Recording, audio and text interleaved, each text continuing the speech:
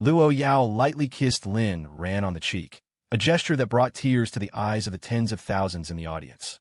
Wah, did CEO Luo bring the boss on stage just to shove their love in our faces? They're so sweet and perfect for each other. I'll fight anyone who dares say CEO Luo and young Master Lin aren't truly in love. I'm a fan of the Luo-Lin ship. I'll wave their banner high. I just wonder if I'll be qualified to attend their wedding. What are you thinking? How could so many of us attend? We'd be lucky to even get a live stream. The venue was filled with exclamations, and the audience sent their warmest blessings to the godly, beautiful couple on stage. Luo Yao. Ran, I'm going to give a speech first. Wait for me. All right. Luo Yao took the microphone, and her expression instantly turned cold and severe, making the onlookers exclaim at how badass she was. Isn't it strange? Why would I bring my husband on stage? What Luo Yao didn't expect was for the tens of thousands below to roar in unison. Not at all. CEO Luo loved Lin Ran so much, and besides, she was a Yandera. It was only normal for her to bring him wherever she went. By now, the whole world knew Luo Yao was a Yandera. Even Lin Ran was taken aback by the collective roar from the Luo Corporation employees. These guys are all seasoned shippers. For the first time, a look of surprise appeared on Luo Yao's face, but quickly returned to its icy state, followed by a frown. But to everyone's astonishment, Luo Yao just kept frowning without saying a word.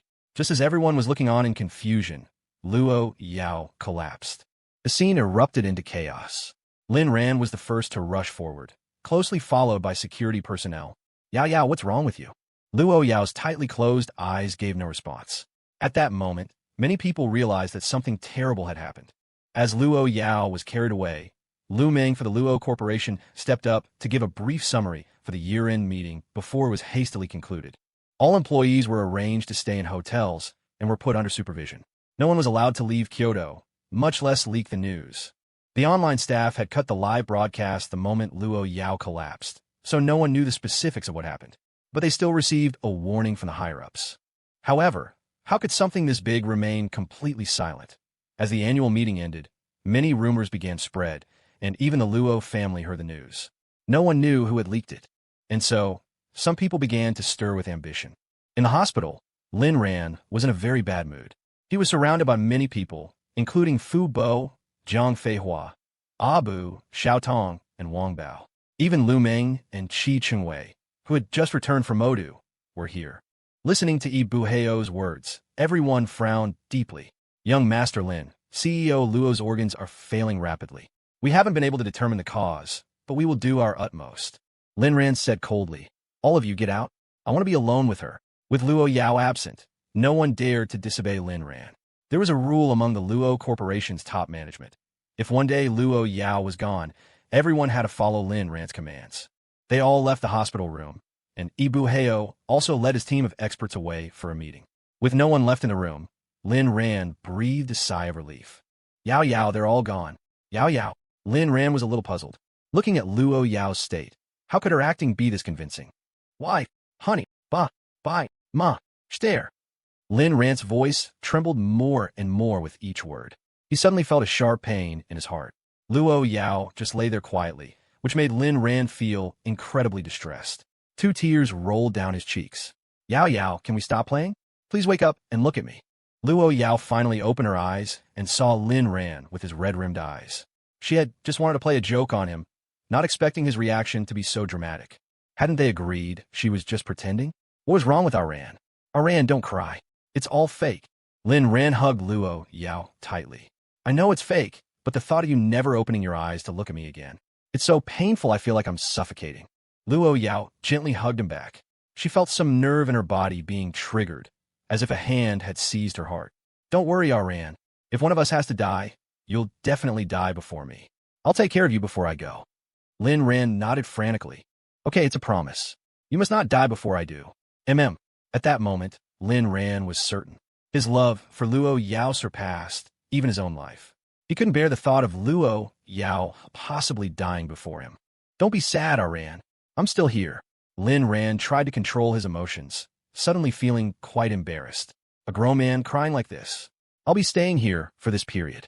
During the new year, we'll give them a big surprise and root out all the moles in the Luo Corporation at once. Okay, so Everything that had happened was a play directed and performed by Lin Ran and Luo Yao themselves. After staying with Luo Yao for a while, Lin Ran walked out of the room. Seeing his red-rimmed eyes, the people outside felt their hearts sink. "Fu Bo, how is the young miss?" Lin Ran shook his head, indicating he didn't want to talk. Over on the side, Xiao Tong and Chi Chengwei exchanged a look. "Brother Tong, seeing CEO Luo like this, I suddenly realized that life is the foundation of love." Xiao Tong nodded. So you should spend more time with me in your limited life. As long as you're alive, don't leave my side. Quit your job, I'll support you. Don't worry about my family. When I'm capable enough, I'll personally drag them to you to admit their mistakes." Xiao Tong. This was exactly the right sentiment. Let's talk about this after young Master Lin gets through this crisis. He needs people right now. Okay. As time passed, in a basement somewhere in Kyoto, Luo Wuwang answered a call from Lin Ran. "When will Luo Yao die?" Lin Ran's voice was calm and emotionless. A smile crept onto Luo Wuwang's lips. His long efforts had finally been validated. He had guessed right. No matter how much Lin Ran pretended to love Luo Yao, he definitely wanted to escape deep down. It was just as he'd always said. A person couldn't fall in love with someone who wanted to imprison them for no reason. "Luo Yao, you never expected this, did you? In the end, you weren't defeated by me, your uncle, but by your so-called love. Luo Yao will be dead in about 10 days. When that time comes, you just need to help me find one item." "What is it?" "A key." Lin Ran found it somewhat amusing. If Luo Wuwang had stated this condition earlier, it would have been one thing. Stating it now was just taking advantage of the fact that he was already on this pirate ship. "Fine, but I need a guarantee. Transfer 100 million to me first, or I'll go turn myself in." Luo Wuwang narrowed his eyes and remained silent for a long time. Fine. He didn't have the money, nor did he intend to pay. What he needed now was to confirm whether Lin Ran was lying to him. This was Luo Wuwang, cautious and meticulous, not letting any clues slip by. If Lin Ran had truly poisoned Luo Yao, then he could use these next few days to take control of the Luo Corporation, an endless source of wealth. Once everything was settled, even if Luo Yao came back to life, she couldn't change the outcome. But he never expected the matter to be this difficult. What? The Luo family's shares in the Luo Corporation have been diluted to this extent. Then who is the majority shareholder of the Luo Corporation now? Luo Yao. The person reporting to Luo Wuwang lowered their head. "No, it can't be Lin Ran, can it? It's not him either. Then who is it? Can you just tell me directly?" "It's a company called AI Ran Investment Capital. That company holds the vast majority of the Luo Corporation shares, and the legal representatives are jointly held by Lin Ran and Luo Yao." Luo Wuwang was stunned. He never thought Luo Yao would be so love-struck. In other words, the current Luo Corporation has very little to do with the Luo family anymore. The person reporting nodded and, with a conflicted expression, stated the reality of the situation. Even if Luo Yao falls, the legal heir to the Luo Corporation is Lin Ran. Luo Wuwang fell silent. After a long while, a smile appeared on his face. "You all think I, Luo Wuwang, am on the 5th level, but in reality, I'm in the stratosphere. Lin Ran will die too, and no one will be able to find out the cause. When that time comes, can I continue to operate?" Luo Wuwang was very confident in his poison. "Honey, what do we do now? We can't take over the Luo Corporation." Luo Wuwang glanced at his wife beside him. He despised this woman now. Not only was she flat-chested and brainless, but she even had to rely on a voice box to speak. Just looking at her was disgusting. But now was not the time to make this woman disappear. Luo Wuwang was short not only on money, but also on manpower. "Then don't worry about the Luo Corporation for now. Go to make contact with Lin Ran. Find a chance to see if Luo Yao is really poisoned." Bai Yaoyan remained silent. She felt this wasn't a safe job. Seeing his wife's reluctance, Luo Wuwang's eyes turned cold. He yanked Bai Yaoyan in front of him and stared at her viciously. "What? Does my word mean nothing?" Bai Yaoyan quickly shook her head like a rattledrum. She knew the man before her was no kind soul. In fact, no one in the entire Luo family was easy to deal with. She felt she was suffocating before Luo Wuwang finally let her go. "Go tomorrow. Don't make me say it a second time." Bai Yaoyan nodded, indicating she understood. Lin Ran didn't stay at the hospital the whole time, as that would seem too fake and might make Luo Wuwang see through their ruse. He returned to the manor and sat alone on a lounge chair on the living room balcony, his eyes closed, lost in thought. Just then, Jiang Feihua walked in. "Young Master Lin, there's a woman named Bai Yaoyan outside who wishes to see you." Lin Ran opened his eyes. The inevitable had come. Let her in, then have everyone else leave. Bai Yaolian followed Jiang Feihua into the villa.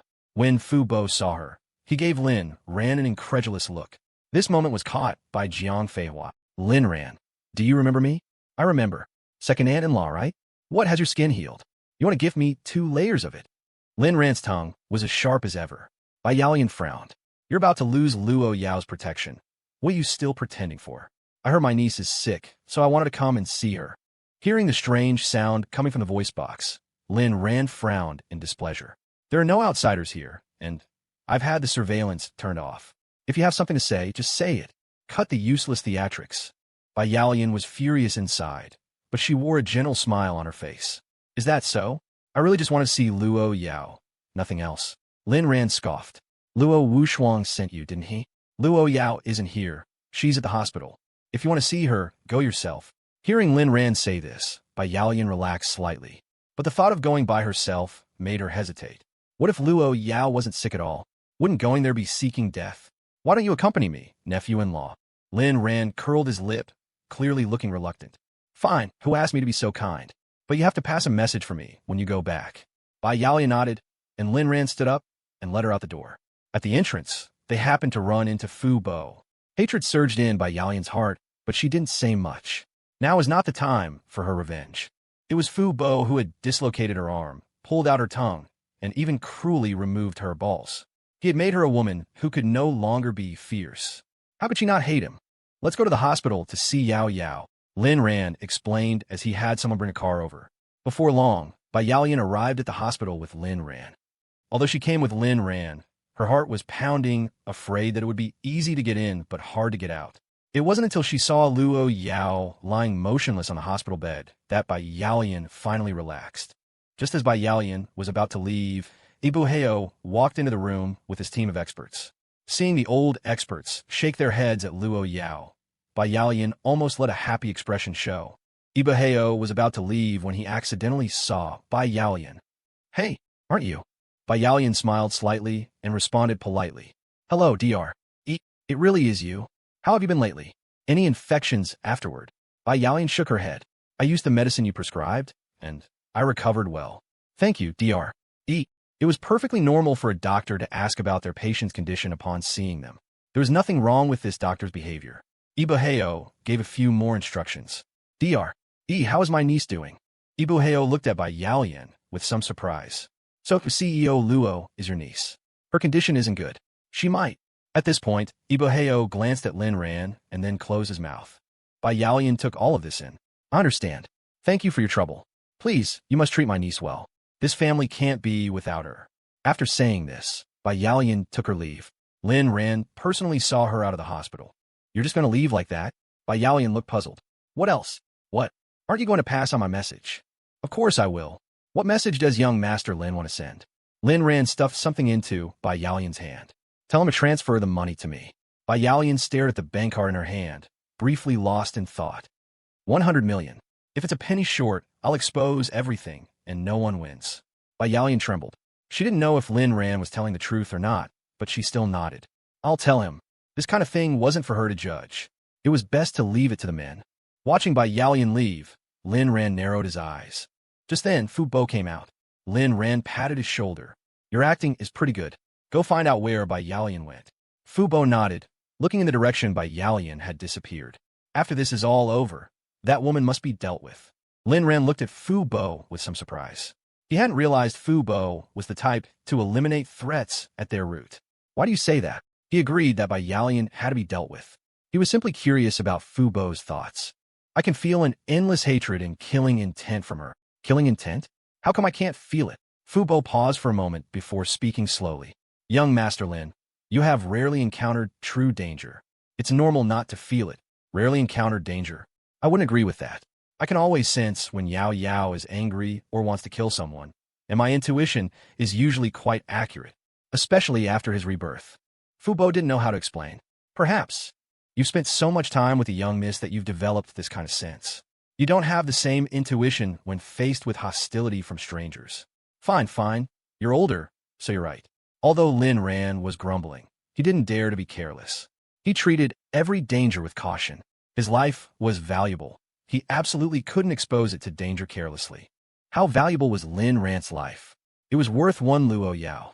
Fubo didn't get angry and went off on his own to find Luo Wuwang's whereabouts. In the basement, Luo Wuwang frowned as he listened to Bai Yaolian's entire report, searching for clues. After thinking for a long time, Luo Wuwang still didn't say a word. What's wrong? Is there a problem? Luo Wuwang shook his head. There's no problem. Bai Yaolian breathed a sigh of relief. It seemed her judgment was accurate. Luo Yao was indeed poisoned. But there is a problem. Bai Yaolian's face darkened. Can you speak plainly? Luo Wuwang gave Bai Yaolian a cold look, and she immediately cowered. I was wrong, my attitude was poor. But I don't understand what you mean. Luo Wuwang sat there in meditation, one hand touching his leg. This leg was injured by Luo Yao. Although it didn't completely cripple him, it had caused him a lifetime of pain. He had to get revenge. The problem is that there is no problem. Everything is too perfect, including the butler's reaction you described, Lin Ran's state, him asking you to pass a message for me, and even the small flaws they deliberately revealed. All of it is too perfect. But how can anything in this world be so perfect? You use the internet, right? Do you know what netizens are best at? Faced with Luo Wuwang's sudden question, Bai Yaolian was completely baffled. What did this have to do with netizens? What is it? Luo Wuwang's eyes were deep. Nitpicking. Luo Wuwang said no more, leaving Bai Yaolian to think for herself. After a while, Bai Yaolian suddenly exclaimed, I know. You mean they're acting? Based on her husband's words, Bai Yaolian thought of a real-life case. A person who was terminally ill and about to die posted a video about their tragic life. People would still find faults through clues that weren't really clues and attack the person for faking it.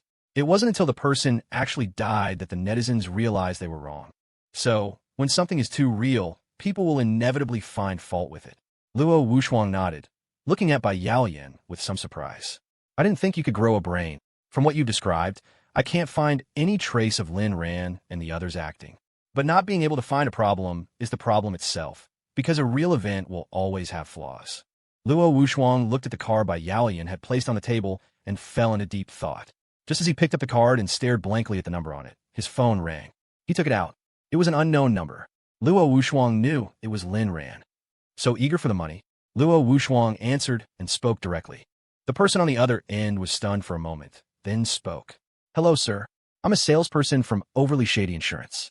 I'm not in a hurry for money, but if you're willing to spend a little, I can guarantee you a return greater than your investment. Beep, beep, beep. Luo Wuwang hung up, his face filled with anger. These insurance companies nowadays were so annoying. Then another call came in. Luo Wuwang answered. Sir, don't hang up. I'm still from Overly Shady Insurance. Beep, beep, beep. These insurance salespeople are so annoying. Someone who didn't know better would think I, Luo Wuwang, am just padding out the word count. Just then, Bai Yaolian spoke. Honey, what should we do now? At that moment, the phone rang again. Luo Wuwang answered angrily. If you call me again, I'll have someone slaughter your entire family. The person on the other end was clearly stunned. Luo Wuwang. I'll give you a list of my family members. They are Lynn Timba, Lu Yao, and Lin Jian. These people should all be in the detention center right now. Luo Wuwang was also stunned, not expecting it to be that annoying telemarketer this time. Lin Ran's voice continued through the phone. I'd be happy if you could slaughter them, but I don't like your attitude towards me. No matter what, I'm your partner. Are you trying to burn the bridge before we've even crossed it? In that case, I might as well expose everything. Luo Wuwang immediately explained. Lin Ran, I just got a few spam calls. I wasn't targeting you, so you think my call is spam? In that case, let's terminate our partnership. I'll go expose everything right now. If I can't live, don't you think you can get the Luo Corporation either? If we're going to die, we'll die together. Wait, it's my fault. Did you call with some requests, sir? Hearing the honorific sir, Lin Ran smiled, but his voice sounded impatient. I'm glad you can apologize, but I didn't like your attitude just now. So hurry up and transfer 200 million. Otherwise, I'll expose everything. Luo Wuwang was dumbfounded. 200 million? Wasn't it 100 million? An impatient voice came from the phone again. This is your punishment for your bad attitude. 200 million, not a penny less. Luo Wuwang's face turned green with anger. It was all that insurance salesperson's fault. But now was not the time to anger Lin Ran, because there was still a critical item he hadn't obtained. How about this? Once I take over the Luo Corporation, I'll give you an extra 100 million. A scoff came from the microphone. Do I look like a fool? Once you take over the Luo Corporation, You can get rid of me once I've served my purpose. No way. I must get the money quickly and run. You can handle the rest yourself. A flaw. Luo Wuwang was silent for a long time before he slowly spoke. All right, I'll transfer it to you as soon as possible. After hanging up, Luo Wuwang suddenly felt that Luo Yao was probably not faking it. Lin Ran had indeed poisoned her. Lin Ran being in a hurry to get the money and run was a very logical flaw. Besides, he couldn't wait for Lin Ran to run away sooner. It seemed Lin Ran had no idea about the existence of AI Ran Capital. Looking at the card in his hand, transfer the money to him. Bai Yaolian's eyes widened. Honey, where do we have that much money? Luo Wuwang. Sell the houses, sell the cars, sell the shares, sell the people, sell the companies. Sell anything that can be sold. We must raise this money. Once we get the Luo Corporation, all of this will be just pocket change. With a pained expression, Bai Yaolian took the card from Luo Wuwang's hand. As soon as Bai Yaolian left, Luo Wuwang narrowed his eyes. Once I get the Luo Corporation, this stupid woman will be useless. The news of Luo Yao's illness continued to ferment, but only a few people knew the specific situation. Most were just guessing, including the employees of the Luo Corporation. Some thought Luo Yao had just fainted from overwork. Some thought Luo Yao might already be gone. Some thought Luo Yao must be seriously ill. But no matter what they thought, the world kept spinning, and time kept moving. At night, Lin Ran lay alone on the bed in the manor's villa, tossing and turning, unable to sleep. With his wife not at home, he had insomnia. He wished he could be at the hospital right now, holding Luo Yao to sleep. Just as Lin Ran was feeling restless, the bedroom door quietly opened. Lin Ran froze for a moment, his whole body tense. At this hour, who would dare to sneak into his bedroom? Could it be that woman, Jeang Seyan, coming to harm him? While Lin Ran was still pondering, the person slipped directly into his bed. Lin Ran. What incredible nerve. Aran, I miss you so much. I can't sleep without you. A slight smile touched Lin Ran's lips. So was his wife, who had secretly run back. Yao, you just came out like this? Aren't you afraid someone will see you? Turning over, he saw the face he had been dreaming of, the most beautiful face in the world. I'm not afraid. Since I chose to come back, I made sure no one would see me. I'll leave early tomorrow morning. Lin Ran knew Luo Yao was worried about being seen by the manor staff. After all, a traitor had appeared before, and no one could guarantee there wasn't another one in the team now. But the thought of Luo Yao going through so much trouble just to come back and be with him made his heart ache. He was a damn fool for making his wife work so hard. Yao, you've worked hard. It's not hard. Being able to lie by our Ran's side is what I want most. Lin Ran saw the shimmering look in Luo Yao's eyes and instantly understood what she was thinking. This little minx was in the mood. It was quite funny. In a previous life, it was Luo Yao who had opened the forbidden door between them, and it had always been Luo Yao taking the lead. In this life, his one proactive move had triggered the little demon's sex addiction, making her want him anytime, anywhere. If it weren't for the chi-boosting and essence-consolidating soup, he might have already run out of ammunition and died. They need to be quiet. Yao. Don't let anyone hear anything. Luo Yao. Okay. As the minutes and seconds ticked by, Luo Yao ultimately couldn't hold back a cry of surprise. If they were discovered, so be it. Even if they knew she wasn't dead, there was nothing they could do to her. For this moment of pleasure, Luo Yao felt everything was worth it. However, neither of them expected that Fu Bo had already cleared out Villain No. 1. Don't ask why. Just ask about his sheer expertise. As the most senior butler of the manor, he understood his masters as well as he understood himself.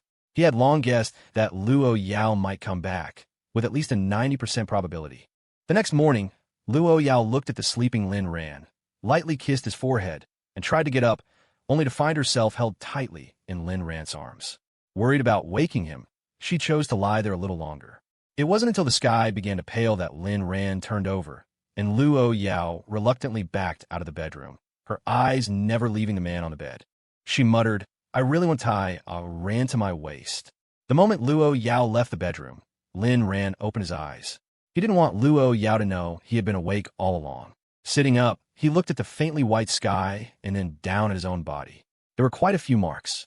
You want to tie me to your waist? How nice. A somewhat pathological smile appeared on Lin Ran's face. The little demon hadn't changed at all from the beginning. How nice. Lin Ran always had a gut feeling that something big would happen during the new year, and this feeling was getting stronger. This was also why he had sent the Lin family to jail. At least they wouldn't bother him for these few days. The Su Ran group and Luo Yao group were both operating normally. The three beasts of the Lin family wouldn't be getting out anytime soon. For now, there should be no more worries, right?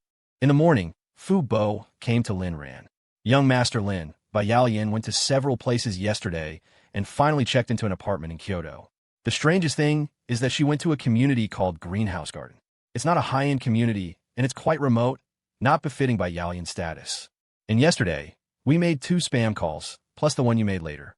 3 confirmations that Luo Wuwang is in that community. Lin Ran nodded. Don't alert the enemy yet. Find his exact location. We'll talk after the money comes through. Fu Bo indicated that he understood. Lin Ran, is everything okay at the hospital? Fu Bo immediately replied, rest assured, young Master Lin. We didn't even use a caregiver there. Dahua is personally taking care of her. Besides the Yi family, no one else in the entire hospital knows about this. If anyone finds out the young miss is faking her illness, it will be the Yi family who leaked it. What about the manor? At the manor, only you, me, and housekeeper Wong know. Even Abu doesn't know. If it leaks from the manor, it means one of us 3 leaked it, and we will all die. Lin Ran looked at Fu Bo with a confident expression. You will die, but I absolutely will not. Yao wouldn't bear it. Fu Bo's face darkened. So, that's how a world where only young Master Lin is safe is achieved? How are things at the Luo Corporation? They've been notified. Everyone now thinks CEO Luo fainted from low blood sugar that day. But we can't control their speculation. What we can control is preventing them from spreading rumors. As for the employees who were previously under supervision, the control has been lifted. They've started to leave Kyoto one after another today. Lin Ran, that's enough. If Luo Wuwang still doesn't believe it, then all I can say is he's a real genius. It was indeed enough. This cover-up, combined with their previous performance, made Luo Wuwang in the basement even more convinced that Luo Yao was definitely poisoned. If she were faking it, she wouldn't have revealed so many flaws, especially the deliberate cover-up by the Luo Corporation employees. Sometimes, a cover-up is equivalent to the truth. Just then, Xiao Tong ran over. Young Master Lin, can I ask for a leave of absence? Lin Ran, to be with Qi Chunwei, right? Go ahead. It's a good chance for you two to catch up. After Luo Yao's matter is settled, if you want to leave, I'll let you go. Xiao Tong felt a little embarrassed. Luo Yao's life was on the line, and Lin Ran needed all the help he could get, yet he was asking for leave. But Qi Chunwei was about to return to Modu with Lu Ming. If he didn't spend some quality time with her now, who knew when they would meet again? Thank you, young Master Lin. I'll be back as soon as possible. After Xiao Tong left, Lin Ran went straight to the hospital without any hesitation. He didn't plan on staying at the manor tonight. Instead, he chose to accompany Luo Yao at the hospital. It would save Luo Yao the trouble of coming to him. Making a fuss at the hospital was fine. It wasn't like they hadn't done it before. They had made a fuss once during Wong Anjian's surgery last time. In the afternoon, Lin Ran's phone rang. Luo Yao's hospital room was now a heavily guarded restricted area. No one, except Lin Ran, could enter without reporting first. Many people had wanted to visit Luo Yao in the past 2 days, but they were all turned away, including Luo Yao's team of assistants. Young Master Lin, Chunqing Tian is here. Can she come in? Lin Ran was taken aback and instinctively wanted to refuse, but after some thought, he let her in. Because there were some things he needed to tell Chunqing Tian, so she wouldn't spread rumors outside. Chunqing Tian had also been an invited guest at the Luo Corporation's annual meeting, so she knew that Luo Yao had fainted on stage. As soon as Chunqing Tian entered, she saw Luo Yao lying on the bed. Cousin, how is sister-in-law? Lin Ran was a little surprised. This is the first time you've seen the two of us and greeted me first. Chunqing Tian had a worried expression. Isn't it because sister-in-law hasn't woken up yet? Why are you still concerned with these small details at a time like this? Lin Ran noticed that Chunqing Tian seemed to be in a bad mood, her words laced with sarcasm. As her cousin, he decided to pretend to be concerned. What's wrong with you? Chunqing Tian let out a breath. Sigh. At a time of many troubles, sister-in-law is sick again, and that person is about to come back. Never mind. I'd better just worry about sister-in-law. Seeing Chunqing Tian hesitate, Lin Ran didn't press further. He wasn't the type to pry. Everyone has their own secrets, right? Yao is temporarily in a coma. We don't know when she'll wake up. Chunqing Tian looked sorrowful. She actually admired Luo Yao and liked this sister-in-law. Although Luo Yao usually seemed indifferent to her, it didn't stop her from wanting to get close from the bottom of her heart. Cousin, there's something I'd like to ask of you. Seeing Chunqing Tian silence, Lin Ran chose to break the ice. Go ahead. Chunqing Tian was surprised, not expecting Lin Ran to have a favor to ask of her. Don't tell anyone about Yao Yao's current condition, including the Chun family. Only the people who needed to know about Luo Yao's illness should know. If too many people knew, it would not only affect the Luo Corporation, but could even impact the entire economic system of Huaxia. Don't think this is an exaggeration. The influence of the leader of the #1 financial conglomerate was absolutely beyond imagination. Chunqing Tian nodded. Don't worry, I won't tell anyone. She looked at the sleeping Luo Yao, then at Lin Ran, whose gaze never left Luo Yao. It was as if something occurred to her, and she suddenly felt a pang in her heart. A pain of losing a loved one, something she hadn't felt in a long time, reappeared. She was hurting for herself. A love as fleeting as a night blooming cereus had ultimately become a lifetime of regret. Some loves end before they even begin. I'll be going now. Don't forget to let me know if sister-in-law wakes up. Chunqing Tian's sudden departure left Lin Ran a bit confused, but he had something to tell her that would cheer her up. Yao Yao mentioned before that she would start a company for you. We'll go to the company in a few days to discuss it. Sure enough, as soon as these words were spoken, Chunqing Tian was instantly revived, the gloom and sorrow in her eyes vanishing. Really? But sister-in-law is still in a coma. Should we wait? Lin Ran shook his head. No need to wait. Yao Yao already had someone take care of it. Your film company can start up after the new year, though it will still be under the Luo Yao group. Of course, Chunqing Tian had no objections. This was the agreed-upon condition. Besides, being affiliated with the Luo Yao group gave her more confidence, though she wasn't sure how long that confidence would last. At this thought, Chunqing Tian's sad expression returned, and she stared blankly at Luo Yao on the bed. I'll help sister-in-law keep an eye on you. If sister-in-law doesn't wake up by the new year, I'll take all the females from the Luo Yao group with me. Lin Ran? Are you serious? I'm leaving now. Let me know when you need me back at the company. Chunqing Tian left the room and departed with her manager/assistant. Outside the hospital, Chunqing Tian was lost in a daze. Her manager by her side was a little worried. What's wrong with you? Nothing. You can go back first. I want to be alone for a bit. P14.Reborn said with concern. Well, be sure to contact me immediately if anything happens. And try to avoid public places. Watch out for paparazzi. Mind your image. And... I know. Don't worry. I just want to be alone for a while. I won't wander off. P14.Reborn could only reluctantly bid farewell to Chunqing Tian. Although she only managed one artist, Chunqing Tian, she felt more tired than if she were managing 10. But it was also because of this that she could meticulously arrange Chunqing Tian's work and life. In the hospital room, Luo Yao opened her eyes. Why was she crying? Lin Ran shook his head. I don't know. Maybe her tear ducts are sick. Lin Ran didn't pay too much attention to Chunqing Tian's emotions. Because Chunqing Tian was a big-hearted person. People like her were often upset at the time when facing difficulties, but they would forget about it soon after. When they recalled it later, they would just laugh it off. Anyway, she won't be sad for too long. She'll be all better by the next time we meet. That was Chunqing Tian.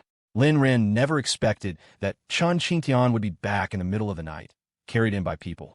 A question for the family. Can you accept Chunqing Tian getting stabbed? When Buhoui reported it, he was completely bewildered, wondering what had happened. Is she dead? Buhoui paused for a moment. She just got drunk and fell. She has a cut on her calf, a few stitches and some rest, and she'll be fine. It's nothing serious. Lin Ran felt relieved inwardly, but said casually, if she's not dead, you don't need to inform me. Seeing Lin Ran's reaction, Buhoui was a bit confused. Aren't they cousins? Why does he seem so unconcerned? Miss Chun needs a small procedure, and it requires your signature. Where's her manager? Have you notified her family? The tavern owner called 120. She was alone. She said not to notify her family, just to let you know. Then she passed out drunk. They're sobering her up now. Lin Ran felt a bit helpless. He still had to stay with Luo Yao. How could he have time to deal with Chunqing Tian? This cousin was really a troublemaker. All right, I know. Go sober her up first. After Buhoui left, Luo Yao spoke. Aran, you should go. Lin Ran looked at Luo Yao with some surprise. For Luo Yao to give up his company and let him go see another patient, Chunqing Tian must be quite important in her heart. But you just come back quickly. Lin Ran shook his head. I'll go tomorrow morning.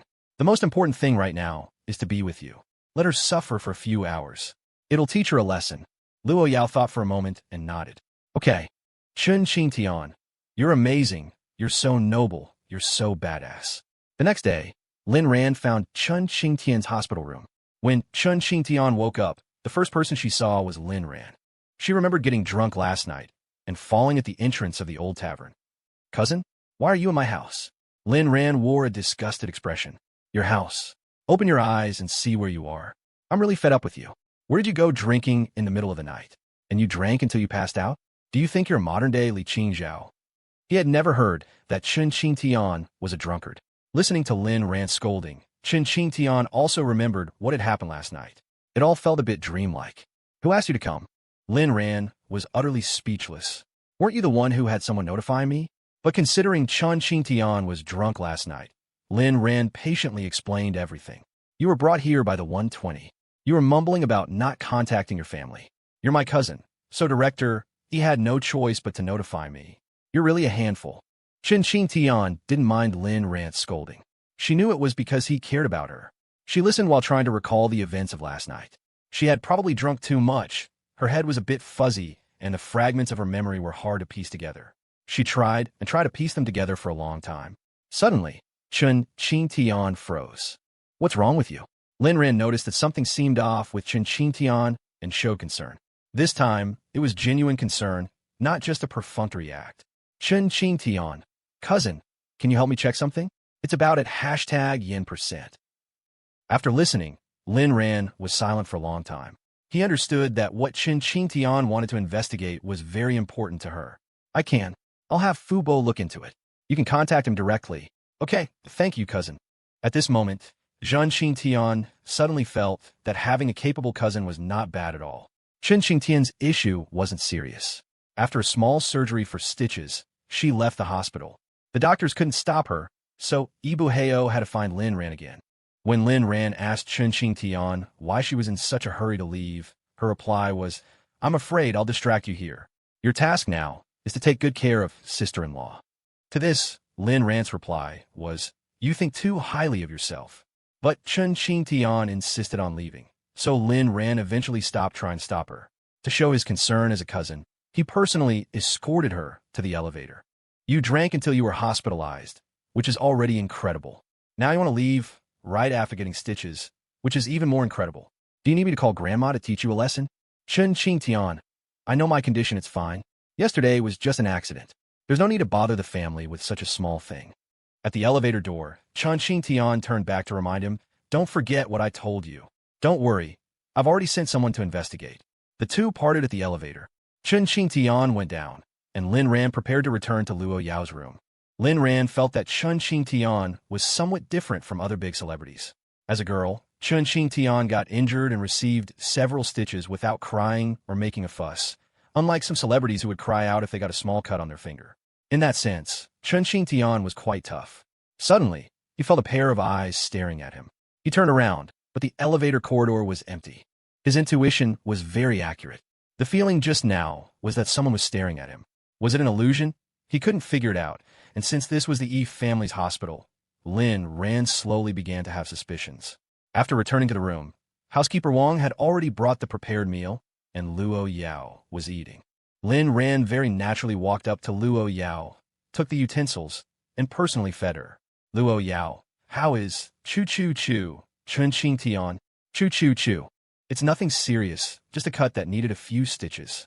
After they finished eating, housekeeper Wong carefully cleaned up and left, taking the trash with her, leaving no trace behind.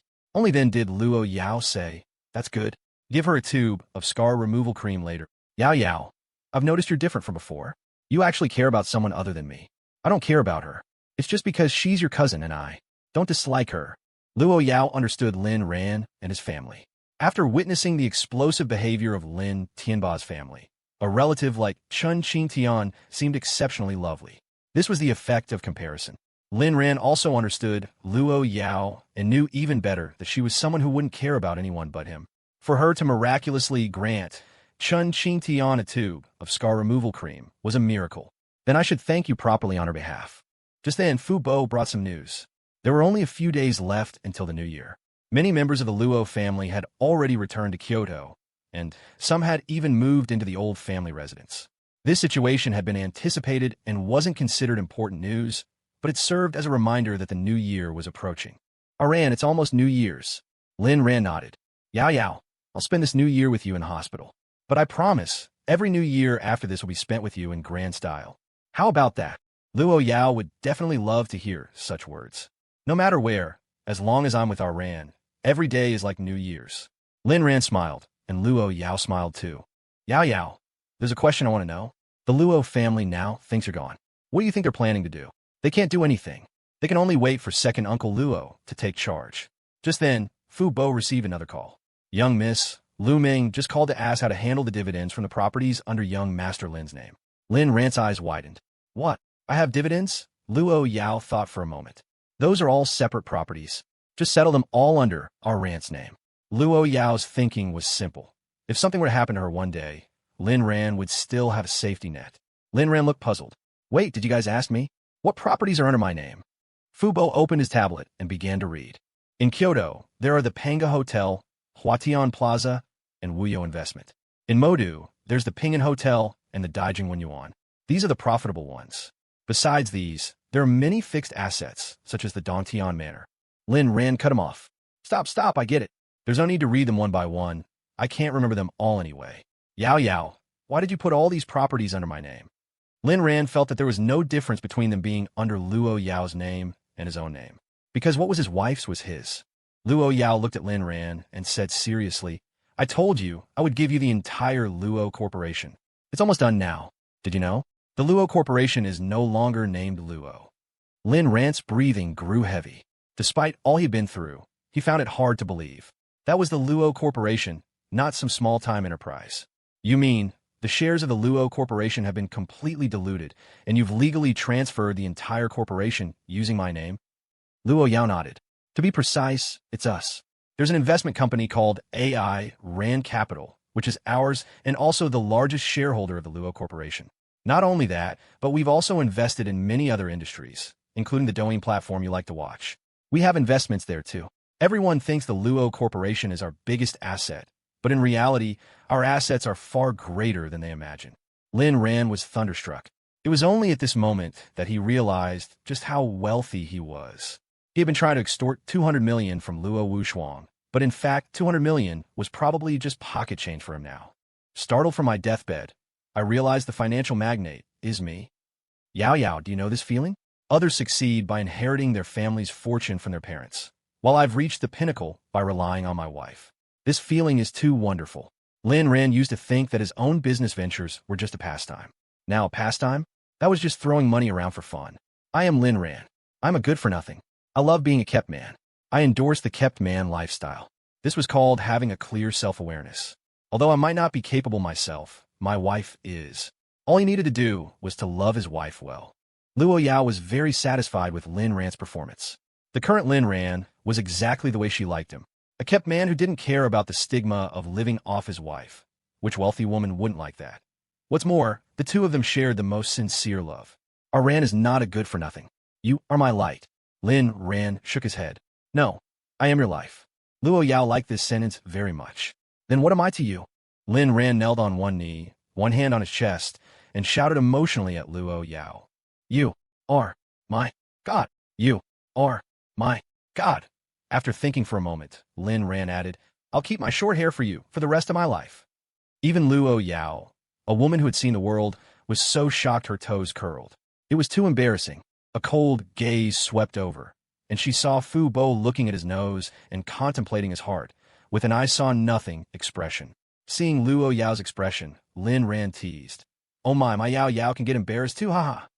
Luo Yao immediately changed the subject.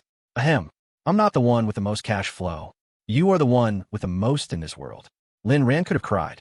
What kind of divine wife was this? Turns out she was his. He also knew that Luo Yao was embarrassed, so he went along with the topic. I really want to announce to the whole world that I am the #1 kept man, and the food is delicious. If anyone else heard Lin Ran say this, they would probably die from the flexing. What Lin Ran had obtained was not just money and beauty, but also love. Yao Yao, you're so good to me. Have you never worried? Luo Yao shook her head. If you betray me in the end, then we will go to the underworld together. I know. Lin Ran directly interrupted Luo Yao. I suddenly feel that the meaning of life is just loving you. A career was unnecessary. He was already at the peak.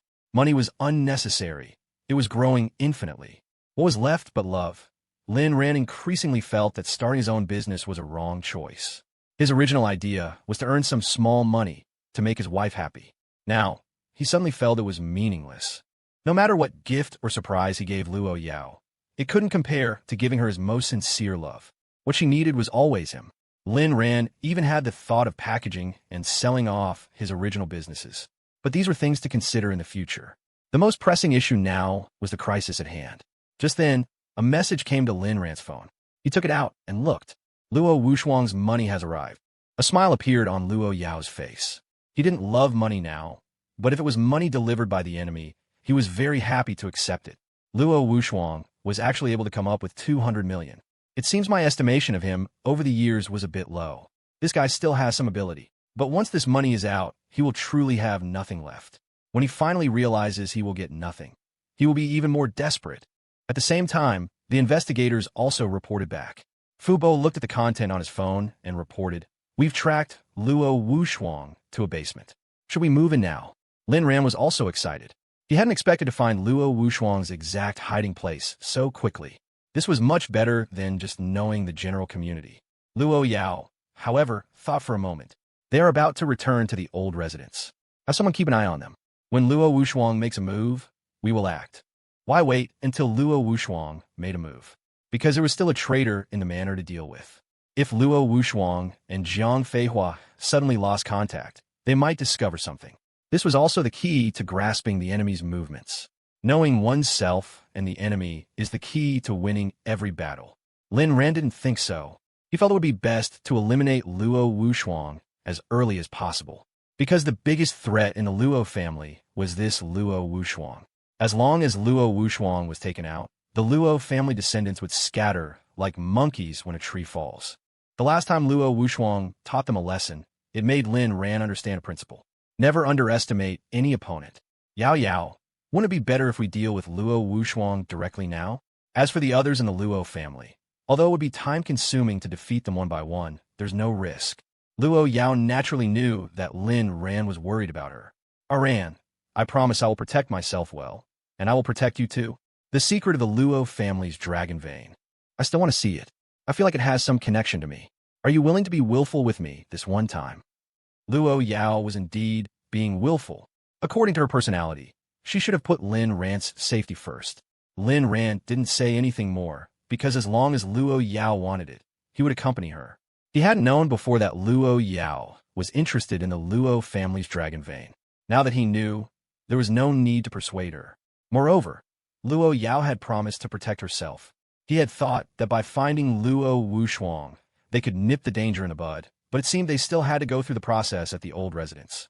Lin Ran was indeed very concerned about their safety, but being able to face it with Luo Yao, it seemed that everything else could be disregarded. "Then I'll go meet Luo Wuwang first to steady him." Luo Yao was silent for a moment. Just as she was about to speak, Lin Ran kissed her. Nothing was more effective than this move. After the kiss ended, "Yao, I also want to do something for you. You can't just consider my safety and not your own. If something happens to you, I can't live either. You said you would let me face it with you." Luo Yao was still immersed in Lin Ran's passion from a moment ago, her body's desire stirring. In her heart, "I really want to tie Ran to my body for a lifetime." Out loud, she said, "All right." Then she took out a box. "Since you're going to see him, give this to him. Everything will be settled at the old residence." Lin Ran nodded. He already knew what this key represented, and he knew why it had to be given to Luo Wuwang. Because Luo Yao knew that even if they captured Luo Wuwang, they wouldn't get the other key. In that case, it was better to give both to Luo Wuwang. When Luo Wuwang was about to open the dragon vein, they would make their move. Even if Lin Ran didn't go, Luo Yao would have found another way to get the key reasonably into Luo Wuwang's hands. And the key was fake. "Ran, be careful with everything." Seeing the slightly worried look in Luo Yao's eyes, Lin Ran's heart ached. "Okay, tonight, are we going back to the manor or staying at the hospital?" Lin Ran knew that Luo Yao couldn't be without him, or more accurately, he couldn't be without Luo Yao. "I'll go back to the manor tonight." The throbbing in Luo Yao's heart could no longer be suppressed. Tonight, they had to burn the midnight oil. Lin Ran arranged to meet with Luo Wuwang, and Luo Wuwang agreed. But the person Lin Ran met at the appointed place was not Luo Wuwang at all, but Bai Yaolian. "Where's your man?" Using her voice box, Bai Yaolian's voice was very uncomfortable to listen to. "He asked me to come get something from you." Lin Ran narrowed his eyes. "Although I don't know what this thing is for, I know it must be very important. I must hand it to him personally. He's not in Kyoto. He can't come over." Lin Ran scoffed. "Then forget it. I won't give it to anyone but Luo Wuwang." Lin Ran turned to leave, and Bai Yaolian immediately called out to him. "Wait, he's nearby. I'll call him over right away." Lin Ran had a mocking expression. "Try and play this trick on me? I've been fooled so many times I have experience. Your skills are not enough." Before long, Luo Wuwang indeed appeared. He walked with a slight limp, because one of his legs had been injured. "Lin Ran, long time no see." Lin Ran mocked. "I thought you'd hide behind a woman for the rest of your life." This sentence made Bai Yaolian's face turn a little ugly, because Luo Wuwang had said she wasn't really a woman anymore. Luo Wuwang wasn't angry either. He looked behind Lin Ran and saw that Lin Ran had only brought one bodyguard. He immediately had a wicked thought, but then suppressed it. The current Lin Ran was no longer an ordinary person. Not only was he known throughout the country, but he also had the backing of the Chun family. If he killed him, it would definitely cause a stir, and there was even a risk of being found out. So it was better to do nothing. Anyway, Lin Ran would die naturally, and then it would be a true case of death without evidence. He planned to accomplish everything within a month. First, get the key, open the treasure, take over the Luo Corporation, kill Lin Ran, and enjoy life. How wonderful! Moreover, Lin Ran bringing only one bodyguard made Luo Wuwang even more relieved, and he became more and more convinced that Luo Yao was really poisoned. If Luo Yao wasn't poisoned, Lin Ran would have at least a team of bodyguards, and Lin Ran wouldn't even meet with him. "Your mouth is as poisonous as ever." Whether my mouth is poisonous or not depends on the other person's attitude. If I remember correctly, the first time we met, you were planning to have people hunt me down indefinitely. I'm very good at holding grudges. Luo Wuwang shook his head with a bitter smile. Young people should be more open-minded, not so arrogant. Lin Ran raised an eyebrow. "Want to play with memes?" "I'm not playing along." Luo Wuwang was also taken aback, feeling that this young man didn't play by the rules. "I've already given you the money, so give me the item." Lin Ran took out a box and opened it. When Luo Wuwang saw the key inside, his eyes lit up. After so many years, he was finally going to succeed. Just as Luo Wuwang was about to take it, Lin Ran immediately pulled it back. "Is this it?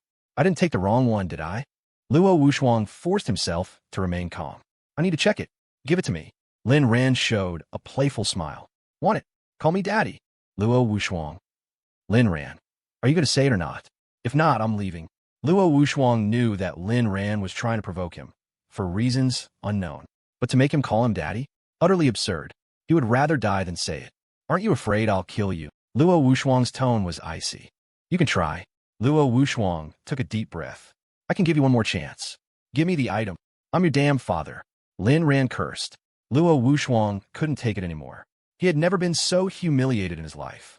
It felt even more humiliating than when Luo Yao broke his leg. At this moment, Luo Wuwang had the intention to kill. The moment he made his move, a figure appeared in front of Lin Ran and exchanged a punch with Luo Wuwang. Luo Wuwang took 3 steps back, looking at the bodyguard Lin Ran had brought with him in great shock. A true master doesn't show off. I was being rash. Lin Ran narrowed his eyes. "Now, you have to call me Daddy 10 times before I give it to you." Luo Wuwang fell silent. He knew why Lin Ran had provoked him into attacking.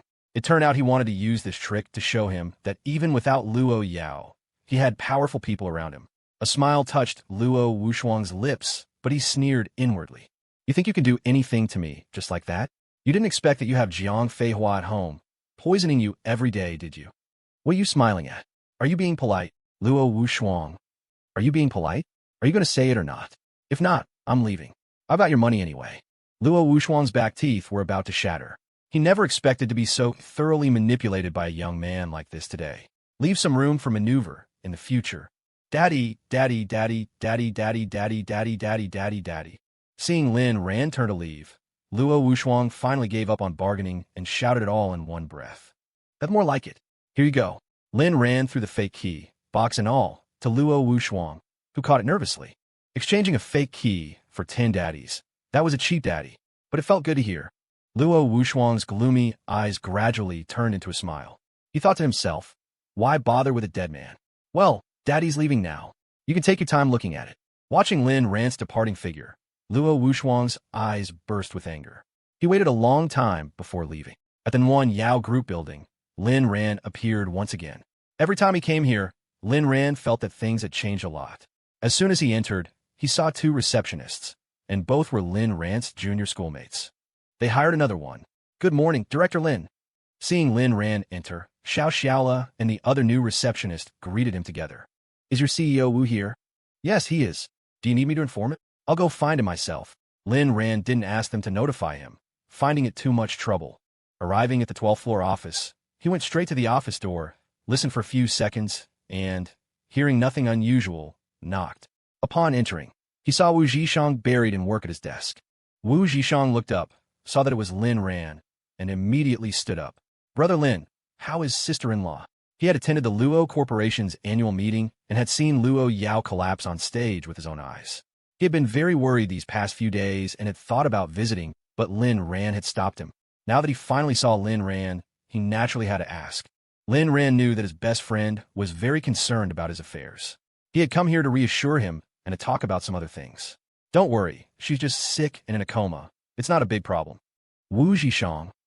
In a coma, and it's not a big problem? What kind of illness is it? Lin Ran had already thought of an explanation. He wasn't going to tell Wu Zhishang the whole truth, but he wasn't going to hide it from him either. It all depended on his understanding. She has a disease that she will wake up from after the new year. Wu Zhishang, even more confused. Are you saying sister-in-law is faking? Wu Zhishang didn't finish his sentence, but he already understood. Just keep it to yourself. Manage the company well, and don't worry too much. Wu Zhishang nodded. He knew that this level of struggle involving Luo Yao was not something he could get involved in. As long as he was sure his sister-in-law was fine, that was enough. I've asked my cousin to come over. I came to tell you something today. The company might be splitting off a film company, and the CEO will be Chunqing Tian. Wu Zhishang. Just then, a young lady knocked on the door and came in. CEO Wu, bad news. Assistant Jeang is fighting with a man and a woman downstairs. Wu Zhishang frowned in displeasure. This woman is getting more and more out of line. Send someone to deal with it. The new young assistant said with some difficulty. But Assistant Jeang is fighting with them because of you. CEO Wu, are you sure you don't want to go take a look? Wu Zhishang was stunned. Lin Ran was stunned. Because of me? Seeing the new young assistant nodding like a pecking chicken, Wu Zhishang fell into a brief silence. I know. You can go down first. Seeing Wu Zhishang's expression, Lin Ran had a playful smile. Old Wu, I have to say, you really have the air of a domineering CEO now. A flash of embarrassment appeared on Wu Zhishang's face for 1 second. I don't know about domineering. I'm just an ordinary CEO, and I only got this position because of Brother Lin. As he spoke, Wu Zhishang had already put on his wool coat. I'm going to see Jeang Seyan. Lin Ran, you want to go solo? He followed him downstairs. How could one of the gossip duo be missing? As soon as they went out, Wu Zhishang was startled by the door god, Abu. Looking closely, he remembered this was Lin Ran's new bodyguard. Downstairs at the Luo Yao group, Jeang Seyan was panting and cursing. She had a straightforward personality, but was a bit petty and held grudges. The enemies Jeang Seyan remembered were of two types, those who had provoked her and those who disgusted her. And the two people in front of her were the ones who disgusted her. This was not the first or second time these two had come to the Luo Yao group to cause trouble. Today was the third time this month, and every time, it was the woman who came to cause trouble, and the man who followed, speaking in a passive-aggressive, green tea manner. Jeang Seyan hated Lu Lucha, green tea Lu, the most, especially male green tea. Just looking at him was disgusting. It wouldn't have come to a fight, but Wu Zhishang had already told others to kick these two out if they came again. Jeang Seyan was just passing by after finishing some business, when Zhao Miao recognized her, grabbed her, and refused to let her go, insisting that she bring Wu Zhishang out. Jeang Seyan also recognized Zhao Miao. She naturally wouldn't help with this, but Zhao Miao wouldn't let go, so Jeang Seyan activated her skills. Zhao Miao. Have you ever heard the saying, belated affection is cheaper than grass? You are that crying, cheap grass right now. Giving up is your best choice. This sentence directly angered Zhao Miao. Don't think you're so noble just because you're asleep with the boss assistant. If you hadn't seduced Wu Zhishang, he wouldn't have broken up with me. Zhao Miao naturally remembered the last time Wu Zhishang had used this assistant to refuse her advances. Jeang Seyan's brow furrowed slightly. She admitted she was disgusted. So, she took off her coat, took off her watch, put down her bag, and started tearing into Zhao Miao. While tearing, she cursed, "Two-timing bitch, slut scum, whore, you don't deserve CEO Woodall. What face do you have to come looking for him again and again? You should just die. You're practically Lin Jian too." 0. Zhao Miao was not to be outdone. The two started pulling hair and scratching faces. Lu Jian was trying to mediate on the side. "Stop it, you two, stop it. Don't fight anymore. Don't fight anymore. Miao, it's all my fault. If it weren't for me, Wu Zhishang wouldn't have broken up with you. I'll go explain for you. Please don't blame Wu Zhishang anymore. Don't worry. As long as Wu Zhishang is willing to generously forgive you, I will definitely disappear from your sight forever. Miss, please let my friend go. She's just too in love with Wu Zhishang. That's why she's angry. She didn't mean to curse at you. Please, stop fighting." Listening to the man's incessant babbling, Jeang Seyan became even more annoyed. While tearing at Zhao Miao, she also managed to give Lu Jian 2 slaps, and so Lu Jian joined the battle. When security saw the fight break out in front of the building, they immediately rushed out to stop it. But seeing that Assistant Zhang was holding her own in a 1 versus 2, they tacitly formed a circle around them. Just then, Wu Zhishang and Lin Ran also came down. As they were coming down the elevator, a young assistant had already sent them the surveillance footage from the entrance. Watching Jeang Seyan's swift and skillful moves, they both fell into deep thought. Wu Zhishang was stunned for a moment and muttered to himself, "Her cursing is quite foul. Lin Ran, is that the point? Old Wu, I found that this assistant is quite interesting. She stood up for you this time. Remember not to treat her unfairly. At the very least, you should compensate her for a work-related injury or something." Previously, when he was with Zhao Miao, Wu Zhishang had been the one who gave limitlessly, never receiving love of equal measure. But now an assistant who could have stayed out of it stood up for him. How to put it? He felt a strange feeling in his heart, something he couldn't describe. He had felt this kind of feeling with Chunqing Tian. What kind of person was Wu Zhishang? He was the type who would repay kindness tenfold. But if someone was bad to him, he wouldn't necessarily retaliate. In short, a good person. In life, this kind of good person is the easiest to get along with, and also the easiest to bully. But if they turn to the dark side, they are often the most ruthless. Jeang Seyan stood up for him. Regardless of her motive, the end result was that she helped him. He would remember this kindness. Arriving outside the building, Lin Ran saw the crowd at a glance. "The chairman and CEO Wu are here," someone shouted, and everyone looked over, then parted to make a path. Lin Ran was a bit confused. Why didn't these people stop the fight? They were getting paid to watch the show. What kind of security was this? They must be fired. When he saw the 3 people inside the circle, he understood. It turned out these people were protecting their own contestant. They had potential. Zhao Miao also knew that Wu Zhishang had arrived and was about to stop fighting, but Jeang Seyan wouldn't let go. At this moment, Jeang Seyan was half kneeling on the ground, one hand yanking Zhao Miao's hair, the other hand slapping her face wildly. Her kneeling knee was pressed against Lu Jian's throat, and Lu Jian was already starting to roll his eyes back. Meanwhile, Zhao Miao was half lying on the ground, one hand trying to block Jeang Seyan's slaps, the other hand also gripping Jeang Seyan's hair, only able to defend without any chance to fight back. "Zhishang is here. I'm not fighting with you. Let go of me first," Jeang Seyan said while slapping. "You let go of me first, Zhao Miao. I'll count to 3, and we'll let go together." Jeang Seyan. "Okay." Slap, slap, slap. Zhao Miao 1, 2, 3. The air fell silent. Neither of them let go. "Why didn't you let go?" Sob, sob, sob. "You didn't let go either." Slap, slap, slap. Zhao Miao. "I'll count again. We'll let go together. Whoever doesn't is a little dog." Jeang Seyan. "Fine." Slap, slap, slap. Zhao Miao 1, 2, 3. The air fell silent again. Neither of them had let go. "You're a liar. You're just a little dog." Jeang Seyan likewise. "Whiff, whiff, whiff, whiff, whiff." Slap, slap, slap, slap, slap. Lu Jian on the ground. "Why?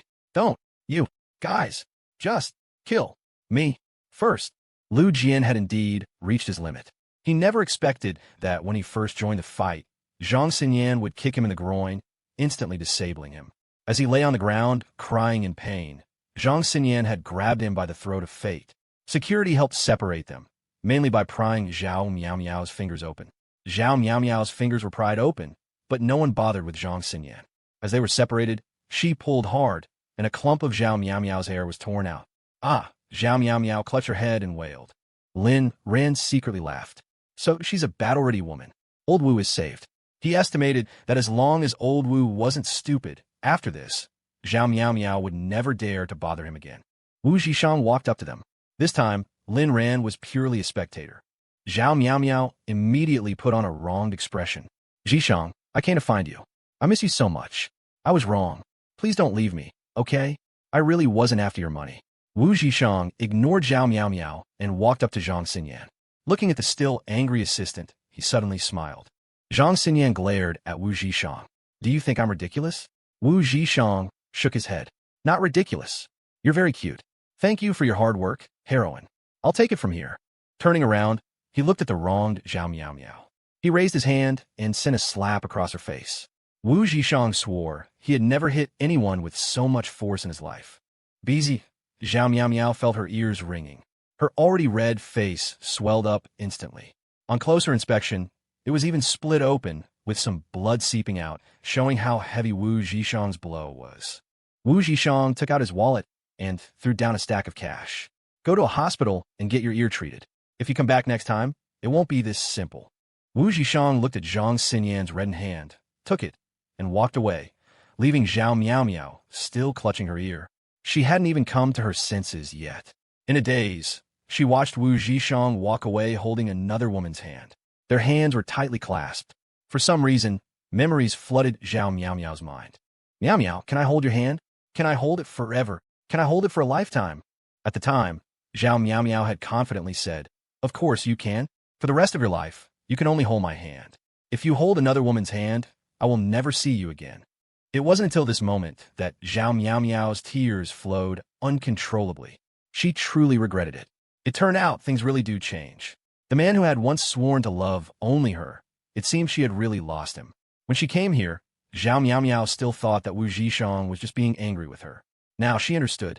Wu Zhishang had actively broken his promise. He held another woman's hand, using this method to tell her. They were over. Lu Jian on the ground finally caught his breath. Miao Miao, let's go. None of this is Zhishang's fault. It's my fault for affecting your relationship. Let's go to the hospital. I'm worried about your injuries. Sigh. It's all my fault for not being able to protect you, unlike Brother Zhishang. Zhao Miao Miao's tears flowed even more fiercely. She suddenly felt a clear stream pour into the top of her head, as if she could see many things clearly. Is Miao Miao blaming me? Don't worry. I'll find a chance to explain to Brother Zhishang. I will make things difficult for you. Zhao Miao Miao, get lost. Don't let me see you again. She now knew how ridiculously wrong she had been. Zhao Miao Miao stood up, ready to leave, completely ignoring Lu Jian's green tea talk beside her. Wait, Lin Ran's voice came. Leaving just like that? Zhao Miao Miao and Lu Jian looked at Lin Ran at the same time, a chill instantly running through their hearts. The scumbag and the bitch also surfed the internet, and recently, the web had been flooded with news about Lin Ran and Luo Yao. They were terrified of the current Lin Ran from the bottom of their hearts. Not because of what Lin Ran might do, but because of the person behind him. Lin Ran naturally saw through their thoughts, but didn't expose them. Throwing his weight around thanks to his wife was also a skill of living off a woman, wasn't it? Besides, he planned to show them in his own way that he, Lin Ran, could also become a demon in others' eyes. Lu Jian, you've got some nerve. Your whole family is in prison, yet you can still come out to hook up with scumbags. I'm impressed. Lu Jian naturally knew what Lin Ran was talking about. They broke the law and went to jail. There's nothing I can do. If you do wrong, you have to accept the punishment. Lin Ran clapped his hands. Well said. Then there's an old saying I must tell you. A father's debt is paid by the son. Your own father cuckolded my brother Tianba, and your own brother bullied me for so many years. Now that they're all in prison, I can only take my revenge on you. Abu. As soon as Lin Ran spoke, Abu walked towards Lu Jian with a calm expression. Lu Jian's face was filled with terror. He felt the man before him could tear him apart with his bare hands at any moment. I was wrong. Young Master Lin, please spare me. I have nothing to do with them. I'll sever my father-son relationship with Lu Ran right now. As soon as these words were out, even Abu was stunned and looked back at Lin Ran. Lin Ran also smiled. He hadn't expected Lu Jian to be such an expert. I was originally planning to cripple you, but since it's come to this, a beating will suffice. The kind that keeps you bedridden for half a month. At this moment, Lin Ran felt that Lu Jian's disgusting level was lower than Lin Jian's. This could also indirectly prove that Lin Jian's green tea skills were superior to Lu Jian's. Abu nodded and invited Lu Jian to a corner with no people and no surveillance cameras. As for Zhao Miao, she looked at Lin Ran in disbelief, never expecting him to be so ruthless now. Don't look at me with those eyes. In my eyes, you have no power at all. Among the people I know, your bitchiness doesn't even make it into the top 10. The top 10 on the bitch ranking were definitely the 3 beasts of the Lin family and the 4 dogs of the Lu family. Zhao Miao couldn't even rank ahead of the mother-son duo from the Samsung Park family. In any case, Zhao Miao and Lu Jian were just a scumbag and a bitch. They hadn't used their disgusting nature to plot against people's lives, unlike those mentioned above. If one were to rank Zhao Miao, she would be at about the same level as Hua Haney. Lin Ran, I apologize for the things I said to you last time. Can you let me go? Zhao Miao was now truly afraid of Lin Ran. Lin Ran wasn't one to hunt someone to the bitter end, but he wouldn't let her leave easily either. These two had once hurt his good brother deeply, and they had also disgusted him, even using deceptively edited videos to frame him. Don't be silly, child. If apologies worked, what would I need my Xinjingbing for? Zhao Miao didn't understand. Lin Ran smiled. Where is Shun Jingbing? Coming, big brother. Lin Ran didn't even need to look to know that Shun Jingbing was definitely poised and ready. As long as he was needed, this dipping sauce would always appear. To deal with bitches, one had to use an even more bitchy person. Zhao Miao turned and tried to run. She naturally knew Shun Jingbing and had even been worked on by him before. Don't you come near me. Shun Jingbing naturally wouldn't let this opportunity slip. He had been unemployed ever since Lu Rushiwe went to prison and had eventually transitioned into being a streamer for Nuanyo Media. Although his days as a streamer were successful and he had many fans, he always felt something was missing. Now an opportunity had arrived. It just so happened that his hands had been itching for more than a day or two. Dealing with scummy men and trashy women was his favorite thing to do. After catching Zhao Miao, he uttered his classic line. Go on and scream. The more you scream, the more excited I get. Ha ha ha. After Abu returned, Lin Ran led his people back into the Nuanyo group building, paying no more mind to Zhao Miao and Shun Jingbing over there. He understood Shun Jingbing and knew he knew how to hold back, and that nothing too serious would happen. Lin Ran didn't ask how miserable Lu Jian's fate was. He believed that with Abu handling it, there would be no accidents. If he said Lu Jian would be bettered in for half a month, it would be exactly half a month, not a day less, not a day more. The scummy man and trashy woman, Lu Jian and Zhao Miao, would probably not cause any more trouble in the future. When he returned to the office again, Chunqing Tian had also arrived. Chunqing Tian's work in Magic City had wrapped up, and she hadn't reported to the company after arriving in Kyoto. Today, Lin Ran had requested her to come. She was very excited right now because she already knew the purpose for which Lin Ran had called her to the company. Her assistant, P14.Reborn, looked puzzled. Sister Qing Tian, why are you so happy? You'll know in a moment. This old lady is about to start making big money. Arriving outside the office, Chunqing Tian saw the changes here and sighed inwardly. Her younger brother's wife was truly rich. Such a huge office building, given away just like that. She had to become this rich too. She had sworn that in the future, she would keep many toy boys. On the road of love, from now on, only others would get hurt. Never her, Chunqing Tian. She knocked and entered. Seeing Wu Zhishang, Lin Ran, and Jeang Seyan all there, she felt a little nervous. Especially facing Wu Zhishang. She was about to go solo and hadn't even told him yet. In any case, he was her nominal top leader, and it felt a bit awkward. Wu Zhishang sighed. Brother Lin just told me. I didn't expect you to leave the organization so soon. Wu Zhishang was a little upset, though he didn't know the specific reason why. Perhaps it was due to that little fantasy he harbored for Chunqing Tian. The girl who had drunk with him during his saddest moments, the girl who had stood up for him when he was bullied, seemed to be drifting further and further away. Wu Zhishang was an emotional person at heart, easily moved, but he also knew not to fantasize about things he shouldn't. Although his status was now a world apart from what it used to be, only he knew how hollow this status was. Everything he had was obtained through his connection with Lin Ran. In reality, he himself was not accomplished at all. He had no capital and no experience, so he needed to work harder than anyone else. If Nuanyo disappeared, it would have no effect on Lin Ran. He had a wife to support him, but the impact on himself would be huge. He would once again become a corporate drone college student, struggling from the bottom of society like his other classmates. So he had to work hard. He absolutely could not let the Nuanyo group fall. Chunqing Tian was a cash cow for Nuanyo Media.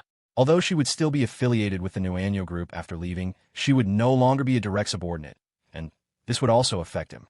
But he couldn't stop her, because that wasn't his character. What's more, it was his sister-in-law's wish, and he didn't have the guts to object. Seeing Wu Zhishang's complex and ever-changing expression, Chunqing Tian showed a somewhat embarrassed look in front of him for the first time. CEO Wu, I'm really sorry. I need to earn money to support my family, so I can only leave for now, but I will still fulfill our subsequent collaborations. If there are any other opportunities for cooperation, I will still prioritize our Nuanyo Media. Wu Zhishang, I know. I wish you a bright future, and to achieve your dream of raising 10 young pups soon. From this moment on, Wu Zhishang let it go, or rather, gave up. The few of them chatted a bit more and tentatively decided that Chunqing Tian's film and television company would be formally established after the new year. The specific details would be drafted by a professional team.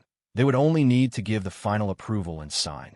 Lin Ran also finally breathed a sigh of relief, feeling as if he had completed another task. He wanted to wait for the New Year festival without any burdens.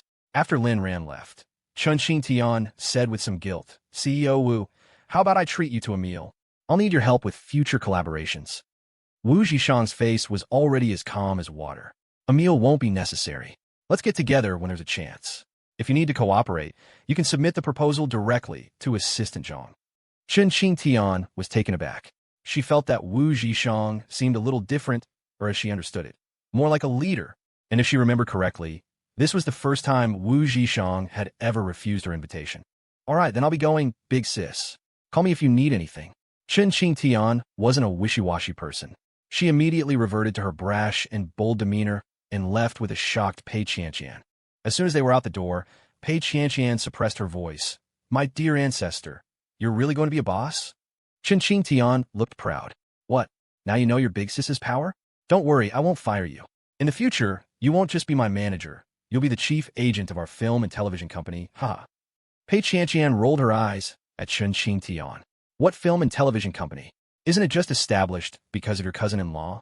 And in terms of manager's development potential, a media company is definitely better than a film and television company, right? Chunqing Tian roared in a low voice. Pei. Qian. Inside the office, Wu Zhishang walked behind his desk, opened a drawer, and took out a bottle of medicated oil. He and Lin Ran had gotten into a few fights outside before, so this stuff had become a staple. He walked over to Jeang Seyan. At this moment, Jeang Seyan was sitting at the coffee table, head down, organizing documents, her small mouth pouting as she muttered to herself. Wu Zhishang was full of confusion and silently perked up his ears to listen. I didn't perform well this time. So embarrassing. I'll go back and practice how to curse people out more satisfyingly. I also need to sign up for a Sanda class. Next time, I'll strive to rip all that woman's hair out. Wu Zhishang. Is this right? She's debriefing after the fight and the cursing are over. Ahem. Wu Zhishang let out a light cough. Jeang Seyan froze and quickly looked up. CEO Wu, do you have any instructions? Wu Zhishang looked at Jeang Seyan's reddened hand. Hold out. Jeang Seyan. Hold it out. Following Wu Zhishang's gaze, Jeang Seyan realized what he was talking about. She slowly extended her hand, feeling her cheeks turn a little red. Wu Zhishang carefully applied the medicine for her. Jeang Seyan's face went from slightly red to feverish. This was the first time a boy had done something like this for her. CEO Wu, I can do it myself. Wu Zhishang glanced at her, placed the medicated oil on the coffee table, turned around, and went back to work without saying another word. Jeang Seyan looked coldly at Wu Zhishang, who was engrossed in his work, and thought to herself, is he angry? He probably isn't angry, right? What's wrong with him? In fact, Wu Zhishang wasn't angry at all. He had simply noticed Jeang Seyan's shyness and didn't want to make his little assistant feel awkward. Cave Heaven Manor. Lin Ran returned here directly, and Luo Yao had also secretly returned. Tonight, they were prepared to pull an all-nighter. There was nothing important the next day anyway, just faking his illness in the hospital. A night of dirty talk. The next morning, after dropping Luo Yao off at the hospital, Lin Ran disappeared. He didn't appear at the manor for several days in a row. The servants at the manor originally thought Lin Ran was at the hospital, but they learned from Uncle Fu that Lin Ran hadn't gone to the hospital at all. Uncle Fu's face was grim as he commanded the team of bodyguards. Find him. Even if you have to turn the entire Kyoto upside down, You must find young Master Lin. If anything happens to young Master Lin, we will all face dire consequences. The bodyguard team didn't dare to breathe. Although this old butler usually spoke politely, he was terrifying when he got angry. Of course, they also knew the seriousness of the situation. If they couldn't find young Master Lin, it wasn't just a matter of facing dire consequences. They wouldn't even have a chance to carry them because the dead can't walk. At this moment, many people turned their gazes to Abu, the super bodyguard who had been protecting Lin Ran around the clock since his return. But after just a glance, they retracted their gazes. Abu's seniority was not something they could compare to. Everyone here even had to call Abu teacher. Uncle Fu's expression was unsightly. He sighed helplessly. Alas, young Master Lin is experienced in escaping and skilled at hiding and lurking. The young miss is in a coma, and we don't have the ability to crack her phone to get young Master Lin's location. Young Master Lin already knows he has a tracker in his body. What I'm worried about is that he'll take this opportunity to have the tracker removed. If that happens, none of us will survive when a young miss wakes up. I hope you can understand the seriousness of the matter. We must find young Master Lin as soon as possible. This scene at the manor was all taken in by Jeang Seyan. In a basement in Kyoto, Luo Wuwang learned this news through Jeang Seyan's message and also confirmed that the poison in Lin Ran had reached a lethal dose. Luo Wuwang finally showed a long-lost smile. His hatred for Lin Ran was not the least bit diminished now, because Lin Ran had insulted him. He toyed with the fake key in his hand, which was made to look identical to the real one, and began to review his plan. At this point, Luo Wuwang finally confirmed that Luo Yao was probably really done for. If he could, Luo Wuwang would even want to go to the manor and cause a scene himself. But with Uncle Fu in charge of the manor now, he had to be cautious. That old man's strength was not to be underestimated, and his cunning and methods were profound. It was best not to provoke him. As for the hospital, it belonged to the Yi family. If Luo Wuwang wanted to go there, he would have to force his way in, and it wasn't worth the risk. He would just quietly wait for Luo Yao's death. Although Luo Yao might not be dead yet, it was no different from being dead. He firmly believed that not even the Yi family could neutralize his poison, because he himself had no antidote. During the ancestral worship at the New Year festival, he could unilaterally announce the change of the Luo family head. Perfect. Meanwhile, a major event occurred at the Samsung Chable in Korea. Xiang and her son were on the verge of taking control of the situation when Park Gouge's sudden appearance shattered this fantasy. Park Gouge not only accused Xiang and her son of kidnapping him, but also showed his real injuries to the world, letting everyone know of their cruelty. And when the already weakened Park Pyuki saw his eldest son's miserable state, he was so angry that he wanted to tear Xiang apart on the spot. While Xiang and her son were taken away for investigation, the executives and shareholders of the Samsung Chable condemned them one after another, pinning many crimes on them. Some of these crimes were fabricated, some were scapegoating, and some were crimes they had actually committed. Korean netizens were all enraged, turning their spears on Xiang. This time, Xiang and her son became the target of public criticism, and Park Pyuki and his son returned to the pinnacle of power. It was thought that this would be the end, but what stunned everyone was that the father and son duo also started to tear each other apart. Park Pyuki thought he wouldn't lose this time, but he was wrong. He lost again. There were many reasons, but the most important one was that Park Pyuki was backstabbed by Park Gouge.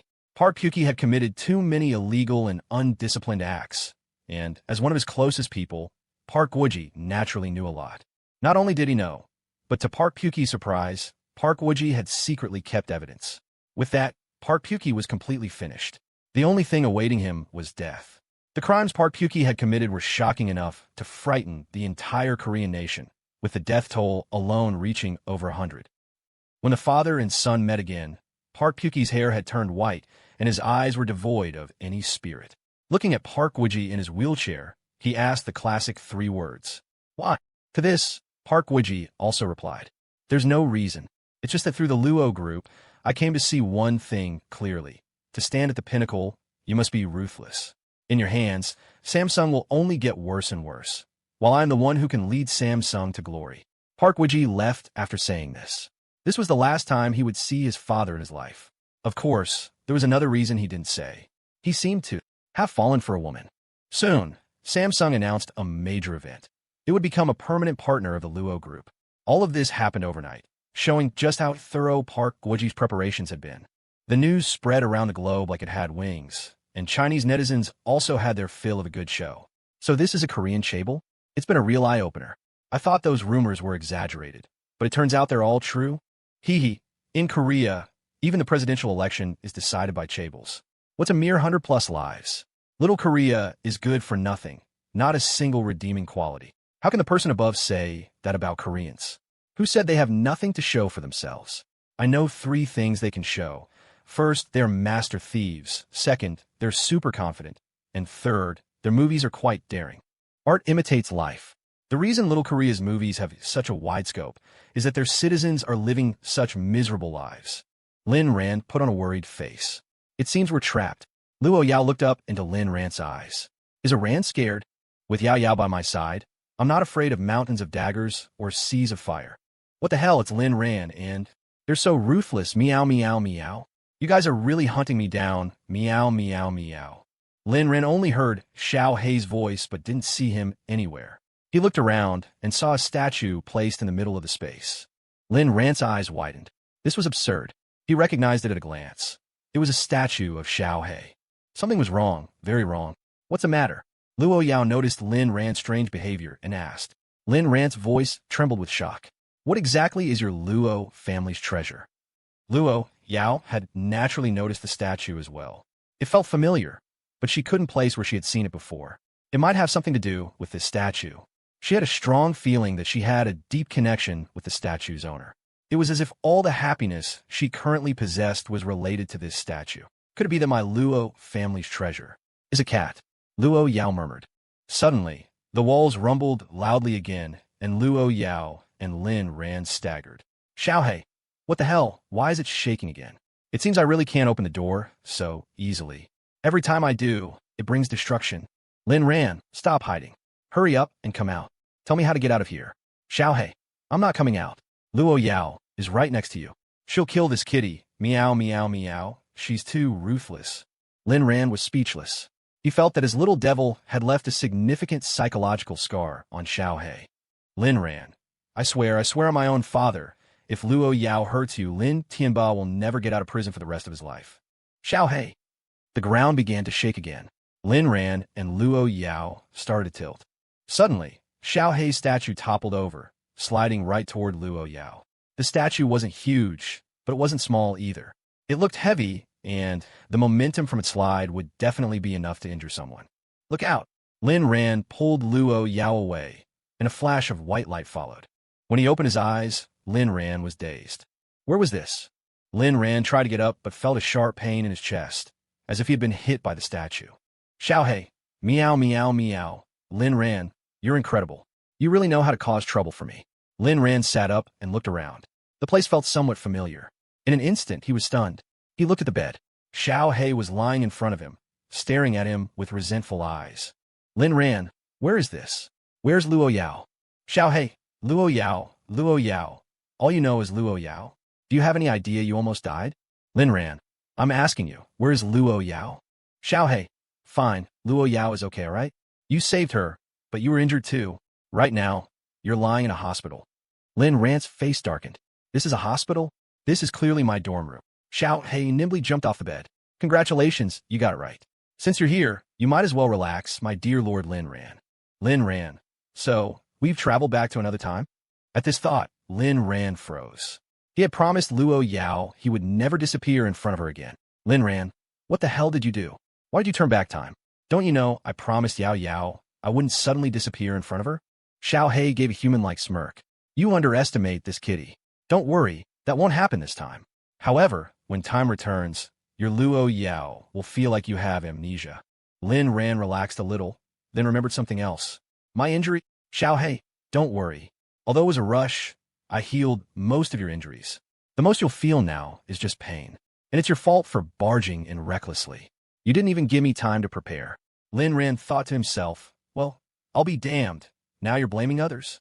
Then let's go back now. Xiao Hei, if you go back now, you'll still be in a coma. You were seriously injured.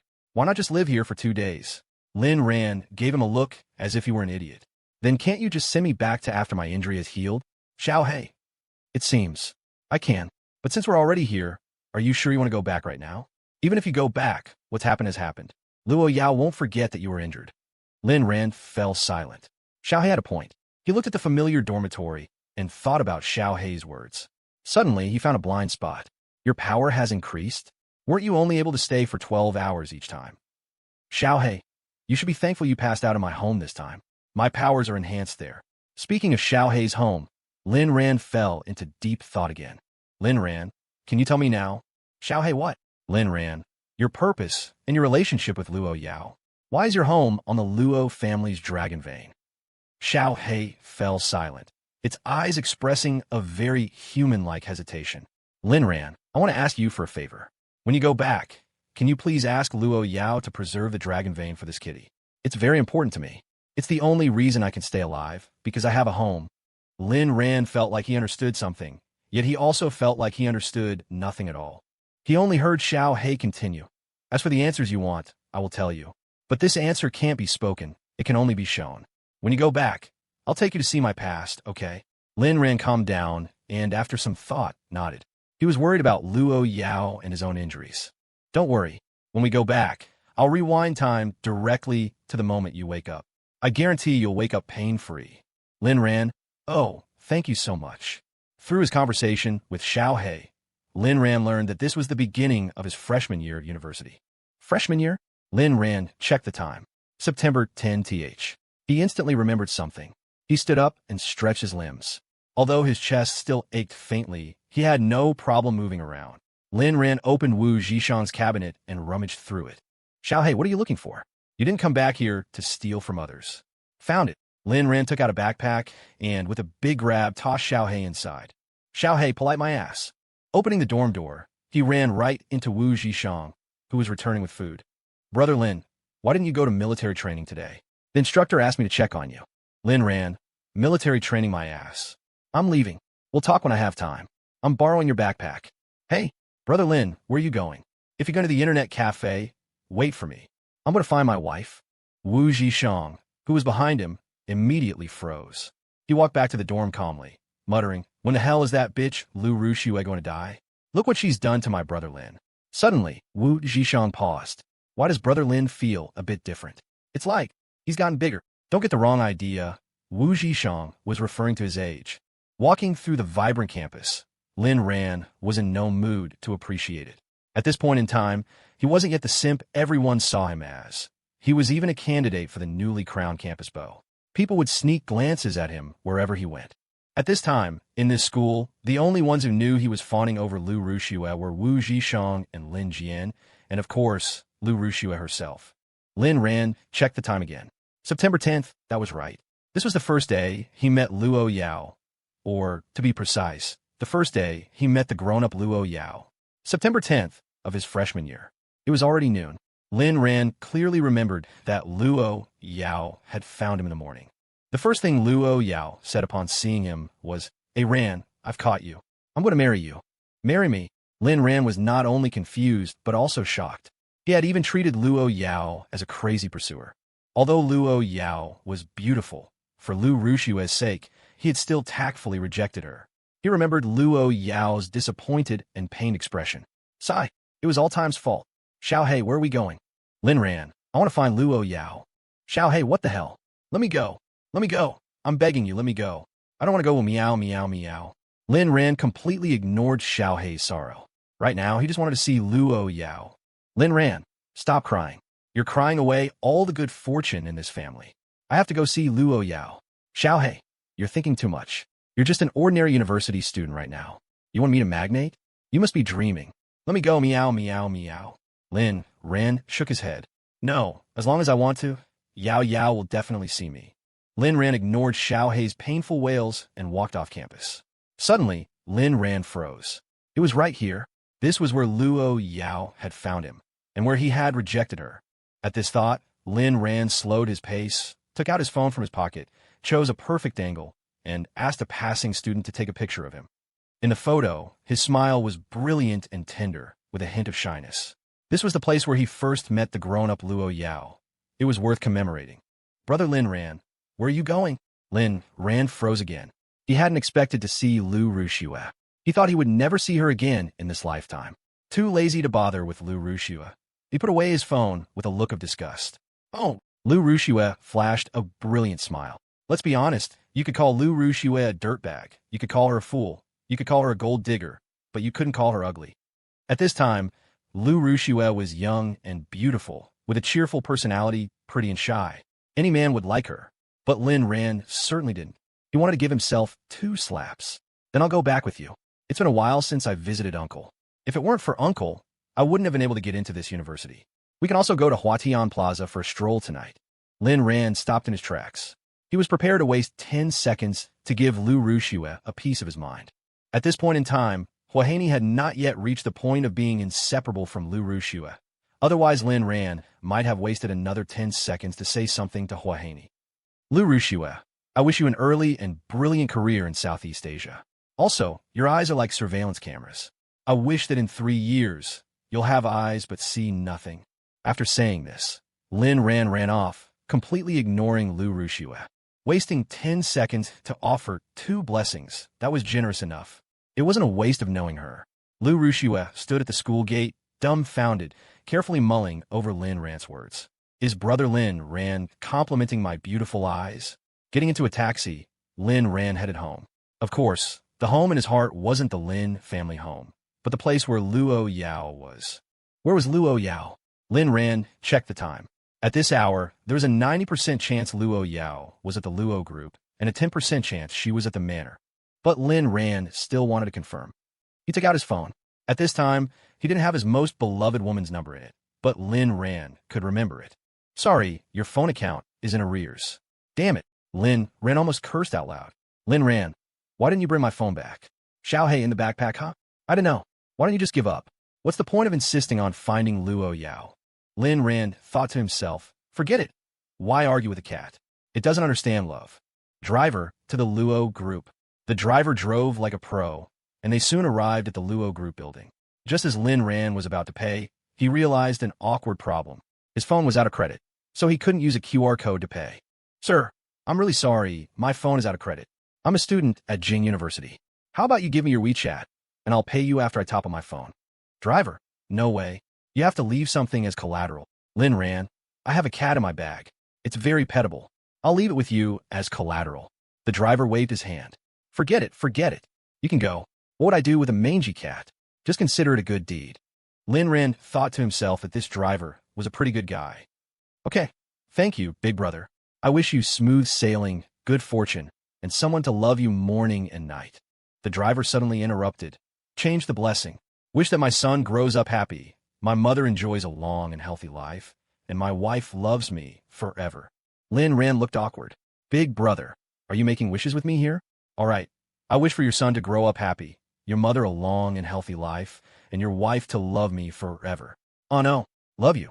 In the end, Lin Ran still delivered this blessing. He never thought that he, the husband of the #1 magnate, would one day have to ride a taxi without paying. The driver was finally satisfied. All right, you can go about your business now. Thank you, big brother. Lin Ran said goodbye to the driver and left. He felt that this driver was very kind. There was a sense of familiarity. Sigh. Other people's fathers were out there constantly thinking about whether their children could be happy. His own father was out there constantly thinking about whether his child could kneel. The difference was so damn big. He hoped the driver's wishes would come true. Later, when Lin Ran looked back on this episode one day, he would truly feel both embarrassed and sad. When he gave the blessings, he should have added a couple more for him. After getting out of the car and arriving at the plaza in front of the Luo group building, Lin Ran had intended to just call Luo Yao to meet, but he hadn't expected his phone to be out of service. Just as he was thinking of borrowing a phone from someone, he suddenly saw the girl who had been haunting his dreams. Yao, Luo Yao. The few people entering and exiting the Luo group headquarters all looked over, unable to imagine who would dare to call their president by her first name. But when they saw it was a handsome man, they all gasped. Their president was known to despise men. Luo Yao was already halfway into a business van at the entrance when she heard the familiar voice. She paused, stepped back out of the car, and cast her gaze over. Lu Meng whispered beside Luo Yao. President Luo, should we invite Mr. Lin over? Luo Yao revealed a somewhat morbid smile. Since he came looking for me himself, he can't blame me.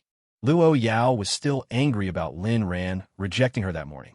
She had just finished her work and was preparing to go to Kyoto to find Lin Ran again.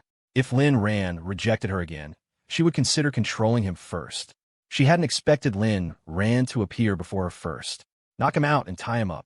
Lu Meng nodded and walked up to Lin Ran. She disliked Lin Ran very much. Their president Luo had been searching for Lin Ran for so long, and when she finally found him and said she wanted to marry him, what was the result? This guy actually said, "Sorry, I refuse." Do you have any idea what kind of status the woman in front of you has? And you still refuse? Why don't you just go to heaven? What has Mr. Lin considered our president Luo's proposal? Lu Meng said as she approached. Lin Ran, on the other hand, walked over with a happy expression. Huh? No, I want to see your president Luo. Lu Meng sneered. So you found out our president Luo's identity and came running to be a kept man? Or do you want to reject her to her face again and make our president Luo even sadder? Scumbag spit. Lin Ran. You're quite talkative at this point in time. At this moment, Lu Meng was right in front of Lin Ran. There's a ghost behind you, Lin Ran. He turned to look behind him, and then everything went black. Damn, my fighting ability is still at Chapter 1 levels. Haven't I already become the protagonist? He wasn't unconscious for long this time. When Lin Ran woke up, he was in a car, and the car was parked on a large bridge leading back to the manor. Outside the car, a few bodyguards were patrolling. Inside, it was just him and Luo Yao. Luo Yao was observing Lin Ran, a finger constantly tracing over his cheek. Hey Ran, why did you refuse me? Am I not good enough? Luo Yao looked at Lin Ran's face, her eyes slightly crimson, which gave Lin Ran a strange sense of familiarity. Lin Ran opened his eyes. Yao Yao. Those two words stunned Luo Yao. Memories flooded back. In crooked handwriting, every stroke written with all her might, Luo Yao had written, Big brother, please come by yourself, okay? Don't call me Big Brother. Call me a Ran. Ran. Luo Yao had softly spoken the name, and when it came from her lips, it carried a unique intimacy. Yao Yao. Lin Ran had also given a clear response. You are. This time, Luo Yao was truly shocked. How many years had it been? I am your star. Long time no see. Luo Yao's defenses instantly crumbled. She desperately wanted to throw herself into Lin Ran's arms, but she didn't dare. She was afraid this was all a dream. A hand caressed her cheek. Don't cry. You still have to be strong. Lin Ran wanted to tell Luo Yao that he would always be by her side. But at this point in time, Luo Yao hadn't completely fallen in love with him yet. The thought gave Lin Ran a headache. This time, you're still going to leave. Right? Luo Yao's question made Lin Ran's heart ache instantly, but he wouldn't lie to Luo Yao. Wasn't the reason he was in such a hurry to meet Luo Yao to bring her some warmth? This time, I'll stay for 2 days. Lin Ran still decided to tell the truth, because he was afraid Luo Yao wouldn't be able to handle it if he suddenly disappeared without a word. Yao Yao, I have a lot to tell you. I hope you can suffer less on your persistent journey. I hope you can live a happier life. Luo Yao's eyes were vacant. Are you leaving again? Are you lying to me? Lin Ran quickly explained. Although I can only stay for 2 days this time, the good thing is that you've already found me. After 2 days, I will lose my memory. You can look after the amnesiac me, and then wait for my memory to return. If I'm not good during my amnesia, you can lock me up. Punishing me is fine too. Just one thing. Don't let me go. Lin Ran's heart ached for Luo Yao. He knew about Luo Yao's obsession with him. It was impossible to make Luo Yao give up, so he could only use this method to give her warmth. At least on the road ahead, Luo Yao wouldn't be alone. His heart hurt so much. As Lin Ran said this, he suddenly thought of something else. Right, there's someone named Lu Shia. After I lose my memory, my eyes will go blind too. I will. Like a girl named Lu Shia. But don't worry about it. That's just a piece of shit I stepped on in my life. Do you understand what I'm trying to say? Luo Yao nodded. She didn't understand, but she would listen. Because the person telling her these things was her star. Okay, if you're not good, I'll lock you up and keep you by my side to look at forever. This familiar tone, Lin Ran felt a long-lost atmosphere.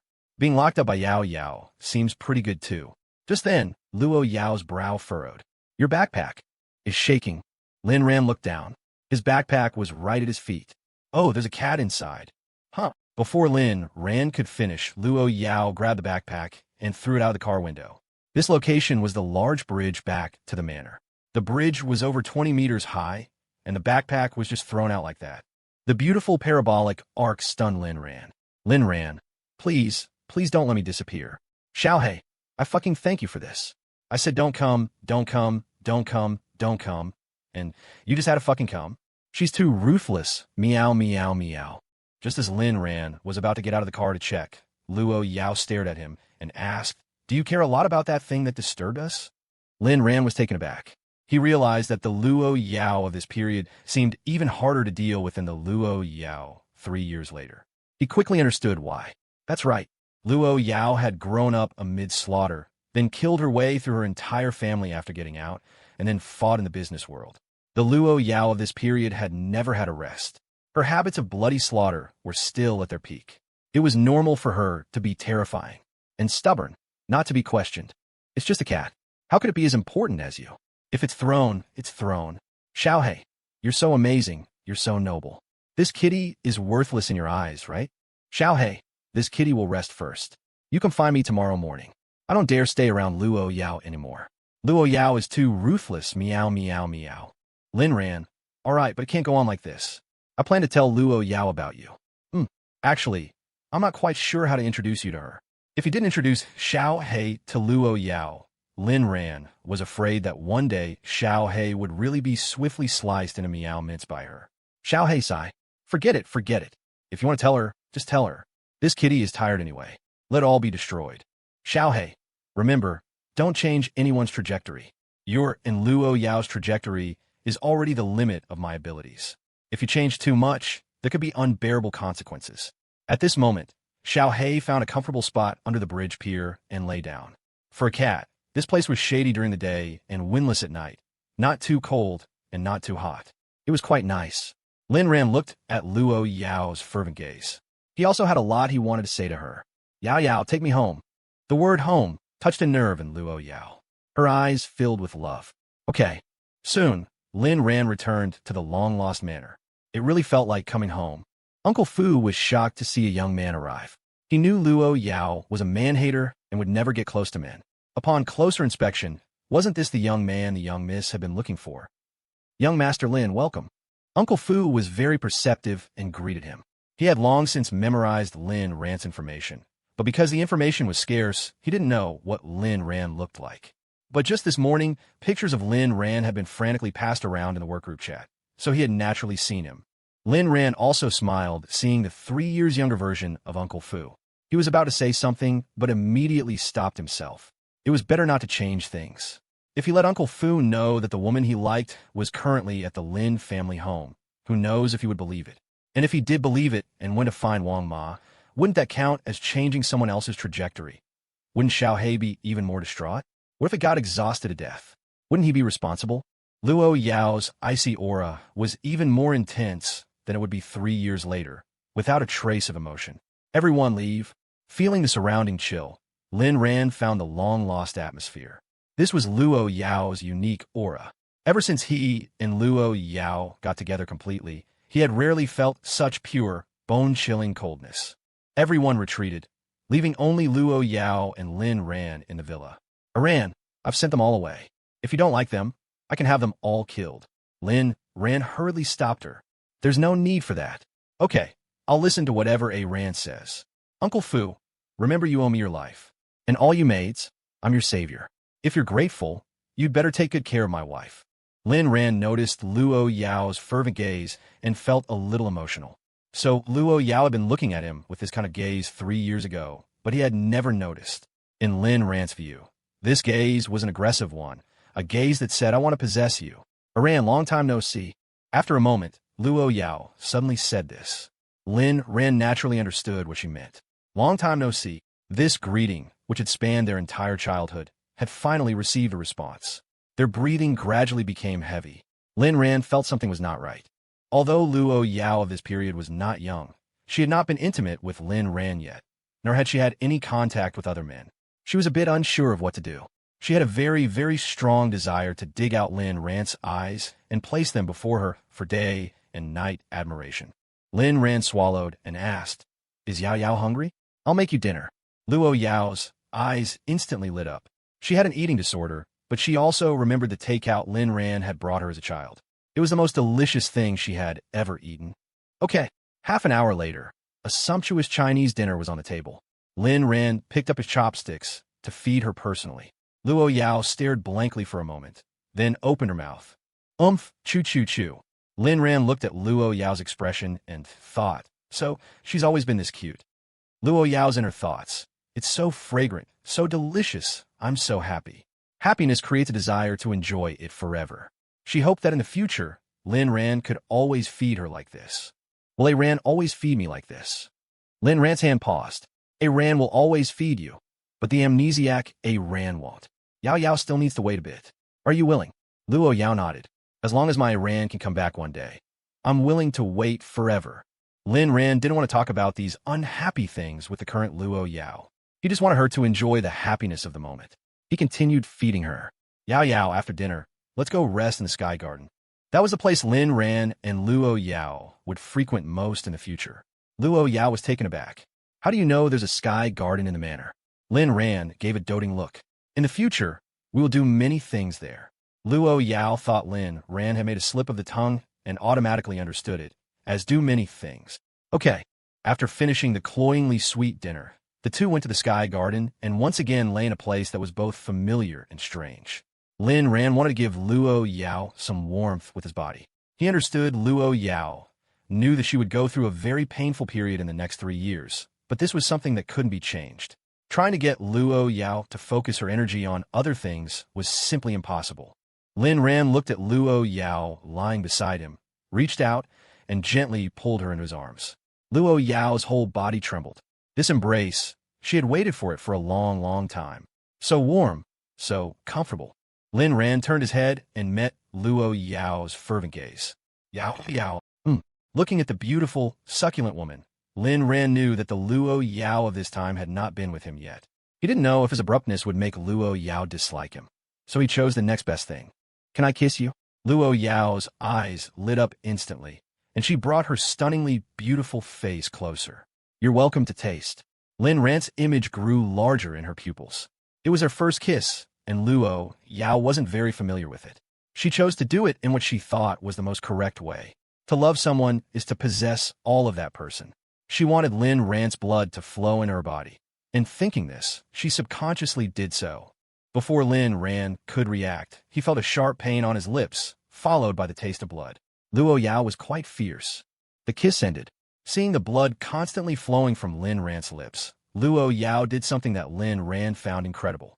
She stuck out the tip of her tongue and licked away the blood from his lips, her whole person in a state of delicate charm. With such a cute and beautiful face, yet doing such a crazy thing. This contrast touched Lin Ran's heart. Why wasn't Luo Yao's bloodthirsty appearance scary at all, but rather a bit cute? Yao Yao, that's not how you kiss. I think it's necessary for me to show you what a true kiss of love is like. Luo Yao didn't quite understand Lin Ran's words. When you love someone deeply, shouldn't you possess everything about that person? What was wrong with her sucking the blood that flowed from Lin Ran? Lin Ran once again gently covered Luo Yao's lips. Luo Yao smelled a hint of blood and was about to enlarge the wound when she suddenly felt a moist heat in her mouth. Her eyes widened instantly.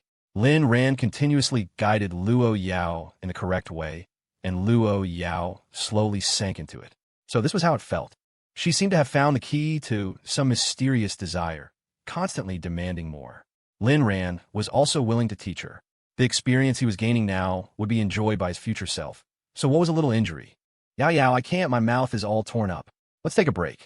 Lin Ran had never expected that this one practice session would last half the night. It was already past midnight, and they had been practicing kissing for several hours without saying or doing anything important. Absurd. The key was that the little devil showed no signs of stopping. She seemed to like it a lot, and was very willing to continue learning. At this moment, Lin Ran's lips didn't have a single good spot left. They were torn all over and had even started to swell. Luo Yao looked at Lin Ran's lips and felt a little sorry for him.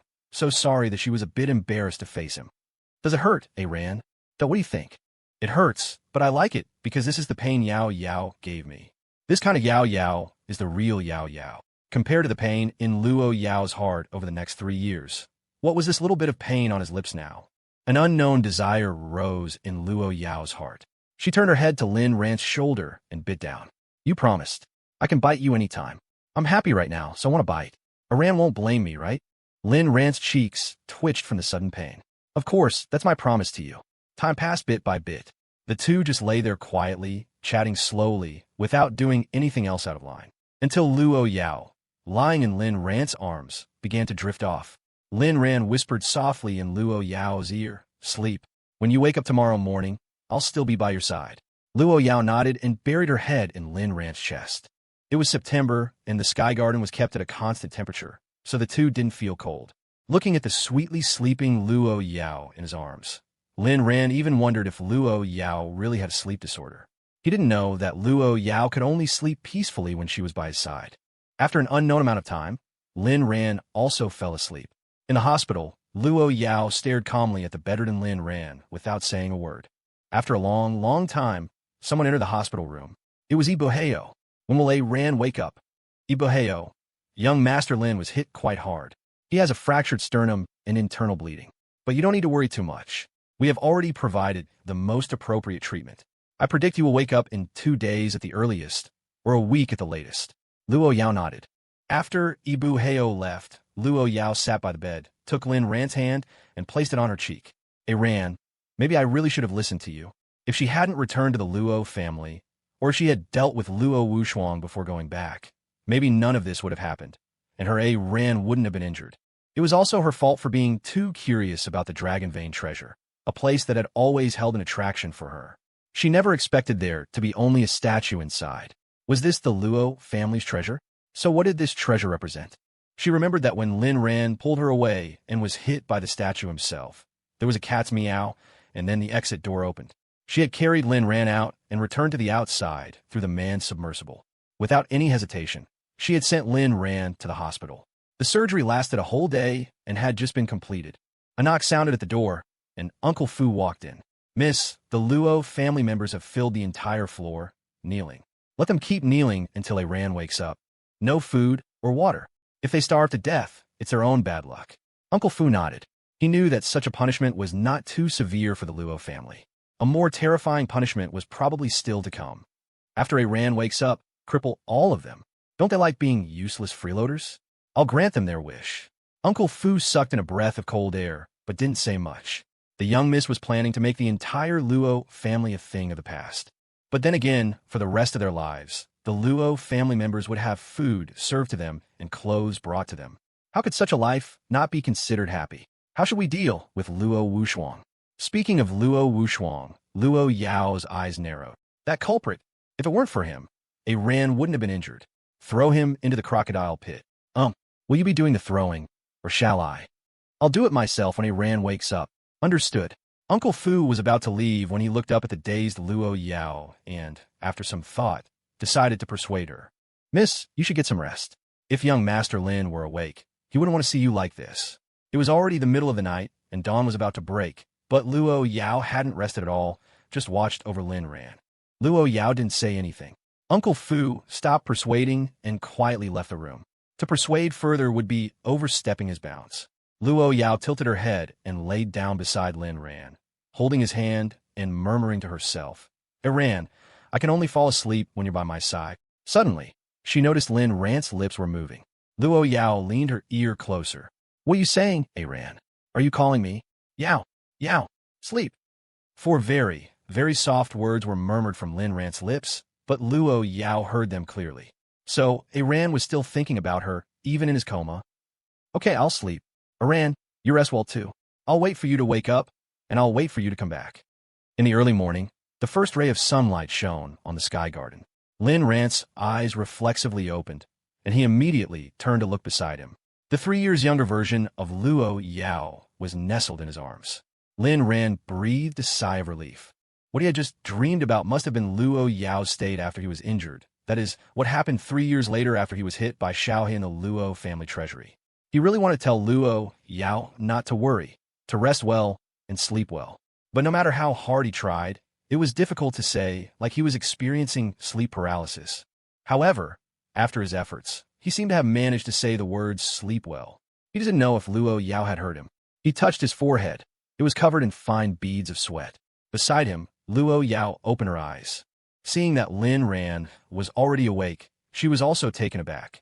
I slept for so long. Lin Ran was about to nod when Luo Yao slapped him. Does it hurt, A Ran? Lin Ran nodded. Luo Yao smiled. So it's real. Lin Ran. So why did you hit me? Sigh, this life is like walking on thin ice. A Ran is sweating. Luo Yao noticed the beads of sweat all over Lin Ran's forehead and asked in confusion. I had a dream. Lin Ran wiped the sweat from his forehead. Luo Yao's voice was full of concern. A good dream or a nightmare? A good dream, I guess, because you were in it. A dream with Luo Yao in it. How could it not be a good dream? As expected, Luo Yao showed a happy smile. Lin Ran stretched last. Are you going to the company later? I'll go wherever you go, Luo Yao answered without any hesitation. Lin Ran didn't want Luo Yao to delay her work, nor did he want to be separated from her, and he also didn't want Xiao to starve to death. So he said, you go to the company first. I'll come find you later. He couldn't say he had to go check if Xiao was dead. He was afraid Luo Yao would get jealous. They'd been entangled for so long. Lin Ran had long seen through Luo Yao. Whether it was a woman, a man, or even an animal, it was possible to shake Luo Yao's jealousy bottle. After they returned to their time, he had to talk to Luo Yao about Xiao. Otherwise, if she tried to kill the cat every time they met, what cat could stand it? It was no wonder Xiao was scared of Luo Yao. If it were him, he'd be scared too. Luo Yao was a little unhappy. Doesn't a Ran want to be with me? Of course I do. Don't worry, I'll find you soon. After a long while, Luo Yao finally nodded. Okay. After eating, Luo Yao reluctantly turned to leave. Lin Ran suddenly remembered something. Yao, give me some money. My phone is out of service. The first time he had actively asked Luo Yao for money, he was a bit embarrassed, but then he remembered he was just a kept man, and his tone became more confident. Luo Yao directly took out a black card. Lin Ran recognized it at a glance. Spend as you wish. After saying that, she personally paid for Lin Ran's phone bill. She knew his number, and the process was smooth. The familiar and domineering Luo Yao still mesmerized Lin Ran. Taking the card, he felt a little dazed. I probably won't be able to use this for now. Luo Yao's face instantly turned cold. Lin Ran also sensed her mood change, and, without another word, put the card away. Only then did Luo Yao's coldness recede. Yao, I'm going to the garage to find a car to drive. A car? Okay, go ahead. After seeing Luo Yao off in her car, Lu Meng gave Lin Ran a surprised look.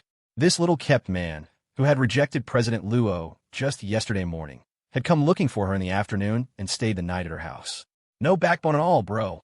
Why didn't you keep up the act? She didn't know what President Luo liked about him, to have searched for so long. Finding Lin Ran was indeed not a simple task. Luo Yao didn't have Lin Ran's address, his fingerprints, or even his photo. So finding Lin Ran was like looking for a needle in a haystack. The fact that she could find him based only on her faint memories was already quite amazing. As soon as Luo Yao got in the car, Lu Meng told the driver to drive. Go buy some sports cars and put them in the garage. Lu Meng was a little surprised. She didn't remember Luo Yao having this hobby. But as a special assistant who had been with Luo Yao for several years, she knew what to ask and what not to ask.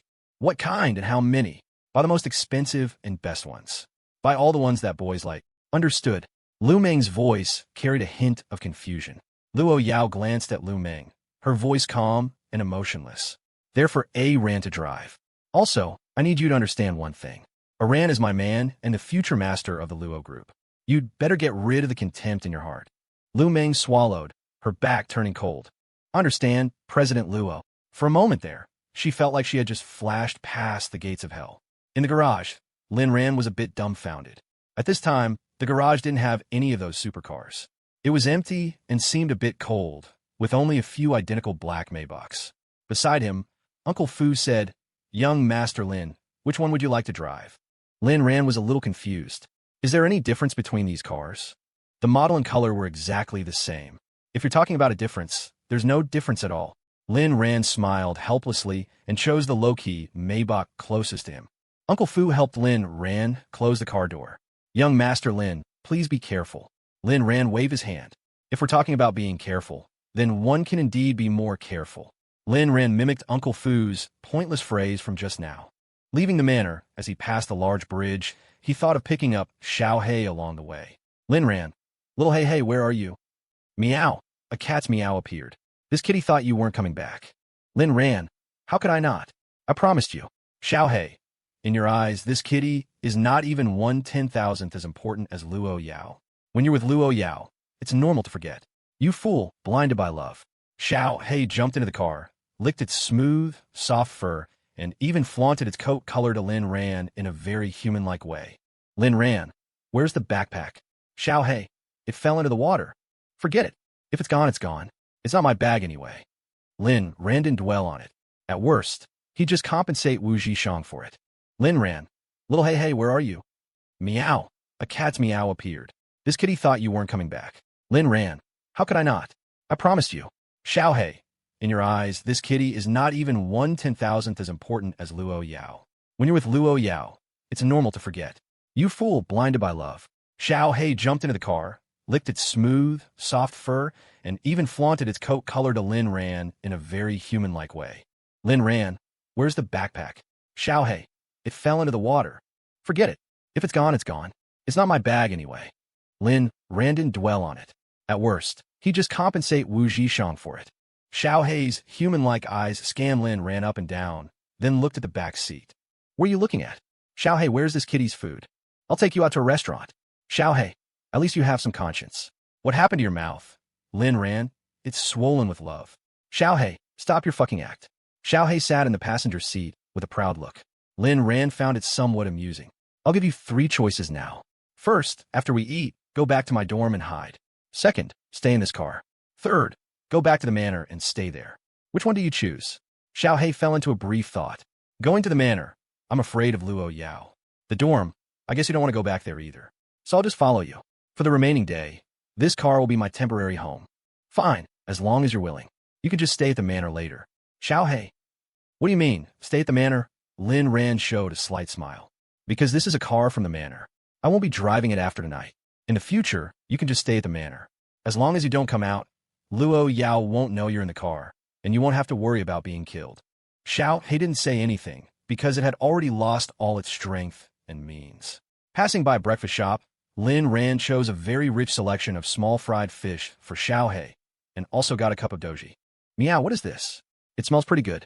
Lin Ran. Old Beijing doji. It's quite delicious. You should try it. Meow, black. You. Blech. On the busy street, a cat's head stuck out of a car window, vomiting. People who saw it were amazed. Holy crap, honey, look. There's a car-sick cat in the car ahead. Where? Let me see. Blech. The damn vomit flew onto my face. Blech. However, the perpetrator of all this felt no guilt, because he hadn't noticed at all. Way past the print shop, Lin Ran seemed to remember something.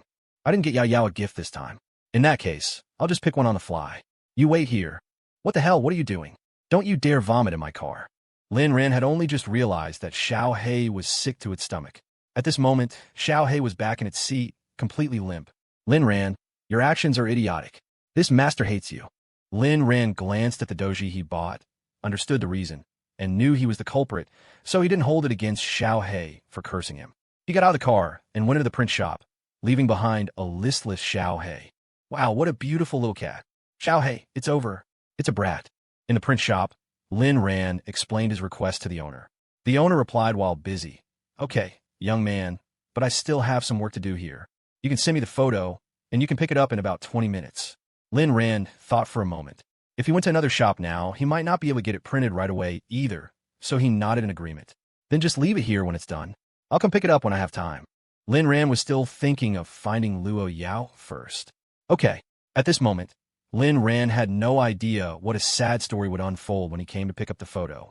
Coming out of the print shop, he got in the car and fastened his seatbelt. I'm with the Luo group now. You. Huh? Where's the cat? Lin Ran got out of the car and looked around, soon spotting Xiao. Besides Xiao, there was another familiar figure. Little black cat. Do you like playing with me?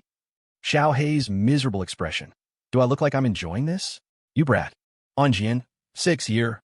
Old Wong Anjian turned his head and looked at Lin Ran with a tilt. Big brother, do you know me? Lin Ran saw that it was indeed Wong Anjian and was shocked, even more shocked to see the child holding Xiao. This cat, it likes me. We're playing, Wong Anjian said proudly, hugging Xiao even tighter. Xiao, what sins have I committed? Who have I offended? I had breakfast this morning and threw up. Just when I stopped throwing up, I was suddenly caught by this little brat. When you guys fight over this kitty later, please try not to let me get hurt. What are you doing here? Where are your parents? Asking this, Lin Ran suddenly realized he had misspoken. Wong Anjian didn't have a father. Wong Anjian, mom and dad are both at work. My mom works inside. Lin Ran followed Wong Anjian's finger and saw a still charming woman sitting in the print shop, working on Photoshop on a computer. So that was it. This owner was Wong Anjian's mother. Lin Ran looked at the woman a couple more times. This cat is mine. If you like it, you can play with it for a while, but you can't take it away. Wong Anjian showed a happy smile. Okay. Lin Ran was still in a hurry to find Luo Yao. Xiaohei, why don't you just stay here and play with the kid? It's pretty good. Xiaohei, fine.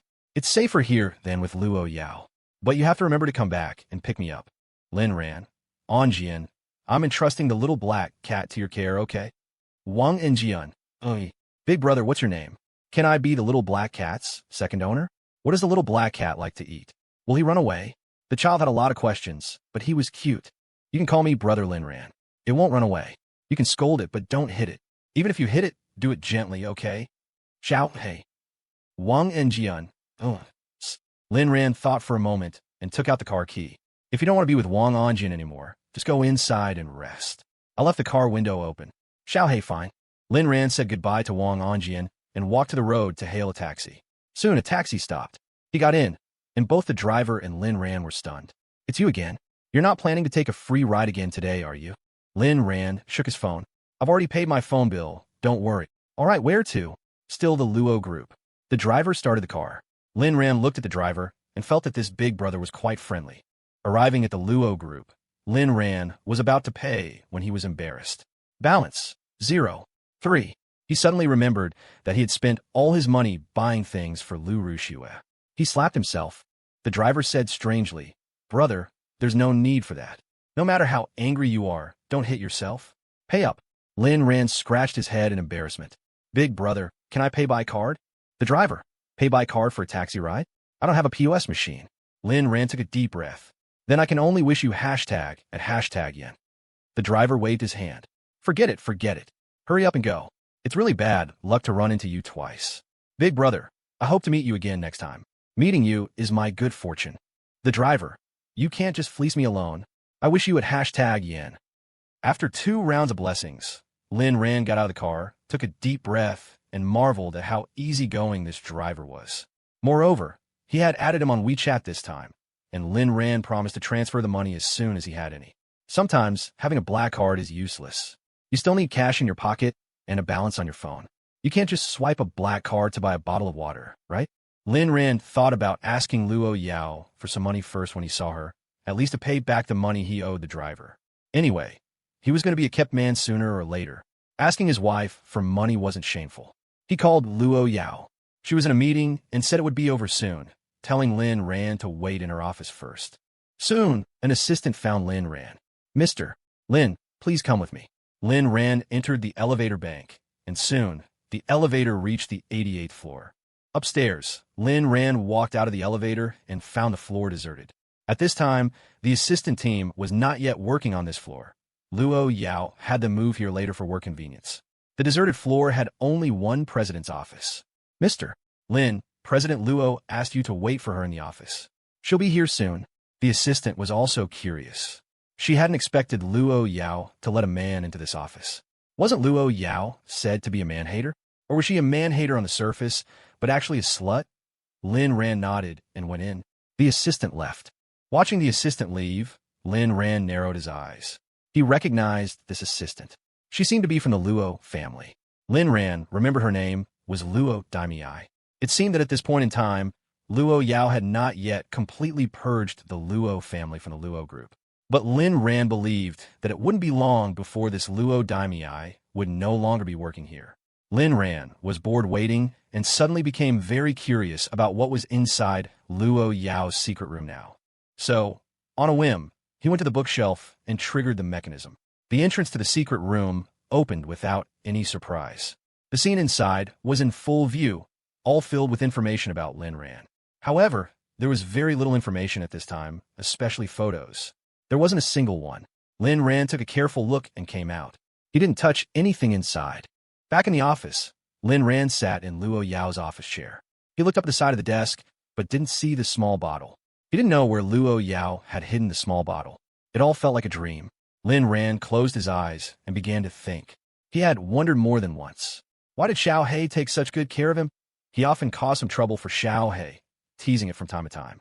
It wasn't because Lin Ran was bored, but to purposefully close the distance with Xiaohei. Lin Ran could feel that he was getting closer and closer to the truth. What was the relationship between Xiao and Luo Yao? Why was he the lucky one who could travel back in time? According to Lin Ran's understanding, Xiao should have a deeper connection with Luo Yao. Was it because Luo Yao wanted to kill it every time she saw it? Was Xiao scared? Just as Lin Ran was lost in thought, unable to find a clue, the office door opened. Hey Ran. Luo Yao threw herself at Lin Ran. She had been feeling flustered during the meeting just now. After separating from Lin Ran this morning, she had regretted it.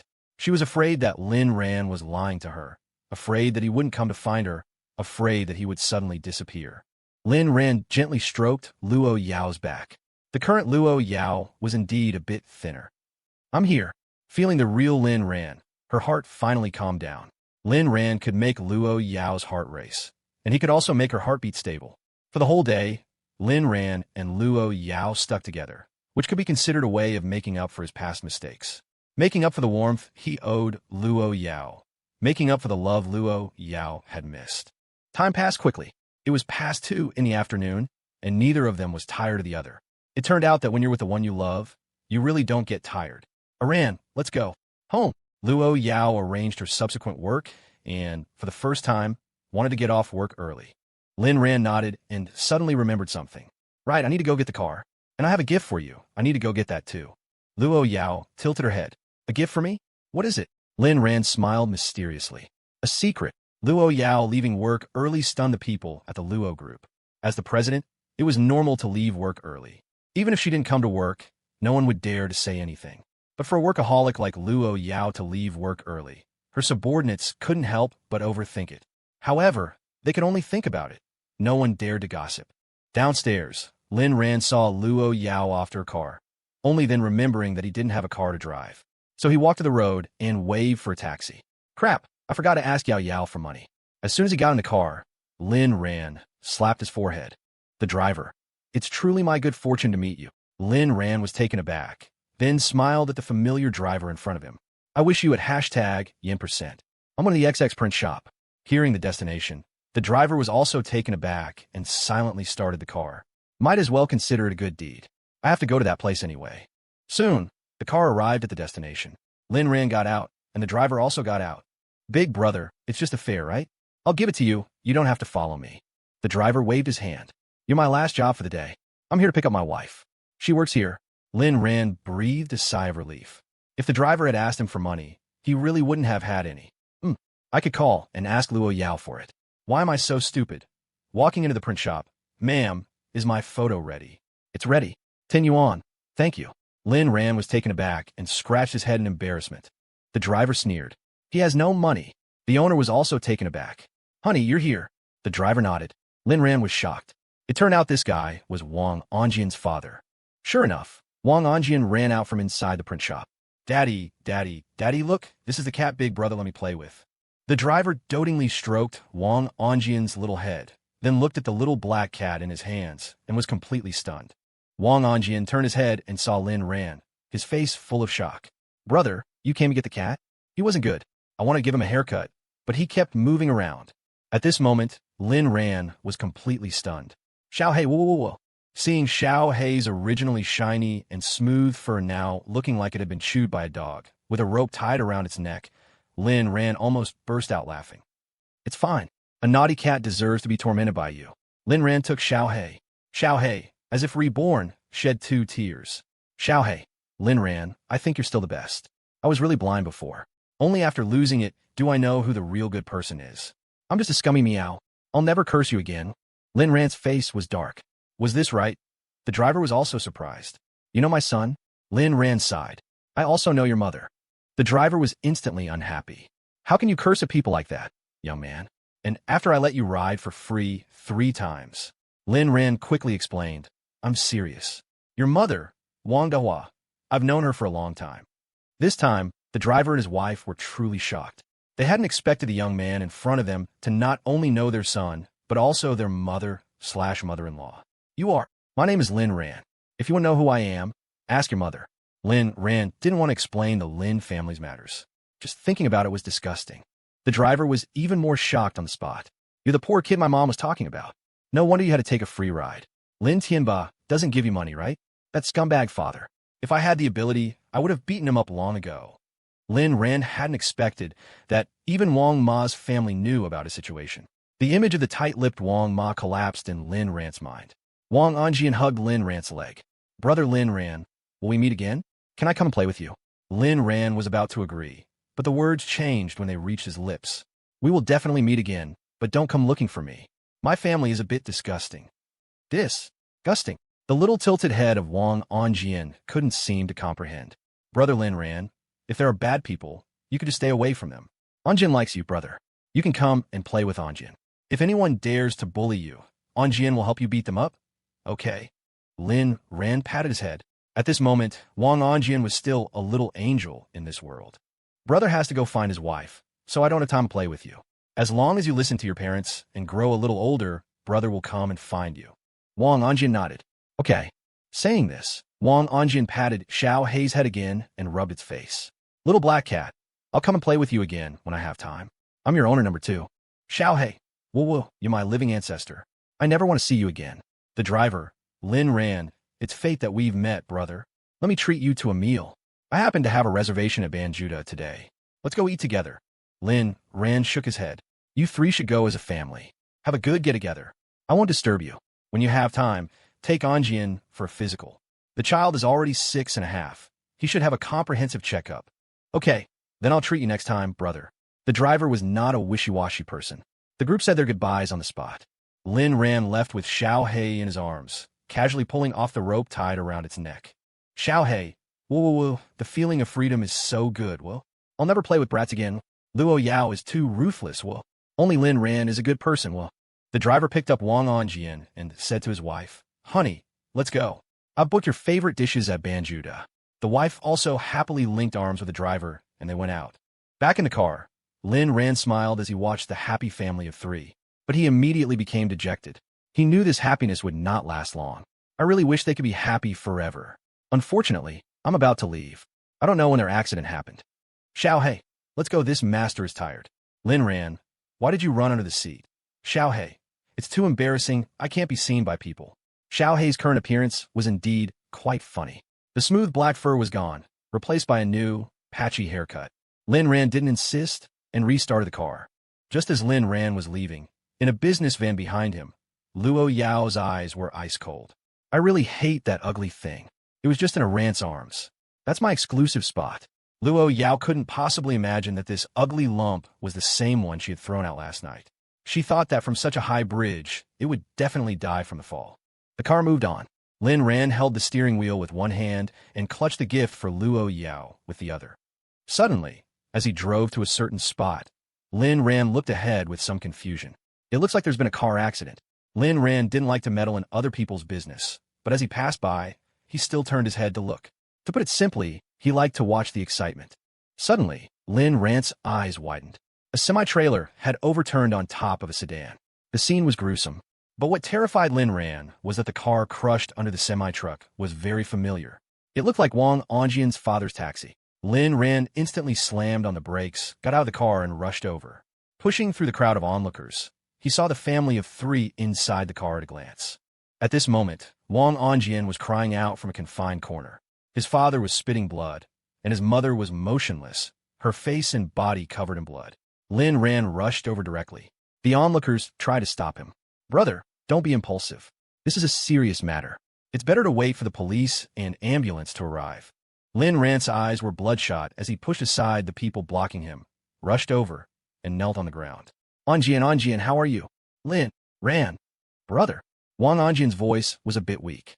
Lin Ran looked left and right and was about to do something when the driver saw him and grabbed him. "Bro, they're safe? My son."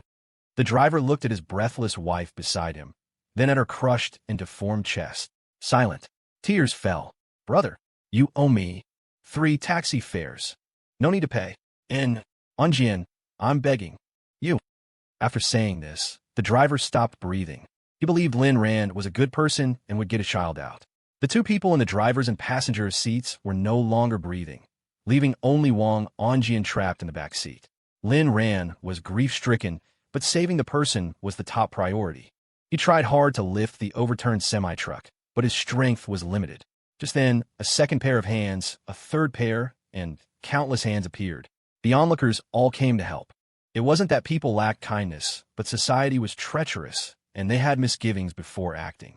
But now that Lin Ran had chosen to take the lead, they no longer had any misgivings. If the sky fell, the first person to act would bear the brunt. Soon, the semi-truck was lifted. The driver of the semi-truck had already climbed out, but both his legs were broken, and he was currently unconscious on the side of the road. Another family tragedy.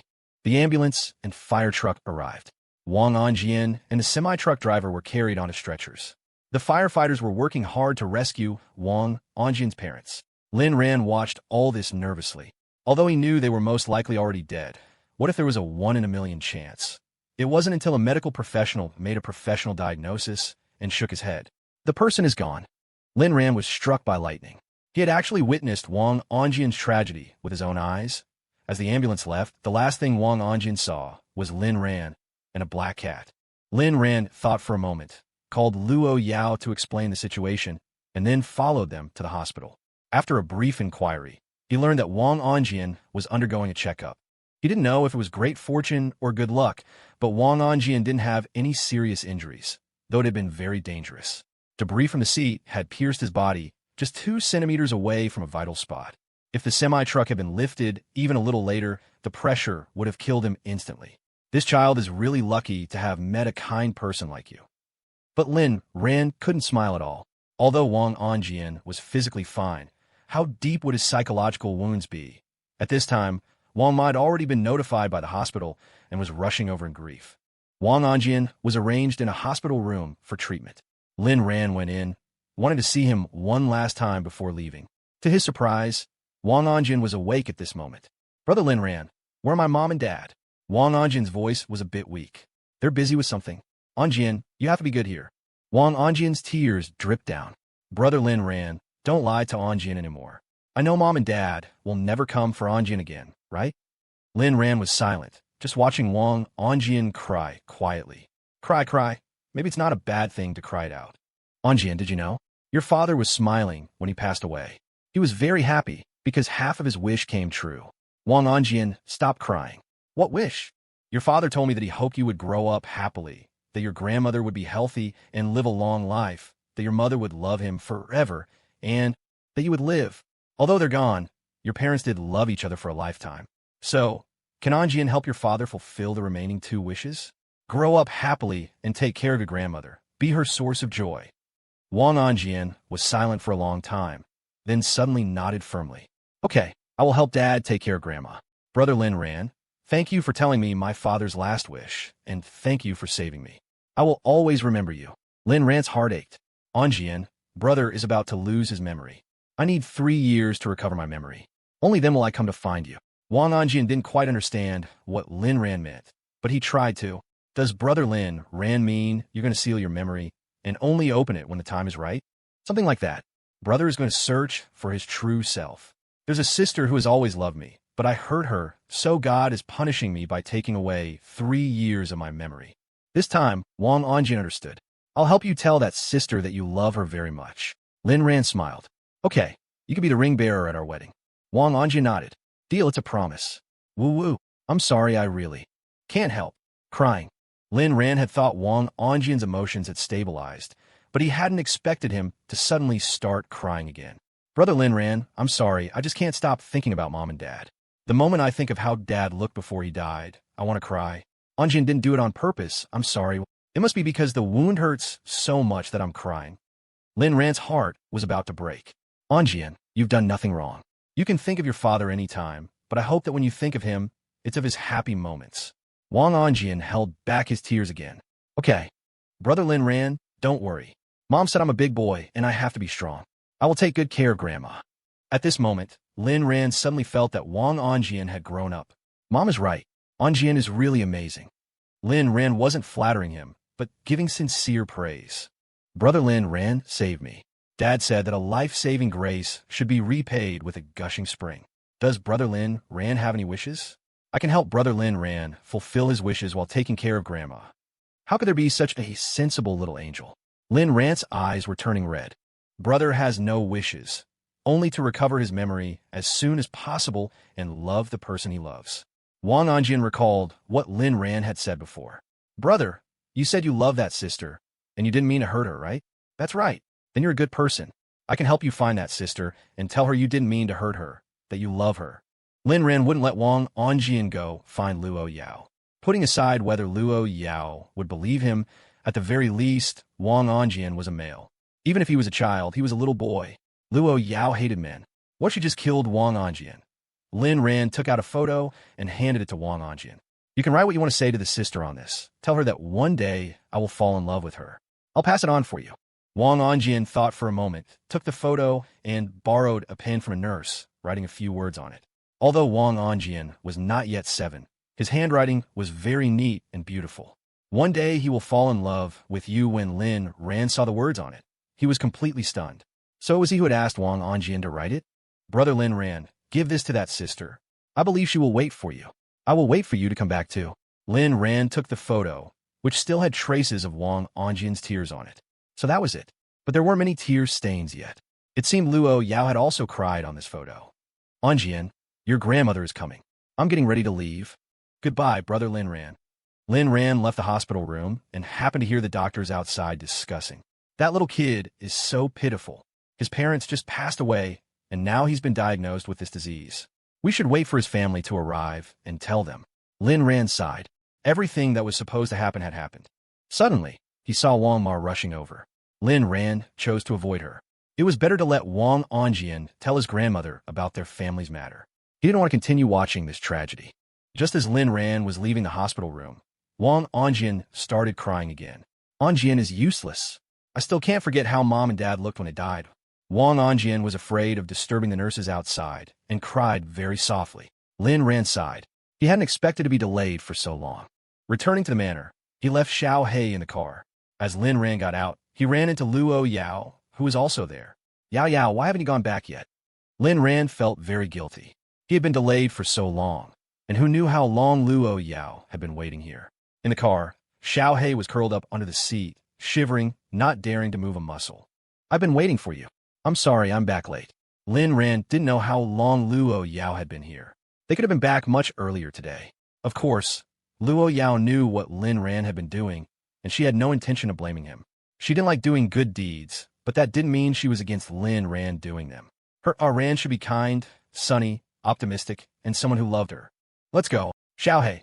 LLO Lin Ran. We have to GG go tomorrow. Voice trembling. Lin Ran paused. He understood. The two returned to the villa. Lin Ran had originally planned to make love to the 23-year-old Luo Yao tonight, but what happened with Wong Anjian had killed his mood. Is Yao angry? Luo Yao turned her head and finally sighed faintly. A little. Ran was distracted by other things. Yao was angry. She needed to be coaxed. Yao, I have a gift for you. Luo Yao was puzzled. What is it? Lin Ran took out the photograph. This is for you. I might lose my memory starting tomorrow, and I'm worried you'll think this me is a fake, so I'm leaving you this. It's proof that I was here, and also, this sentence is from an angel's message. Luo Yao took the photo. The Lin Ran in it was smiling happily, and Luo Yao liked it at a glance. She thought she should take more pictures of Lin Ran to put in the darkroom in her office. She flipped the photo over and was instantly stunned. This sentence was truly her most genuine feeling. She had been waiting for Lin Ran to come back, waiting for Lin Ran to fall in love with her. This sentence was also the one that pained Lin Ran the most. He never expected that a random sentence written by Wong Anjian would hit his own sore spot. Is our Ran really leaving? Luo Yao murmured. When will you come back? Lin Ran looked at the Luo Yao before him, his heart aching. To be precise, I'm not leaving. Just think of it as me losing my memory. As for when I'll be back, let's set a secret code. A secret code? Lin Ran, yes. When I say to you, I love you, and for the rest of my life, I'll never leave you. That means I'm back. For the rest of my life, I'll never leave you. Luo Yao chewed on these words for a long time. Would Ran really say this to her one day? All right, I'll wait for my Ran to find himself again. That night, Luo Yao remained curled up against Lin Ran's body, unwilling to move until the sky began to brighten.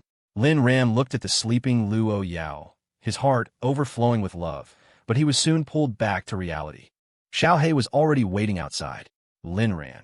Can we wait a little longer before we go? Xiao He. No matter how long you wait, the show will always end when the music stops. Lin Ran's gaze remained fixed on Luo Yao. Soon, time and space began to distort. Lin Ran felt as if he had experienced 3 years in a single second, all the scenes flashing past, as if on billion times fast forward. Hospital. Luo Yao was asleep. Only by Lin Ran's side could she continue to sleep. Meow. A cat's cry broke the silence. The sleeping Luo Yao frowned. That sound was really annoying. Suddenly, she felt a tickle on her face. Luo Yao reflexively grabbed and snapped. Ah! Hearing the familiar scream, Luo Yao immediately opened her eyes and saw that she had broken Lin Ran's finger. Ran, you're awake. Lin Ran. Yao, I just woke up, and you've already injured me again. Luo Yao immediately grabbed Lin Ran's hand. I'm sorry, I didn't mean it. Ran will forgive me, right? Lin Ran nodded. Of course, because you're my Yao. Because I'm your husband. I'm very happy. Ran, don't talk. You need to rest more. I'll get the doctor to check on you. Luo Yao turned to leave, but Lin Ran suddenly called out to her. Yao. Yes. Lin Ran didn't want to make Luo Yao wait a moment longer, because he had already waited for more than 3 years. For him, these 3 years were just an instantaneous life playback, but for Luo Yao, it was a painful process of you flee, I chase countless times. For the rest of my life, I'll never be parted from you. Luo Yao froze, turning back to stare at Lin Ran on the bed with wide eyes, filled with more than just a little disbelief. Ran is back. Lin Ran nodded. I'm back. Luo Yao's emotional defenses instantly crumbled. In the past, she thought that even if the old Lin Ran didn't return, it would be fine if he just stayed like this. She was already very satisfied. But now that the complete Lin Ran was back, she suddenly felt that this was the truly whole Ran. Lin Ran sat up, feeling a sharp pain in his chest. Yao, it hurts. I need a kiss to make it better. Lin Ran was playing cute like a big tough guy. Without a second word, Luo Yao sealed Lin Ran's lips, and their wet tears dampened both their lips. The fully returned Lin Ran was, as expected, explosively cute. Yao, after all these years, your kissing skills are as domineering as ever. Have you forgotten how I taught you? Luo Yao remembered the time she'd kissed Lin Ran's mouth until it was swollen beyond recognition. I can't help it. Ran hasn't taught me these past few years, so I've gotten rusty. Lin Ran wasn't happy to hear that. You're wronging me. Although we didn't have much deep communication in these 3 years, I've had countless in-depth exchanges with you in the last 6 months. And you still say I haven't taught you? My feelings are hurt. I need a kiss to feel better. This time, Luo Yao's kiss was light, yet incredibly passionate. For people who believe in pure love, this was the most beautiful moment. What is mutual love? The person I love happens to love me too. The person I want to belong to happens to possess me too. The doctor quickly arrived in the ward. After an examination, his condition was stable. The rest was just recuperation and receiving treatment on time every day. Lin Ran was also relieved and asked to recover at the manor. Luo Yao initially disagreed, but when Lin Ran said, I want to go home, Luo Yao immediately had someone arrange a car. In the past few days, the entire country had noticed something. Lin Ran and Luo Yao, two people who were always trending, had suddenly gone quiet. Coupled with many rumors that had appeared, it made them a little panicked, afraid they would never see the daily life of the Chaebol again. The story of 105 men and 3 women. I heard Luo Yao might be dead, and Lin Ran hasn't appeared for a long time. Do you guys think this rumor is true? There's always a villain trying to steal my master. You said it yourself. It's a rumor. I don't believe anything that hasn't been confirmed. I believe they'll be fine. After all these years, Lin Ran is the only influencer who has ever treated me like family. The sickly beauty returns to the rich family. Her brothers dote on her to death. Are you sure Lin Ran is an influencer? What nonsense are you talking about? A single hair of his could buy your life. World domination. The grudges and romances of the 3 great Chaebols. Latest news, the president of the L Group hasn't been to work since the annual meeting.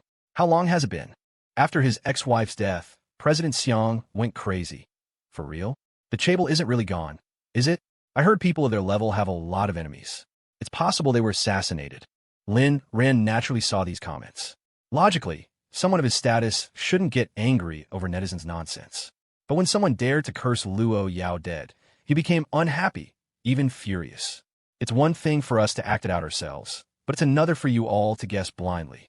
Especially with so many netizens tagging him, he decided to give them a 1-minute live stream. The camera turned on. Lin Ran's face was a bit haggard, but his expression was icy. First, a stunningly handsome shot. Then he stared into the camera and finally revealed 2 rows of neat, good-looking teeth. Hey family, I hear you miss me. 3,000 disciples fell in love with me. Holy crap. Young Master Lin has been resurrected. Brothers, young Master Lin is live. Happiness is here. Young Master Lin is live. We're saved. 108 ways to die. Did Lin Ran just wake up? Where's this? That luxurious bed must be so comfortable. This can't be a villa in the Dongtian Manor, can it? After being suppressed for 500 years, the big boss. Lin Ran, I heard Luo Yao died, and you ran away. Is it true? If Luo Yao died, does that mean you can inherit all her assets? This Lin Ran can't be a fake, right? Why does his expression seem a bit off? Lin Ran, your wife is the one who died. Your whole family is dead. You've got nothing better to do during the new year, huh? You rumor-mongering dogs. If you're so good at making things up, why don't you become screenwriters? Why don't you work for the strategic Fool You agency? Why don't you fool your mom into giving you your New Year's money? It's a waste of your talent to have you just typing on a keyboard online. Weren't you all scared of cease and desist letters before? Not scared anymore? Want me to call my wifey online to send you all something? After arriving on a deserted island, I wiped out the team online. Wait, is Lin Ran always this fierce? This is my first time watching his stream. Is this right? Falling in love with my nemesis after my third marriage. That's right, this is Lin Ran. That mouth of his is his ID card. 2 male leads cosplaying in the wild. Show me for real. Let me see how you call your wifey. I want to see Luo Yao on screen, carrot. Carrot. At that moment, Luo Yao, having just finished her work online, walked into the bedroom. Lin Ran put on a wronged expression. My dear, sweet little baby, someone is bullying your husband. The bullet comments froze for 3 seconds, then exploded. Tyrant Lin has followed the righteous path. Wait, what did he just call Luo Yao? Did I hear that right? I feel like Lin Ran is whining at me. Holy crap, I've got goosebumps all over. Love is not a sin. Forced love is freedom. Doesn't anyone think this is sweet? I'll take this dog food. You all can do as you please. Seeing Lin Ran was live, Luo Yao smiled and walked to his side, glancing at the camera. With just one look, she killed the bullet comments again, freezing the live stream for 3 seconds. Aran, don't be afraid. I'll take care of it. I'll find everyone who bullied you and let you deal with them. Lin Ran. Spreading rumors isn't their fault. It's the fault of their foul mouths. When you find them, don't be too hard on them. Just so their mouths shut. Luo Yao. I'll have someone create a mouth-sealing stapler. With just a gentle squeeze, their mouths will be stapled shut. The look of love in one's eyes cannot be hidden, and neither can the look of doting on someone. Lin Ran turned his head and met Luo Yao's fiery gaze. Luo Yao leaned down and kissed him for a moment, a scene that was also recorded by the livestream camera. Luo Yao was on screen. Delicious and cute. Holy crap, when Luo Yao wasn't speaking, that one look she gave me, I thought I was going to die. I don't care, Lin Ran. Your wife's glare gave me a heart attack. You have to compensate me. When it's dark, please close your eyes. Wow. What a beautiful and sweet scene. Do you know how depressing the last few chapters have been for me? Do you know how I got through the last few chapters? Hurry up and give me more sugar to sweeten my throat. Don't make me get on my knees and beg you. Pure love is invincible. Luo Yao is so beautiful. I've heard she was beautiful before, but I never realized she was this beautiful. That damn Lin Ran is eating so well. Hush hush hugs. I'm a fan of you as a couple. When you two get married, can we attend? Keep the stream going, don't turn it off. The kiss ended. Seeing the comments section return to normal, Lin Ran showed a long-lost smile, and before anyone could react, turned off the stream. Family, it's adult time now. Bye-bye. The stream was off, and the netizens exploded again. I'm a historian. This is the imperial uncle, who said Lin Ran treats us like family. This is so inhuman. Hurry up and turn the stream back on for me. I do education and training, also called tutoring. I'll pay, can I pay? Don't make me get on my knees and beg you. When the stream was turned off, Luo Yao had already climbed onto Lin Ran. Looking at the man beneath her, she tried hard to restrain herself. Yao Yao, it's okay. I want you too. Is our Ran's injury okay? I won't move. You move. In the past, Lin Ran believed that the man should be the one to take the initiative. Now, he felt that being passive was also quite good. Only those who experience this kind of pleasure can know what it's like. Luo Yao carefully possessed Lin Ran. Time passed, and love reached its peak. Our Ran, when you pulled me away back then, was an instinctive action or... There was definitely no time to think. Every cell in my body wouldn't allow you to get hurt. Lin Ran answered without hesitation. Luo Yao happily snuggled into Lin Ran's arms. She was becoming more and more addicted to this feeling of being held naked. The New Year's holiday wasn't over yet, and the two of them lived a shameless life. At night, after Luo Yao fell asleep, Lin Ran closed his eyes and thought. He still had things to do, such as learning about Xiaohei's past, checking on Wong Anjian, and marrying Luo Yao. After all this was done, Lin Ran could peacefully be the big war man under Luo Yao's. On buyer's side, Lin Ran could feel that there might be more big secrets related to Xiaohei and the Luo family. And this matter was related to both him and Luo Yao. It was also time to let Xiaohei and Luo Yao formally meet to make a small effort to help Xiaohei survive. This cat was under too much pressure. And Xiaohei? Only now did Lin Ran remember that little black cat. The current Lin Ran was indeed seriously injured. The blow from Xiaohei's statue had damaged his internal organs, and with the injury to his sternum, he would probably have to spend the entire month recuperating at the manor. And at this moment, Xiaohei was hiding in the bushes of the manor, shivering. Luo Yao is too ruthless. Meow, meow, meow. I don't want to meet Luo Yao. Meow, meow, meow. How can I refuse Lin Ran's suggestion? Meow, meow, meow. I've already protected their love. Meow, meow, meow. Why is she still chasing to kill me? Meow, meow, meow. The next day, after dawn, Luo Yao was feeding Lin Ran. In the past, Lin Ran fed the little devil. Now, the little devil was feeding her husband. Just then, something unexpected happened. Butler Fu walked into the bedroom, holding housekeeper Wang's hand. Miss, is young Master Lin any better? Lin Ran's gaze fell on Butler Fu and housekeeper Wang's hands, and he felt like he'd been force-fed a dose of public affection. Housekeeper Wang tried to pull her hand away, but Butler Fu was holding it too tightly. Butler Fu felt a pang of sadness. The rough texture of her hand had told him how much housekeeper Wang had suffered over the years. Lin Ran smiled. Butler Fu, is there something you want to say? Luo Yao had already noticed their hands, her expression calm as she said nothing. Young Master Lin, the moment you woke up, I proposed. Lin Ran was a little confused. What does me waking up have to do with you proposing? Butler Fu looked embarrassed. If you didn't wake up, I'd have to pretend to be very sad. If I dared to propose, I was afraid the miss would just off me. Lin Ran was utterly speechless. He felt that Butler Fu had a bit of a dramatic personality. Luo Yao's eyes swept over to him. Pretend to be sad? So you weren't genuinely sad for our Ran? Cold sweat instantly beaded on Butler Fu's forehead. No, this old servant misspoke. This old servant was very sad. Lin Ran wanted to laugh, but felt it wasn't appropriate. He could joke around with Butler Fu, but housekeeper Wang was different. Thinking of housekeeper Wang, he fell silent for a moment. He suddenly understood something. He understood why housekeeper Wang had tried so desperately to be good to him later on, secretly bringing him food at night, and why the only set of clothes he had after going to university was a gift from her. That set of clothes was not cheap. At the time, Lin Ran thought housekeeper Wang was just pitying him, but now he saw it. Housekeeper Wang was truly good at keeping a secret.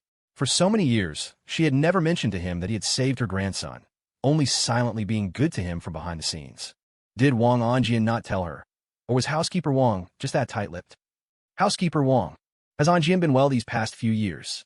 Housekeeper Wang naturally knew what Lin Ran was talking about, and quietly lowered her head. Everything is fine. He just misses you a lot.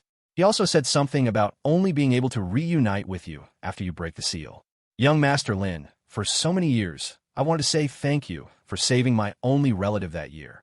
The nearby Butler Fu was completely lost, a look of confusion on his face. Lin Ran also understood. Who said this housekeeper Wang wasn't tight-lipped? She was extremely tight-lipped. She didn't talk about it, but she would remember his kindness and silently repay it from behind. Lin Ran remembered that every time Lynn Timba beat him, it was housekeeper Wang who secretly brought him medicine. If it weren't for her, Lin Ran would have thought he hadn't received a single shred of warmth in the Lin family. It was housekeeper Wang who let him experience warmth. She wasn't his relative, but there wasn't much of a difference. No need to thank me. Anjian already thanked me back then. It's a pity I couldn't. Forget it. Let's not talk about it. Perhaps everything is for the best. Yes, everything is for the best. Anjian's surgery was also a success. I'm very happy, housekeeper Wang said as she looked at Butler Fu beside her. Butler Fu was still confused. What are you two talking about? Are you hiding something from me? At this moment, Luo Yao, who had been focused on feeding Lin Ran, looked up. Ran, the child you saved that year was Wong Anjian. It wasn't strange that Luo Yao knew about this. Back then, Luo Yao had been secretly following Lin Ran, and Lin Ran had also called her to briefly mention a child's car accident. But Luo Yao wasn't interested in the child's ultimate fate, so she didn't ask further. It was only later, when Lin Ran lost his memory and rejected and distanced himself from her, that Luo Yao began to systematically monitor him. Lin Ran nodded. That was the first day I met Anjian. I never expected to save him by a twist of fate. Also, the words on the back of the photo I gave you were written by Anjian, but they are also what I wanted to say to you. Luo Yao glanced at housekeeper Wong, then at Butler Fu, feeling as if she had witnessed something called fate. And besides our Rand, there were still kind people in the world. That person could be housekeeper Wong, or it could be a child who sent his blessings for her and our Rand's love. Luo Yao stood up, walked over to Butler Fu, and gave him a deep look. You've worked hard all these years.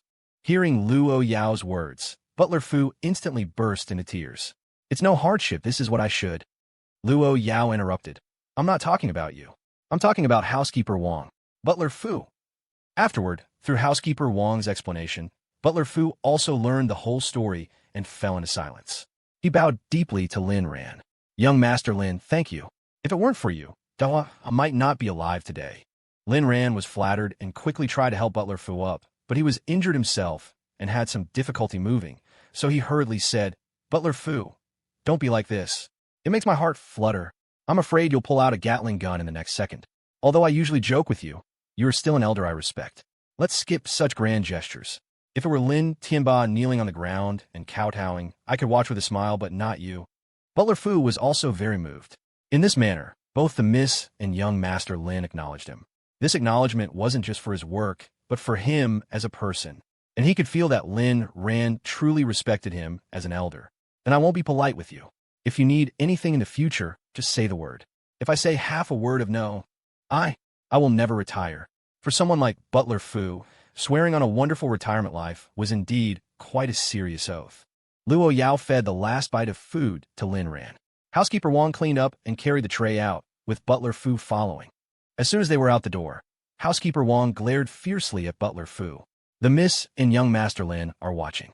Have you no shame? At your age. Housekeeper Wong was talking about the hand-holding earlier. Butler Fu immediately put himself in Lin Ran's shoes. How would Lin Ran respond to this question? Dawa, we've already missed so many years. From now on, I don't want to miss any opportunity to love you. Housekeeper Wong. That's so disgusting. I'm so touched. Butler Fu. How come when he said it, it became disgusting? Inside the room, Luo Yao stood up. Aran, you rest here for a bit. I'm going to take care of something, and I'll be right back. Okay, you go. I'll wait for you here. Luo Yao nodded and left the bedroom. When she reached the first floor, she saw that Butler Fu and Housekeeper Wong were each busy with their own tasks. Butler Fu was practicing Tai Chi, and Housekeeper Wong was wiping the windows. Their gazes would occasionally meet. Seeing Luo Yao come down, Butler Fu quickly stood up straight and asked, Miss, the Luo family members have all been dealt with. Only Luo Wuwang is left, locked in the basement. Butler Fu's meaning was simple. No matter what, Luo Wuwang was Luo Yao's biological second uncle. It wasn't appropriate for him to be the one to throw him into the alligator pond. Yes, I'll go alone. Luo Yao left the villa and headed to the secret room alone. The other members of the Luo family had already been dealt with. They were all crippled now, sent by Luo Yao to that mysterious training ground she had organized. Although that place wasn't as bloody and dark as the Luo family's former assessment in the primeval forest, it was definitely professional and brutal. It was also a place of survival of the fittest. Those who were eliminated could only become security guards at various branch companies in different cities, while those who remained would become Lin Ran's dedicated bodyguards. As for the Luo family members there, they wouldn't necessarily be able to just eat and do nothing, but they would certainly be waiting to die. Since we're a daily urban life channel, we won't waste ink on this to avoid the little black room. Soon, Luo Yao arrived at this blood-soaked room and saw Luo Wuwang sleeping in a cage, along with Bai Yaoyan, who had been beaten to a pulp by Luo Wuwang. Second uncle, you've finally fallen into my hands. Seeing Luo Yao arrive, before Luo Wuwang could answer, Bai Yaoyan quickly crawled to the edge of the cage, whimpering and begging for mercy. Her voice box had been thrown away somewhere, so she couldn't speak normally now, only able to make sounds endlessly. Luo Wuwang showed a disdainful smile. Stop your whimpering. That's Luo Yao. If begging for mercy worked, wouldn't those people from the Luo family have begged? Bai Yaoyan fell silent, no longer speaking, only shedding endless tears. She cried. She regretted. She knew she was finished. If she had drawn a clear line with Luo Wuwang earlier, she would at most be crippled like the other Luo family members now, not dead. By now, Bai Yaoyan also understood that the illusory position of matriarch was not important at all in the face of life and death. Luo Wuwang leaned against the edge of the cage, his eyes surprisingly calm. Luo Yao, I've never really understood why you had to do this to the Luo family. What's in it for you? Luo Wuwang knew his end would not be a good one, but being able to have a good chat with Luo Yao before he died was acceptable. At least he wouldn't die without understanding why. At this point, Luo Yao had already won, and she was willing to say a few words to Luo Wuwang. Delaying for a few minutes wouldn't make Ran angry, right? None of you competitors for the family head position will ever understand the pain that the guardians endure. To suffer so much just to serve the family head is inherently unfair. But these are not my reasons for slaughtering the Luo family. The reason I became like this is the karma you all created. Remember the day I first came back? I returned with a body full of scars accumulated over the years, wanting to leave the Luo family. You were the first to jump out and object. At that time, you used chilly water, thorns, electric shocks. Over the years, the number of people you Luo family men have tortured to death with these methods could probably form a platoon, right? Do you know why I didn't yield?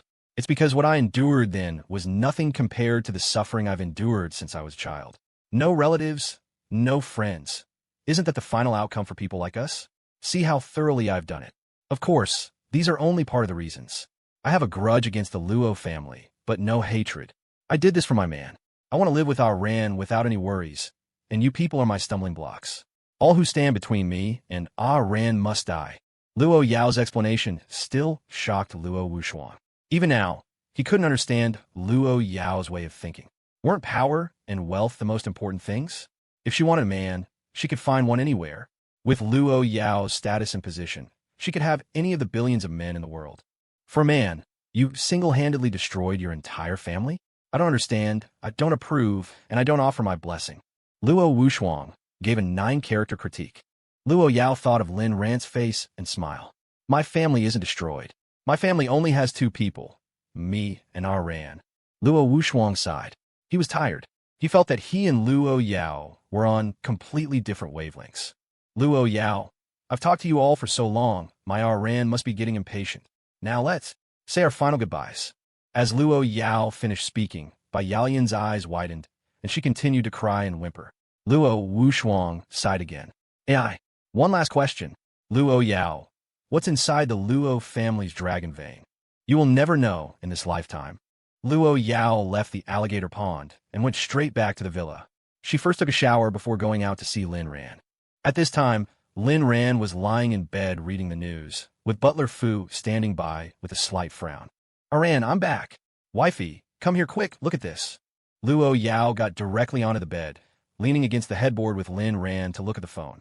A real-name report from an expert at the Huaxia Academy of Sciences had shot to the top of the trending list. Hu Shuavi, member of the Huaxia Academy of Sciences expert group everyone, I recently discovered something very shocking.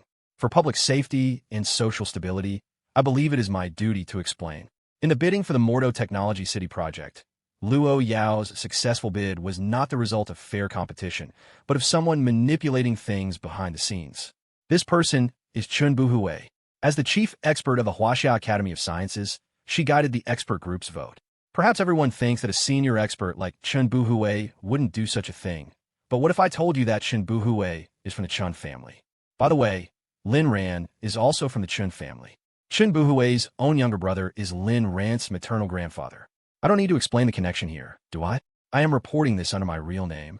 This news quickly shot up, but was deleted almost immediately. But what era is this? Unless you don't do it, there will always be traces if you do. If you were an ordinary person, it wouldn't matter, but for a public figure to issue such a statement, it would definitely be screenshotted. Countless netizens took screenshots immediately, tagging at Chun Buhoui, at Lin Ran, at Luo Yao, at L Group, at Huaxia Academy of Sciences official on Weibo, asking for an explanation. Lin Ran, Yao, what do you plan to do? Luo Yao glanced at Lin Ran. Ran, there's no need to rush about something like this. We don't need to worry, nor do we need to explain. The first thing we should consider is why such a report appeared. Is there any need to think about it? It must be someone from inside the Huaxia Academy of Sciences. I suspect it's Chun Buhoui, using a self-smear tactic to drag you down. She's muddying the waters, so when the mud gets on your pants, it's as good as crap, even if it isn't. Ran is right. Chun Buhoui is indeed suspicious. But is she really the mastermind? Is there another villain making things difficult for us? Luo Yao was silent for a moment. In their eyes, I might be the villain. You're not the villain. It's just that the world doesn't understand you. And even if you're the villain of the whole world, you're still my female lead. Butler Fu, standing to the side, thought to himself, hot damn, when it comes to sweet talk, you're the master, young Master Lin. The villain of the whole world. Our Ran's female lead? Luo Yao repeated the words Lin Ran had said, and suddenly her eyes curved into crescents. Lin Ran was captivated. It wasn't that he had never seen Luo Yao smile, but this was the first time he had seen such a brilliant and charming smile. It was as if the whole world was melting. It was no longer winter, but spring. Yao Yao, you're so beautiful. Ran, you're right. You're also my male master. Luo Yao stretched and then draped herself over Lin Ran like a sloth. Ran, don't worry. Even if the government is behind Chun Buhoui, we have the power to challenge them. Even if we fail, we can live for a lifetime on our cold, hard trillions. It'll just be a bit tough on our Ran, only being able to spend a few tens of millions a day. Lin Ran, that would be a truly tough life. But speaking of which, when you have a certain amount of money, it really just becomes a number. Yao Yao, you should know that even if we try our hardest to spend the money we have now, we can't finish it. Lin Ran imagined that even if he were bound to a prodigal system and had to spend tens of millions every day without leaving any assets, it would be an enormous challenge. Perhaps even Luo Yao couldn't do it. It seems our Ran is very satisfied with my years of hard work. Whether you work hard or not, I'm satisfied because you're my lover. Even if you were good for nothing, I would still love you the most. Lin Ran was definitely not lying. That was exactly what he thought. Even if Luo Yao were an ordinary person, Lin Ran was confident he could turn things around with his own efforts and take good care of her. The reason he chose not to work hard wasn't because he lacked ambition, but because there was no need. Luo Yao's wealth was enough to squander. Others who were reborn might rely on their foreknowledge to buy and earn, but Lin Ran didn't need to. His golden finger was Luo Yao. Even if Lin Ran won the entire World Cup prize pool, bought up all the famous stocks of the future, and cleaned out the lottery prize pools. Never mind, Lin Ran couldn't remember that. In short, no matter how hard Lin Ran worked to make money, he would never earn this much. What was the point of working so hard? Wholeheartedly loving Luo Yao and providing his wife with warmth and emotional value was the most important thing he should be doing. Luo Yao, Butler Fu, you may leave. Ran and I have something to discuss. Lin Ran quickly added a reminder, qi tonifying and yuan consolidating soup. Understood. The Miss and young Master Lin were back to their loving days, and the Miss seemed even happier, smiling much more often recently. Especially that smile, just now. It was simply the smile of an angel. Luo Yao paid no attention to Hu Shua's report, letting it ferment. Let the bullets fly for a while, so her people would have better grounds to negotiate. Luo Yao still remembered that Chun Buhoui had called Lin Ran an unfilial grandson. Soon, it was time to go back to work. As the world's #1 conglomerate, many of L Group's systems had not rested during the Spring Festival. The employees at the headquarters building worked on a rotating schedule, and even when Luo Yao was resting at home, she occasionally needed to work. But from now on, the new year was back in full swing. Early in the morning, Luo Yao looked at Lin Ran reluctantly. Ran, I'm going to the company. You have to be good at home, okay? Rest well, and don't go out picking up women. Lin Ran helplessly spread his hands. Look at me like this. How can I go out and pick up women? So you're saying that if you were healed, you would go out and pick up other women? Lin Ran showed a docile and doting smile. You are the only woman in my eyes. Only after getting a satisfactory emotional response did Luo Yao leave. Today was the first day back at work for L Group, and as the president, there was some work that required her presence. Before she even reached the company, Luo Yao's heart had already returned to the manor. She wanted to be able to see Lin Ran at any time, every moment. It seemed she really should consider retiring. She wanted to spend the rest of her life with Lin Ran. For the next few chapters, our focus will be on Luo Yao. At the entrance to the L Group building, after Luo Yao got out of the car, the driver drove to the parking lot. She walked into the lobby. The moment she entered, it was as if a mute button had been pressed. Everyone on the first floor who had come to work did not make a sound. They already knew that L Group had been reported by name and were afraid that Luo Yao would take her anger out on them. Luo Yao entered the elevator and went to the 88th floor. As soon as she got out, she saw Lu Meng. President Luo. Lu Meng had just returned yesterday. She hadn't rested at all during the entire New Year holiday and had been working overtime. Come to my office. Lu Meng came to Luo Yao's office and reported on the situation in Mordo. The work in Mordo had now been handed over to Chi Chengwei. Her ability is indeed strong, and from my observation, there are no problems. As long as there are no issues on Samsung's side, she can handle the rest of the work. Well done. You've worked hard. Lu Ming was stunned, finding it somewhat incredible. Luo Yao was actually praising her. President Luo, I wanted to ask, if the government takes back the Technology City project, what will we do? Luo Yao raised an eyebrow. You're too fixated on this project. Does our L group lack this one project? Lu Ming was silent. In her understanding, they did. Although Technology City was just one project, the value it could create was not insignificant. It was a key project that could solidify L Group's position as the world's #1 chaebol. They had prepared so much for it. If the project failed, all their efforts would be in vain. However, since President Luo now said they didn't need this project, then they must not need it. Then do we need to deal with that real name report? For example, by having Su Kai return to the capital to file a lawsuit. Luo Yao didn't hesitate at all. No need. And there's no need to manage the public opinion online. Just let the news firm it. Lu Ming carefully considered Luo Yao's words, and slowly her eyes began to light up. She seemed to understand Luo Yao's idea. Understand. So that's how it is. This can be our reason to negotiate terms. Luo Yao rarely showed a look of appreciation.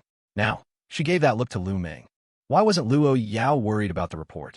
Because she knew that no matter what, the Technology City project could only be hers in the end. It was simple. Cooperating with her meant only one partner, which was easier to manage. Apart from L Group, no company in the country could take on this project alone. If they wanted to, a business alliance would be necessary. In that case, the government would be in a very passive position. Technology City was not just a commercial project. It was a landmark commercial project that crossed an era. L Group's technological strength was also beyond doubt.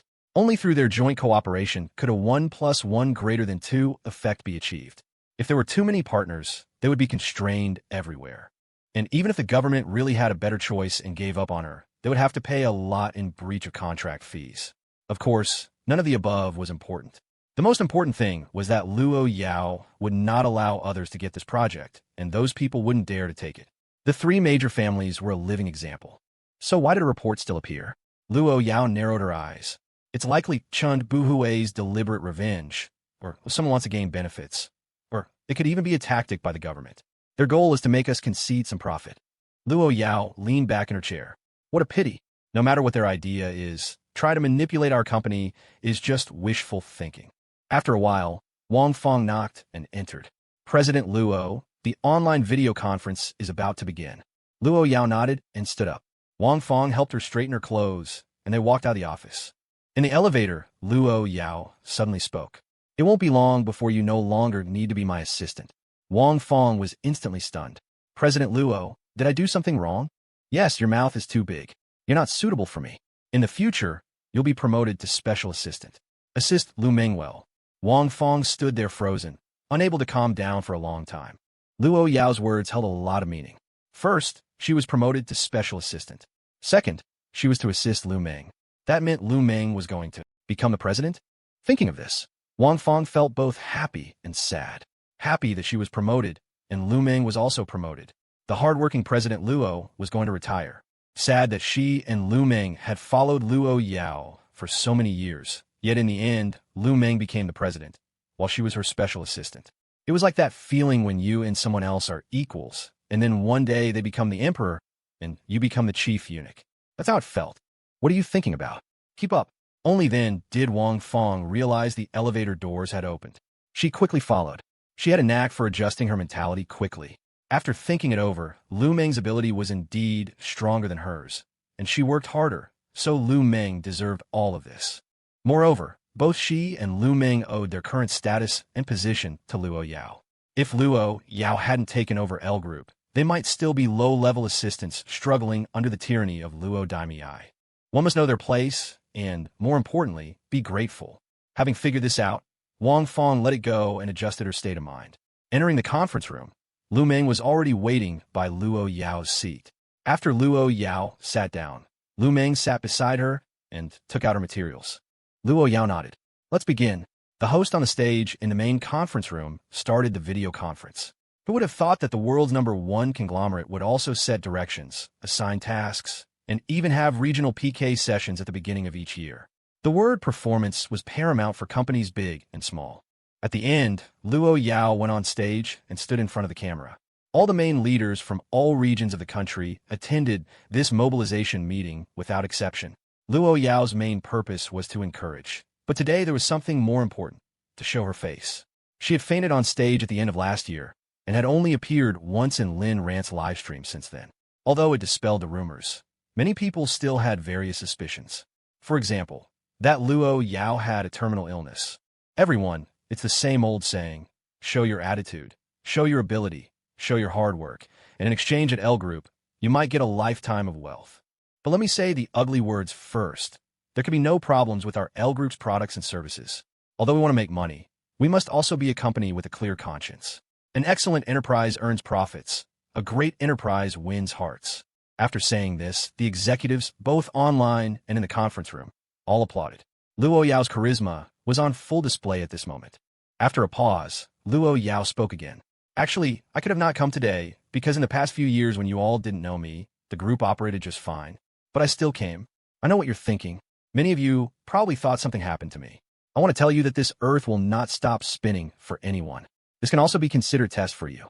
In the future, no matter what sudden situation you face, even if something really happens to me, what needs to run will not stop. This is our L Group. The only thing that can stop L Group from operating is our RAN. As long as our RAN is here, L Group will be here. If our RAN is gone, then this world no longer needs to exist. Meeting adjourned. Luo Yao domineeringly dropped the microphone on the lectern, then walked off the stage, leaving everyone, both online and offline, in a state of shock. Even after Luo Yao left the conference room, no one else had reacted. What did President Luo just say? She seemed to say that as long as the boss's husband is here, L Group will be here, and if something happens to the boss's husband, she will blow up the world. Is that what she said? No. What President Luo meant is that the boss's husband is her world. You've all misunderstood. What President Luo meant is that we must protect the boss's husband, or we will die. Is it possible that President Luo simply wanted to feed us a mouthful of dog food? What heavenly law did I break? Being force-fed dog food on the first day of work. It wasn't just the people at the scene who thought this. Many people online were also completely slain. They just wanted to ask, how can I find such a loving Chable wife? In Mordo, Chi Chunwei raised an eyebrow. She could understand Luo Yao very well. President Luo seems to be even more possessive than I am. At this time, her assistant asked, then do we need to pass on President Luo's words verbatim? Chi Chunwei, of course. President Luo's thoughts must be conveyed to every staff member's heart, so that everyone can be clear about this year's work direction and goals. The assistant nodded. Across the country, it wasn't just one or two branch companies that did this. And so, a series of trending topics once again dominated the charts, directly suppressing the heat of Hu Shua's report.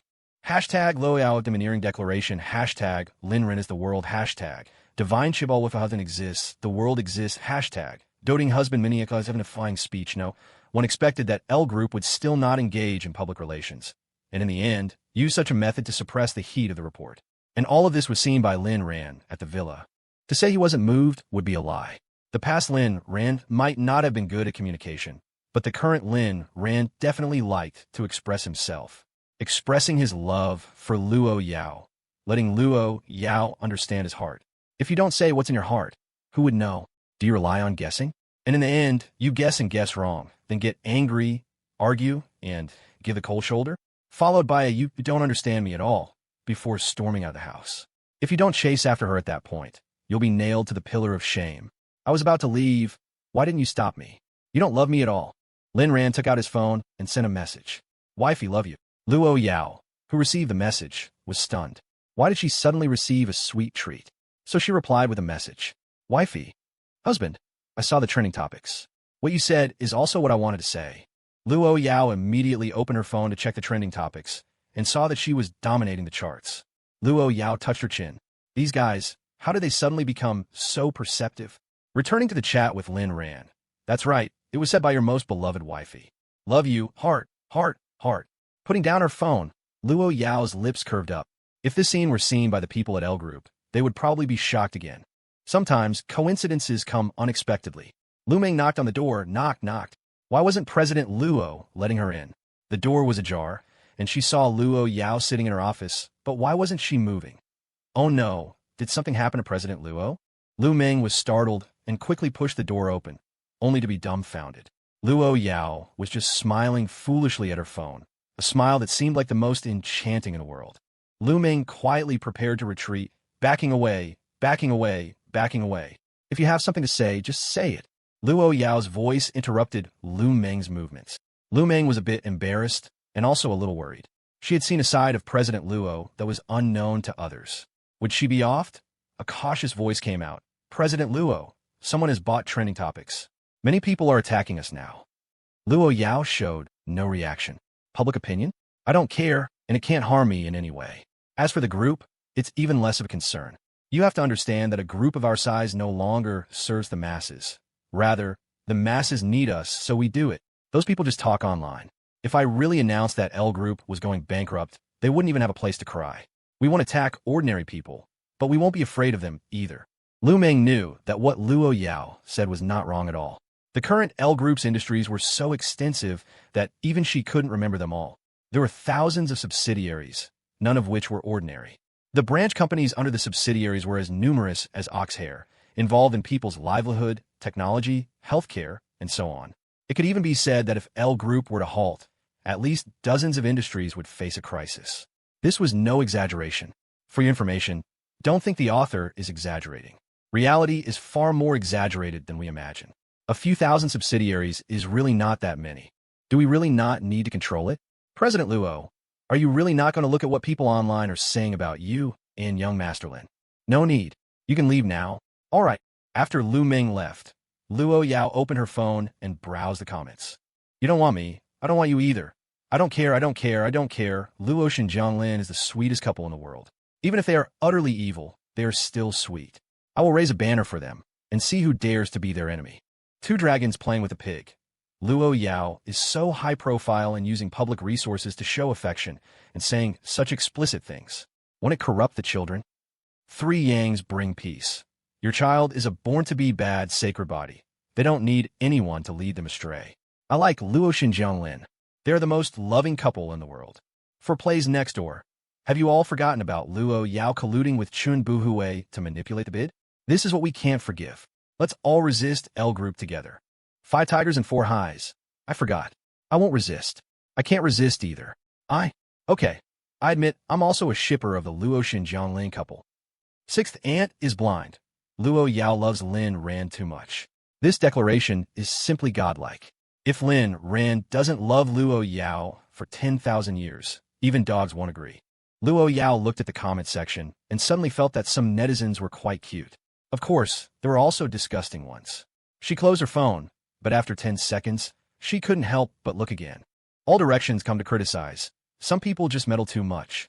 What does their show of affection have to do with you? Oh, I know, you're just jealous. It's like when Wesley wears a wedding dress to marry Wolfie. Patty gets angry, but what does that have to do with us, Sparky? The ones who get angry are all Patty. The ones who eat the sweets are Sparky. It's pretty good to be a good-for-nothing. Perfect 10th junior sister. Actually, up to now, it's just some rumors. There hasn't even been an investigation. What are you all arguing about here? I really don't get it. This time, Luo Yao really closed her phone.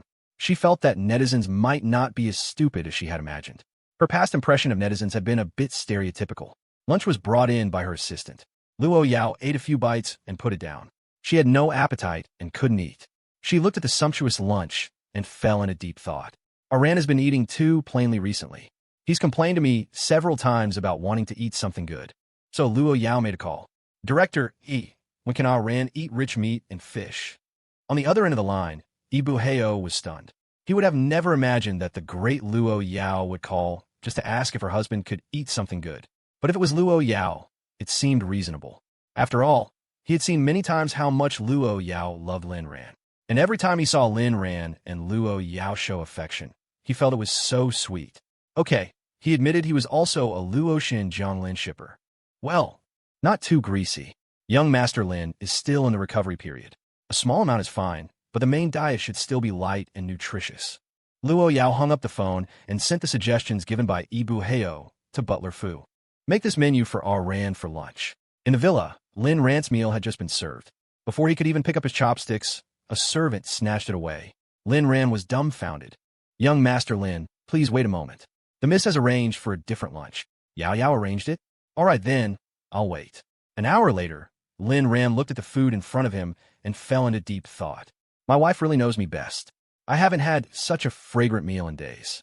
Lin Ran had just taken 2 bites when he suddenly froze, and then he lost his appetite. He wasn't by Luo Yao's side. That girl must not be eating properly again. It was a pity he was injured and couldn't be by Luo Yao's side. I'm full. Take it away. Housekeeper Wong thought Lin Ran didn't like it. Wasn't it good? Lin Ran shook his head. No appetite. Give it to someone else. Lin Ran didn't want to waste such good ingredients and gave the instruction. Housekeeper Wong didn't know what was wrong with Lin Ran and could only take the food away. Butler Fu was outside and was confused when he saw Housekeeper Wong bringing the food out so quickly. What? Young Master Lin didn't like it? Should we have the chef make something else? Housekeeper Wong. I feel like young Master Lin just doesn't have an appetite. And I have a guess. I don't know if it's right. What guess? Young Master Lin is missing the miss. I heard the miss has an eating disorder. Young Master Lin must have lost his appetite thinking that the miss might not be eating properly at the company by herself. Butler Fu frowned. That's a bit of a stretch. You're overthinking it. I hope I am overthinking it. After Housekeeper Wong left, Butler Fu thought for a moment and sent a message to Luo Yao. Young Master Lin has no appetite because he is worried that Miss, you're not eating properly. In the L Group office, when Luo Yao saw this message, her heart instantly filled with happiness. She knew it was wrong to be happy that Lin Ran wasn't eating, but she couldn't help it. What did this prove? It proved that Ran cared about her. She immediately made a call. Ran, Yao Yao, I miss you so much. Did you eat well for lunch? Luo Yao nodded, even though Lin Ran couldn't see. I did. I ate a lot. You have to eat well too, you know. Okay. After chatting for a while more, they hung up. Lin Ran called out, Housekeeper Wong, bring the food back to me. Housekeeper Wong.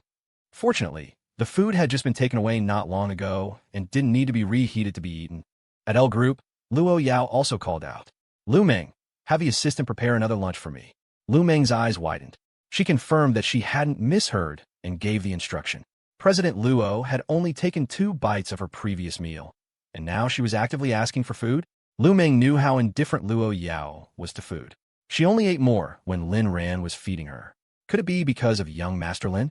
After lunch, Luo Yao continued to hold meetings with senior executives, while Lu Meng left L Group.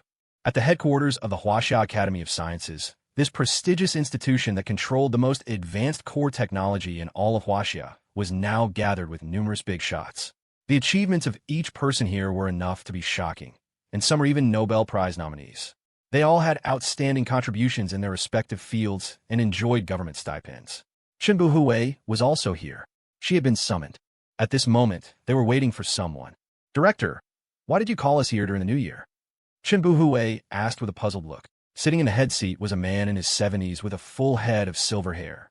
He was dressed plainly, and on the outside, you couldn't tell he had any special status, but he was actually the current director of the Huaxia Academy of Sciences, Wei Junjia. Little Chun, I called you here for something important. You will be transferred back to work in the capital soon. Chun Buhoui was greatly shocked.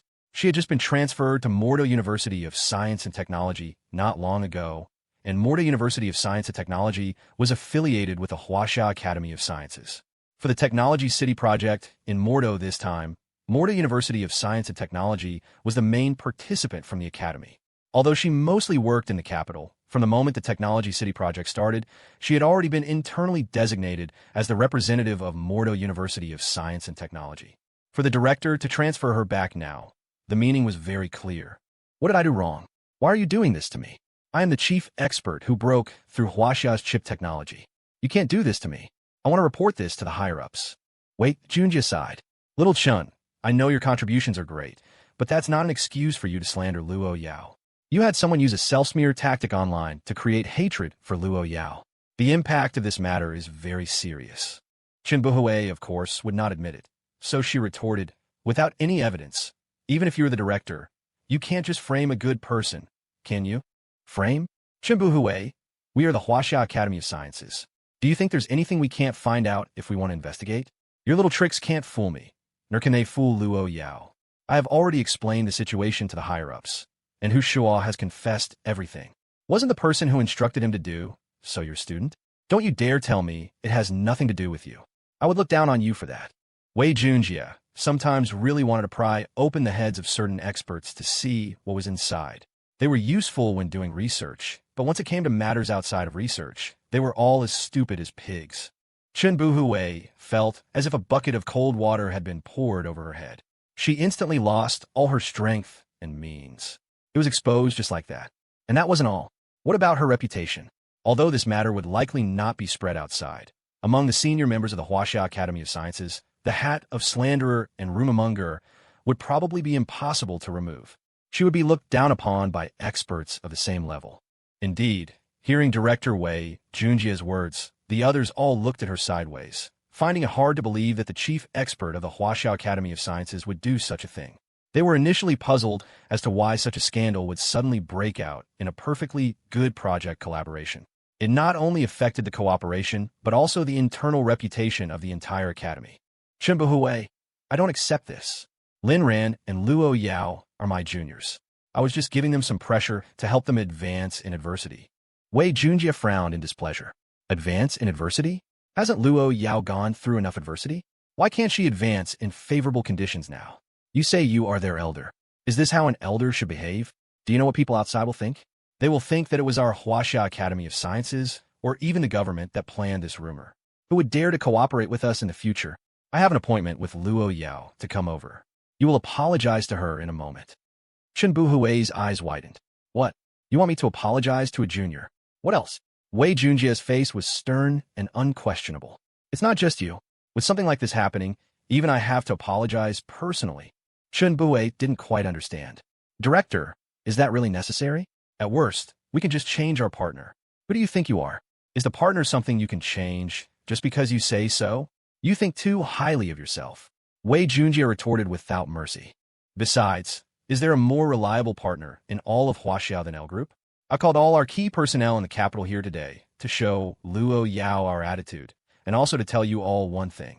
Luo Yao is not just our partner. She is also the biggest sponsor of our Huaxia Academy of Sciences.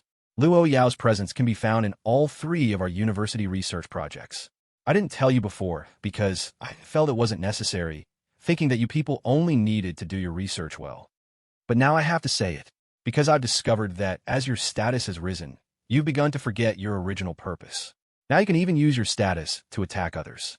Without our financial support, no matter how capable you are, you wouldn't be able to realize your potential. Remember, don't think too highly of yourselves. Chun Buhoui was getting anxious. Making her apologize to Luo Yao was worse than killing her. I don't accept it. I am Luo Yao's elder.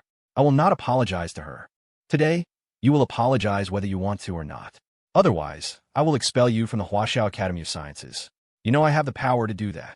As Wei Junjia said this, his entire demeanor changed. He was usually gentle and amiable, but when he was truly angry, he was a terrifying presence in the academy. Just then, someone came in to report. Director, President Luo's car has arrived. Wei Junjia immediately stood up. Let's go. We'll go and welcome her together. He led the way out of the room, and the others followed behind, not a single one saying a word. These people were usually not very talkative and only knew how to do research. Suddenly having to meet a Chable tycoon made them all a bit nervous. Of course, there were 2 who were not introverted, Chun Buhoui and Wei Junjia. When they got downstairs, they happened to see Luo Yao's motorcade. To their surprise, Luo Yao hadn't come at all. The one who got out of the car was Lu Meng. Assistant Lu, where is President Luo?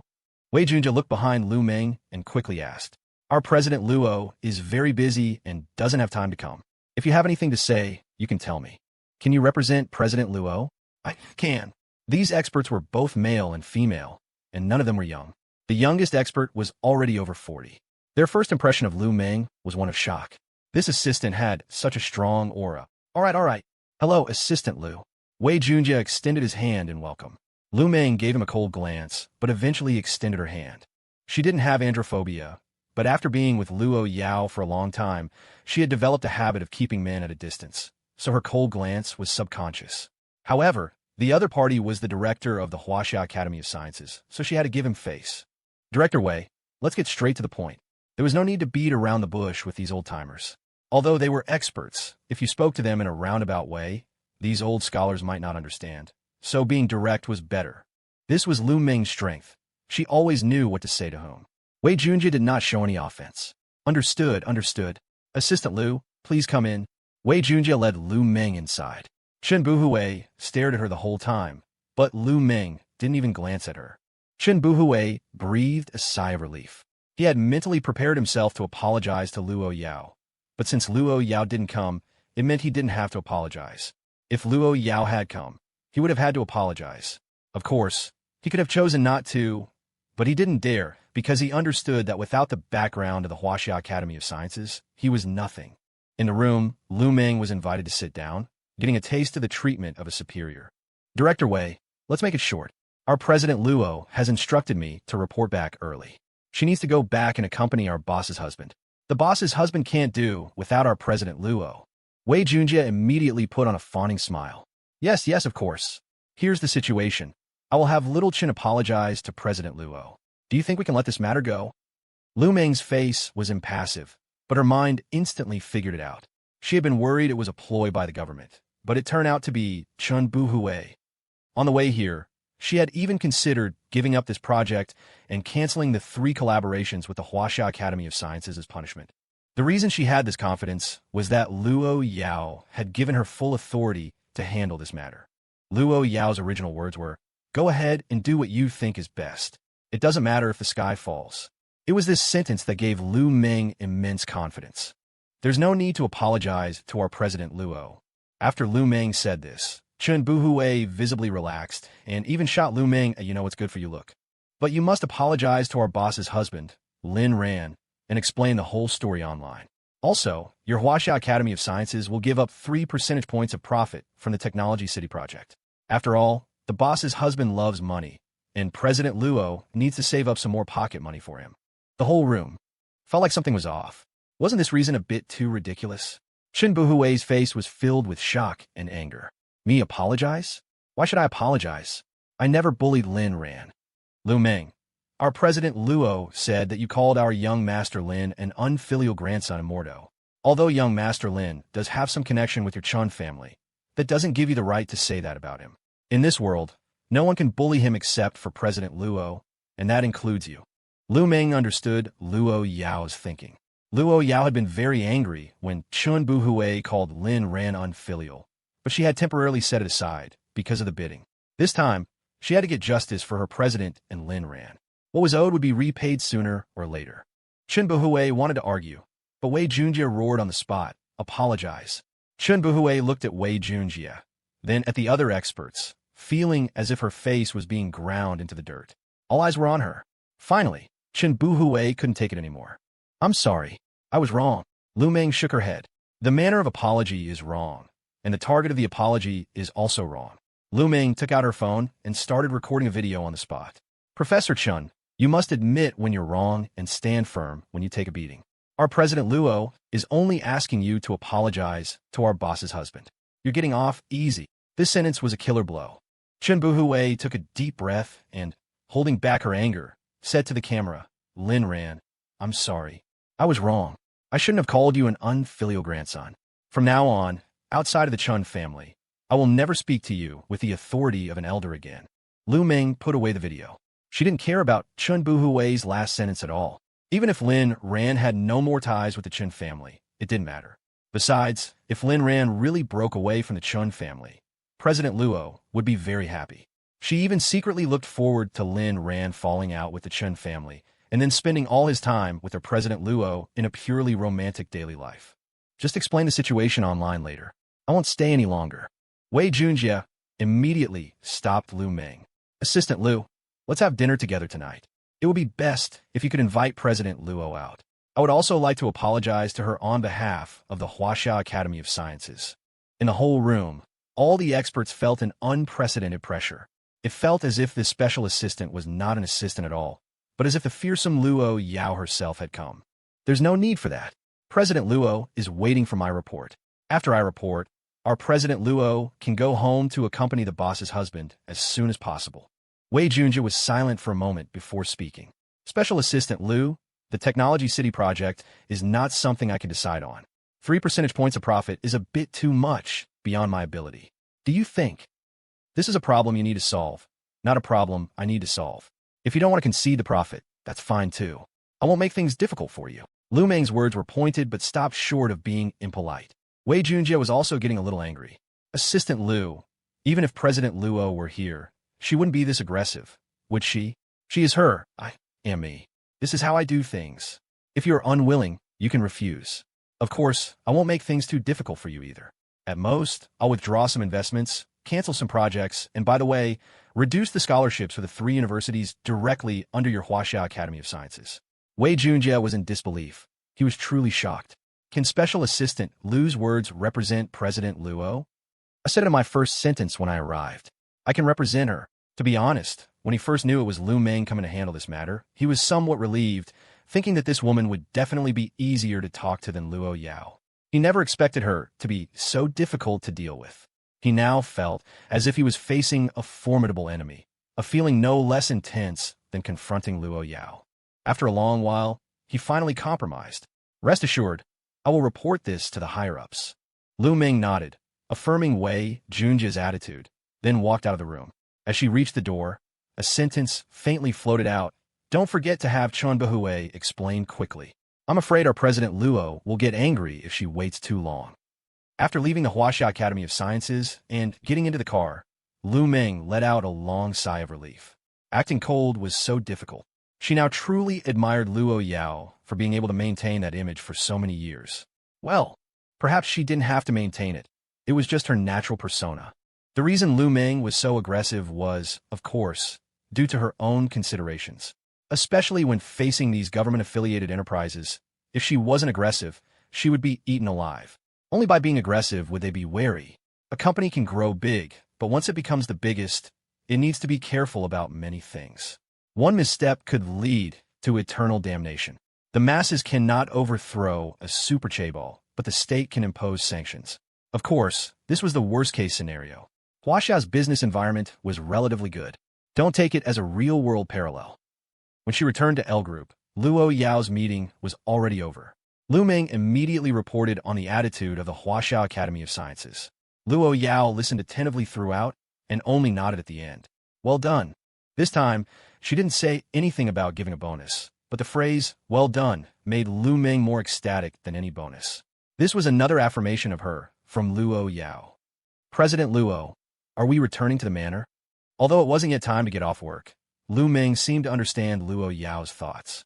As expected, Luo Yao nodded and left L Group with Lu Meng. As the car drove, Lu Meng fell into a brief contemplation. This kind of early departure would have been absolutely impossible in the past. Since when did President Luo become so family-oriented? It seemed to have started right after young Master Lin began to treat President Luo well. In the car, the dozing Luo Yao suddenly spoke, interrupting Lu Meng's thoughts. Lu Meng, you did well on this matter. Follow up on the Huaxia Academy of Sciences side of things. Also, I want to rest for a while to spend time with Ran. During this time, you can manage the group on my behalf. Lu Meng, you've only been at work for 1 day, and you're going on break again? Are you still the president? Understood. Although she was complaining inwardly, her mouth was always submissive. She had no right to refuse. But, was this really her President Luo? Did Lin Ran save the galaxy in his past life? To get such a good President Luo, it almost made her want to fall in love. Of course, Lu Meng would not say these words out loud. Soon, Chun Buhoui's explanation, though late, arrived. One explanation, and the entire internet was in an uproar. Money is hard to earn, crap is hard to eat, being a stray dog is pretty good. So this was all self-directed by Chun Buhoui? She was willing to smear herself just to drag L Group down? Ha! Ha! Ha ha ha ha ha. What is real anymore? Big warm dad in the kindergarten parent group. I have inside information. During the Mordo bidding, Chun Buhoui and the Lin Ran couple had a conflict. And someone revealed that Chun Buhoui had manipulated things behind the scenes to prevent L Group from getting the project. The person who revealed this was arranged by Chun Yinshi. He couldn't stand Chun Buhoui's passive-aggressive remarks, which seemed to be secretly tying the Chun family to her personal actions. Just eat Liliumi when you're bored. So we were all deceived. Aren't they relatives? Why would Chun Buhoui do this? Isn't she a tech giant? How could someone I respected so much do something like this? Chunqing Tian v. Achievements don't represent character. Who doesn't have a few disgusting relatives in their family? Huh. Holy crap, an officially certified big star. So even the Chun family doesn't like Chun Buhoui. It feels like Chun Buhoui's image has collapsed. The online public opinion took a turn. Chun Buhoui's lofty image had already started to tarnish when Hu Shuo revealed her collaboration with L Group. Now that it had reversed her backstabbing Luo Yao, her image began to collapse even more. Coupled with Chunqing Tian's assist, it could be said that it completely opened up the netizens' imagination. At the Chun family villa, Chunqing Tian and his father high-fived in celebration. Yeah, Dad, you're so cool, daring to expose anything. If Grandpa found out, wouldn't he break your dog legs? Chen Yinshi glanced at Chunqing Tian. Your grandpa is old now. He can't beat me. But I'm preparing to break your dog legs. And so, the screams of the big star echoed through the Chun family home. Stop hitting me. My injury hasn't healed yet. You're injured? Chen Yinshi looked puzzled. Chunqing Tian rolled up his loose pant leg. He had fallen a few days ago while drunk and had a few stitches. Chen Yinshi fell into deep thought. You went out drinking by yourself? Chunqing Tian seemed to remember something unpleasant and instantly became like a frostbitten eggplant, saying no more. Chen Yinshi sighed. Is it because of Xia? Chunqing Tian's eyes widened, looking at Chen Yinshi in disbelief. Sometimes you should learn from your cousin. Little Ran is a child who dares to love and hate. And you, even if you've already let it go, you should go and make things clear. I've heard that kid has become like a different person these past 3 years. And I believe in his character. Of course, belief isn't the same as truth. Some things you still need to find out for yourself. Dad, how? How do you know all this? Chunqing Tian was truly shocked. This was her deepest secret, something she hadn't even told her mother. Because you're my daughter, Dad has looked into your experiences. Although what I know might not be complete, I still know a little. If you're tired, you can always come back to Dad. Besides hitting you, I'll also cook you a good meal and give you a warm hug. I love you just as much as your mother does. Chunqing Tian's eyes reddened. It turned out that her usually reticent father loved her so much. Dad, I'm sorry. I'm usually so thoughtless. Please bear with me when I do things wrong. Chen Yinshi fondly patted Chunqing Tian's head. I will bear with you, but I won't forget the time you call me a dog. Oh, whoa. At the Manor Villa, Lin Ran was all smiles as he watched the online public opinion turn for the better. During the day, he had used all his resources, with Nuanyo Media as the intermediary, to continuously clear his wife's name on the public forums. He even had all his company's streamers attack those who spread rumors. But the effect wasn't particularly good. As the saying goes, it takes but a moment to start a rumor, but a lifetime to debunk one. He hated it when people slandered his wife. They could say what they wanted about him, but not about his wife. He was injured right now. Otherwise, he would have personally gone head-to-head with the Academy of Sciences. But Lin Ran hadn't expected that in the afternoon, the Academy of Sciences would suddenly issue 3 consecutive statements condemning the rumor-mongering. Chun Buhoui had even issued a public apology in his own name. Lin Ran knew that Luo Yao must have made a move. He sighed, thinking he was indeed only fit to be a good-for-nothing. If the Nuanyo group had encountered something like this, he wasn't sure if he could have cleared their name without Luo Yao's help. Therefore, the difference in level between him and his wife was too great, so great that Lin Ran was feeling less and less motivated to work hard. Being his wife's little bed slave was pretty good. There was food, drink, and money to spend. His wife was a feast for the eyes and loved him to death. With a life like this, what more could one ask for? Ran, I'm back. Hearing Luo Yao's voice, Lin Ran reflexively wanted to hug her, but the moment he moved, his whole body ached. Lin Ran silently cursed Xiao He in his heart. Didn't it promise a painless awakening? Why didn't it keep its word? Luo Yao came to the bed and threw herself onto Lin Ran, though she deliberately avoided his chest. Ran, were you a good boy today? Lin Ran flashed a brilliant smile. Of course. Besides thinking of you, all I did was eat and sleep. Wouldn't you say I was good? Luo Yao's fingertip traced Lin Ran's cheek. Ran's skin is so nice. Even your pores are sparkling. Lin Ran. That's because I wanted to see you in my best state. I always bathe and change before you come back. Lin Ran wasn't lying. Because of his condition, the doctor had advised against bathing, but he couldn't stand it. Although Luo Yao usually gave him a sponge bath, how could that compare to a full shower? So he had just taken a shower in the bathroom himself. And since his fingers had been broken by Luo Yao, on top of the wound on his chest, it was very inconvenient for him to move. So, taking that shower had not been easy. Hearing that Lin Ran had taken a shower, Luo Yao was taken aback. She had been the one personally wiping his body down these past few days, especially after every workout. She even cleaned little Lin Ran spotless. Could it be that our Ran was disgusted with her? At this thought, Luo Yao looked aggrieved. Does our Ran not like me helping you? Lin Ran was also stunned for a moment, then immediately understood why Luo Yao was upset.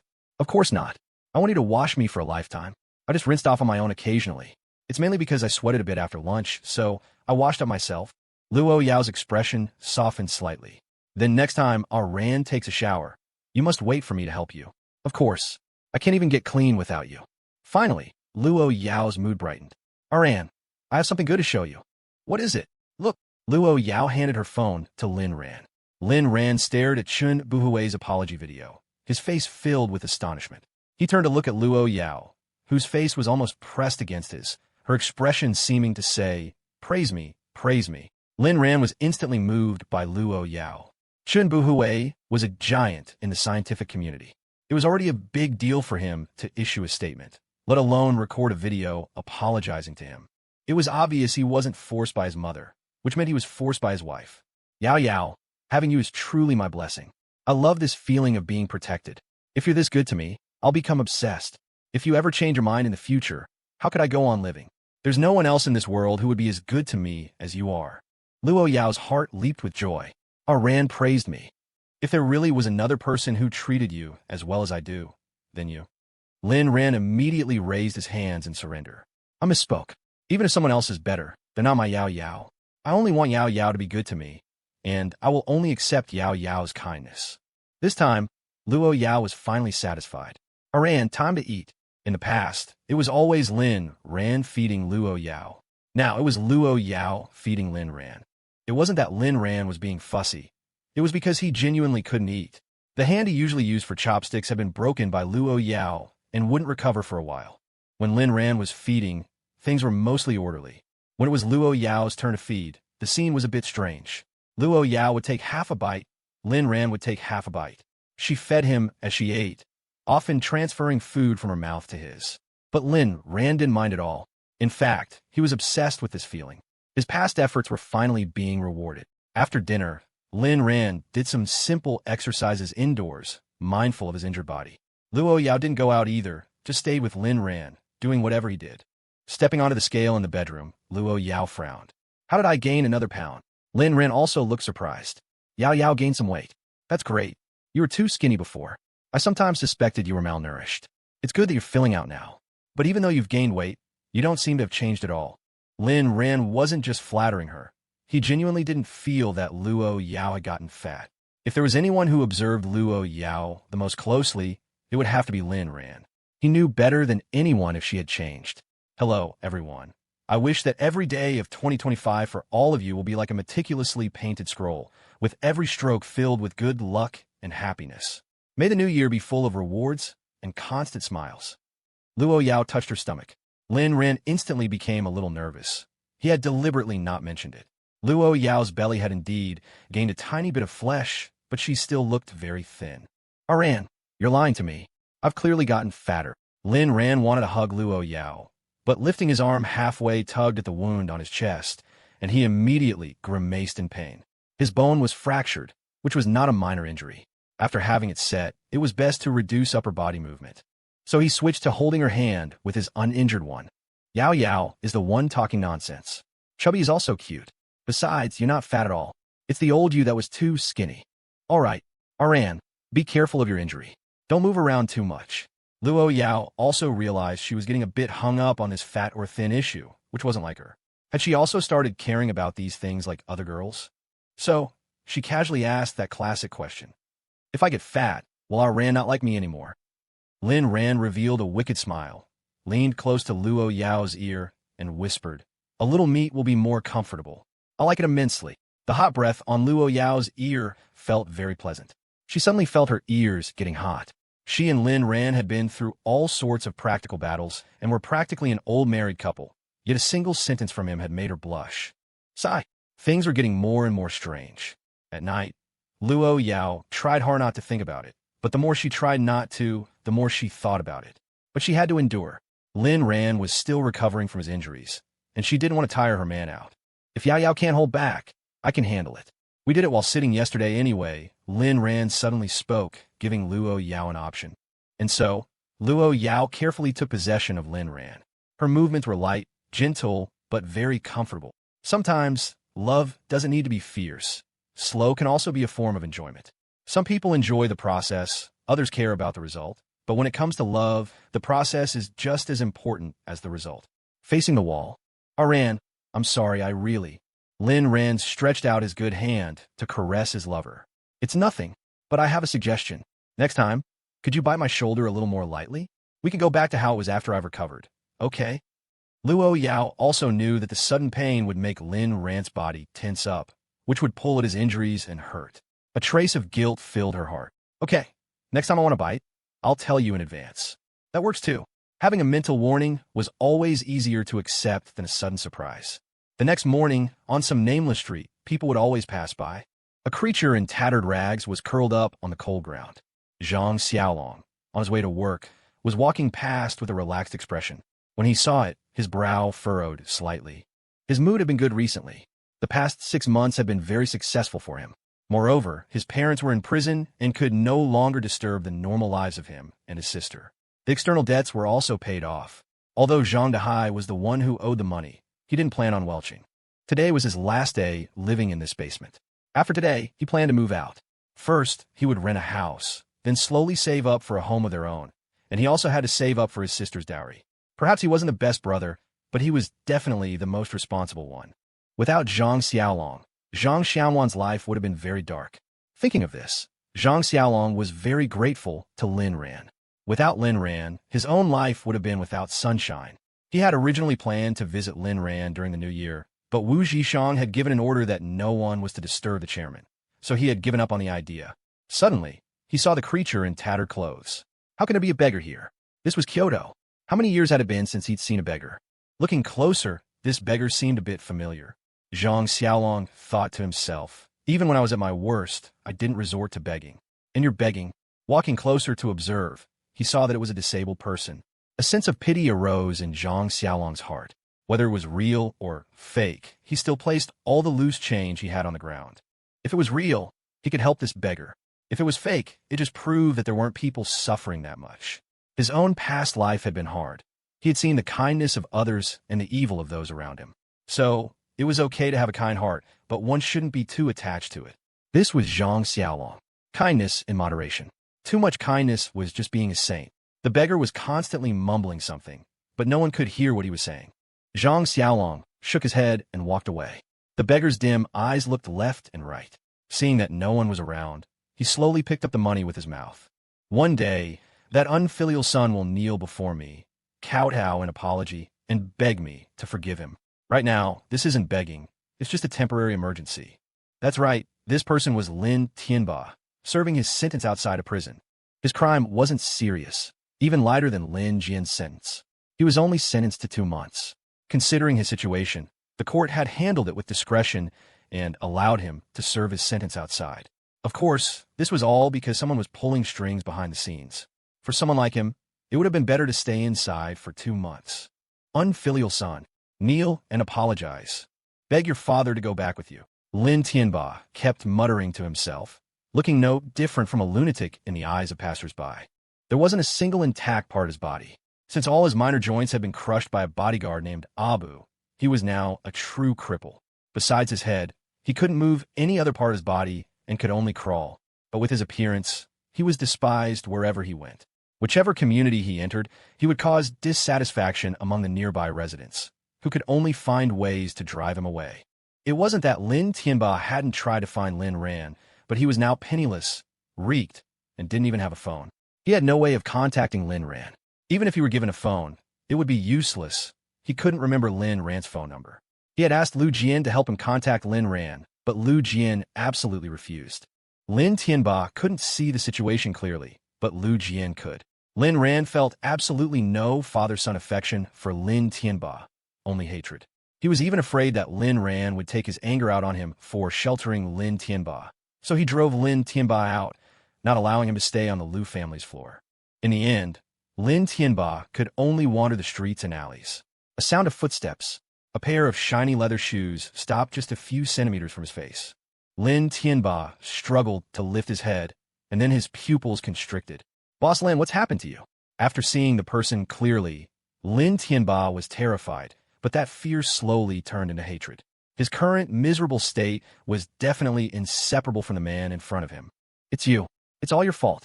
If it weren't for you, my family wouldn't have been destroyed. Give me back my family. Give me back my money. Brother Dao covered his mouth and frowned because of the foul smell coming from Lynn Timba. I don't like hearing that. I've never forced you to do anything. This was all your own choice. If you dare to spout nonsense again, I might really have to force you to do something. Lynn Timba froze. He really couldn't refute Brother Dao's words. He was the one who borrowed the money, and Lu Yao was the one who did the gambling. What are you here for? Lin Timba didn't dare to argue with Brother Dao anymore, afraid of being knifed by him. Your wife owes me tens of millions. Now that she's in prison, you'll have to pay the rest. It just so happens I can give you some leftovers to eat. Lin Tianba's eyes widened. How can I pay you back? Look at the state I'm in, and you still want to exploit me? Is there no law?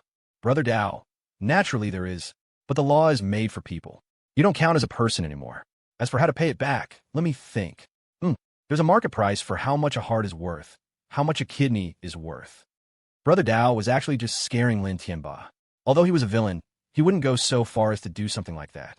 And compared to selling Lin Timba, he preferred to torture this guy, because it was this guy who made young Master Lin suffer for so many years. Young Master Lin was the boss's man.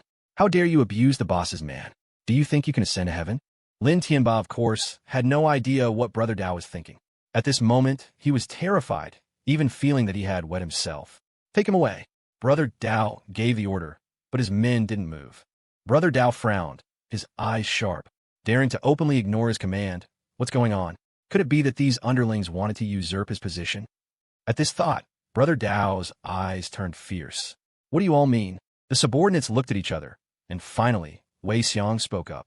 Brother Dao, this Lin Timba stinks too much. The brothers aren't germaphobes, but we need some time to process this. Brother Dao was taken aback, not expecting this to be the reason. Are you stupid? If he's dirty, just wash him. Go buy a bucket of water, rinse him off right here, then stuff him in a woven bag and throw him in the trunk. Xiang's face lit up instantly. As expected of Brother Dao, your mind is so sharp. And so, in the freezing season, Xiang thoughtfully gave Lin Timba a cold water bath, then bagged him up and took him away. In the manner, Lin Ran was sleeping soundly when the vibration of his phone gradually brought him back to consciousness.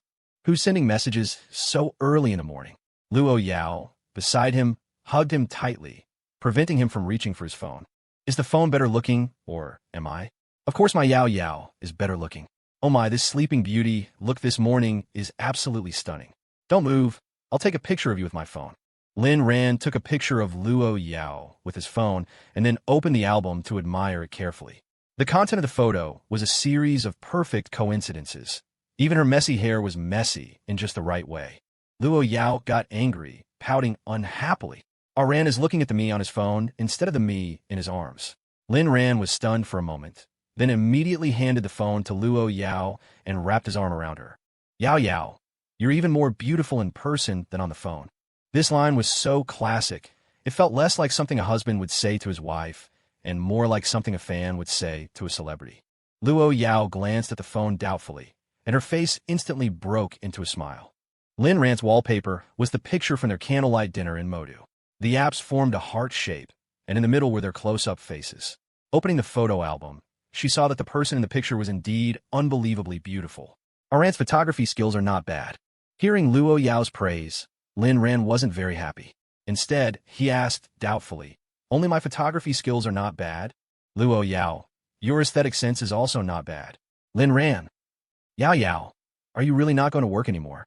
It's not that I'm not going to work, it's just that I won't go if it's not something major. I'll slowly hand over all the work to Lu Meng. But don't worry, Ran, even if I don't work, the money will keep rolling in. I can afford to support you. Lin Ran felt a bit helpless. He thought he had to explain this to Luo Yao. Yao Yao, love isn't measured by money. As long as there's enough money to spend, it's fine. But for us, it's not a necessity. Luo Yao naturally understood this principle. But she just wanted to give the best to Lin Ran. Ran, money isn't important to me, and it isn't important to you. But it's very important for me to support you. Loving you means giving you the best. Money can buy everything in this world except for me. But I only want you. The whole world put together isn't as important as my Yao Yao. This sentence made Luo Yao's heart tremble. She loved this kind of Lin Ran so much. His heart and eyes were filled with only her. What our Ran says is right, but I still have to give you the best. Lin Ran caressed Luo Yao's cheek. All right, you're the wife, you're right. Who can blame me for loving you the most? Luo Yao thought for a moment and held out her palm. Lin Ran was stunned. He slowly rested his chin on it. Luo Yao's other hand caressed Lin Ran's head. That's a good boy. The two played around for a while before Lin Ran suddenly remembered why he had picked up his phone. Right? Who sent me a message just now? Luo Yao dangled Lin Ran's phone. Then I'm going to look. Go ahead. Your Ran has no secrets. Luo Yao naturally knew that Lin Ran's phone held no secrets because she could monitor its contents in real time. She knew everything, including Lin Ran's chat history, bills, where he had been, and so on. But she still put on a show of checking it first before placing the phone in front of Lin Ran. Wei Xiang, young Master Lin, Brother Dao invited Lynn Timba over this morning. How do you think we should handle him? Lin Ran thought for a moment and had Luo Yao type a reply for him. Lin Ran, as long as he doesn't die, it's fine. Make his life as miserable as possible. I'll personally go visit him when I have time. Wei Xiang, he keeps yelling for us to contact you, saying he wants you to. Lin Ran, get on my knees, kowtow, apologize, and give him money. Wei Xiang, you really do know him. Lin Ran, got it. Give him something good to eat. After sending this message, Lin Ran didn't bother with the matter anymore. As long as Lin Timba didn't die, it was fine. Lin Ran wanted him to suffer while he was alive. Unless he killed himself. But for a cripple like him, suicide might be a luxury. Whether he could kill himself depended on how hard he tried. But Lin Ran knew Lin Timba. He knew Lin Timba would definitely not kill himself because he was still fantasizing that one day he would come and rescue him. See how important hope is. Lin Ran was currently injured. At most, he could get out of bed and walk around a bit. Going out was definitely not an option, because Luo Yao wouldn't agree. Ran, when your injury is a little better, I'll let you go, okay? Of course, I must obey my wife's words. Don't worry, I won't go out for a while. I'll just recuperate here at the manor. Good. Then let's get up and eat. Where's the most comfortable place in the morning? It's the still warm bed, the place that has made countless people late. Lin Ran didn't want to get out of bed at all, nor did he want Luo Yao to get up. He felt it was quite nice for the two of them to just lie in bed, talking about love. Wifey, let's laze around a little longer. Lin Ran grabbed Luo Yao's hand and rubbed it against his face. Ran, you need to eat on time. After we eat, I'll lie down with you again, okay? Lin Ran nodded. Okay, I want Wifey to help me get dressed. Luo Yao was naturally willing to do such a thing. As she dressed him, she recalled the time she helped Lin Ran dress up. The Lin Ran of that time was so versatile, and she was crazy about it. Dressed, they walked out of the bedroom. Starting today, Lin Ran would no longer eat in bed. Although his injuries were not light, he wasn't so incapacitated that he couldn't even get out of bed to eat. It was mainly because Luo Yao's care was too good, too meticulous, that she hadn't let him get out of bed to eat by himself. Starting today, Luo Yao would be by Lin Ran's side at all times, thus breaking this rule. Luo Yao helped Lin Ran to the dining room, where the chef had prepared a meal that was very beneficial for his injuries based on his physical condition. Luo Yao fed him personally. It was at this time that Butler Fu came to report. Just because Lin Ran didn't go out didn't mean others wouldn't come. Miss, young Master Lin, Miss Chunqing Tian is here. Shall I let her in? Luo Yao frowned. She had even put her work aside to accompany Lin Ran, and on the very first day of her break, someone had come to disturb them. Lin Ran also frowned. Not many people knew about his injury, including Chunqing Tian. If Chunqing Tian saw him, wouldn't that mean the Chun family would know? And wouldn't that mean the whole world would know? Well, that's not entirely true. This cousin of his could be quite tight-lipped at times. Besides, she was already here. Could they really turn her away? Luo Yao looked at Lin Ran. Lin Ran looked at Butler Fu, and Butler Fu looked at the air. So, should I ask her to go? Or come in? Butler Fu asked tentatively. Lin Ran spoke. Let her in. Chunqing Tian drove her own car from the manor gate to Villa No. 1, marveling at how big the place was as she drove. She was no stranger to Dantian Manor. She had filmed a short drama here before and had also spent New Year's here. Even so, she couldn't help but sigh in amazement every time she came. Walking into the villa, she handed the gift she brought to Butler Fu. Happy New Year, Butler Fu. This is for you, Butler Fu.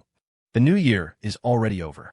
Chunqing Tian followed Butler Fu to the dining room. You're having breakfast? Perfect. I haven't eaten either.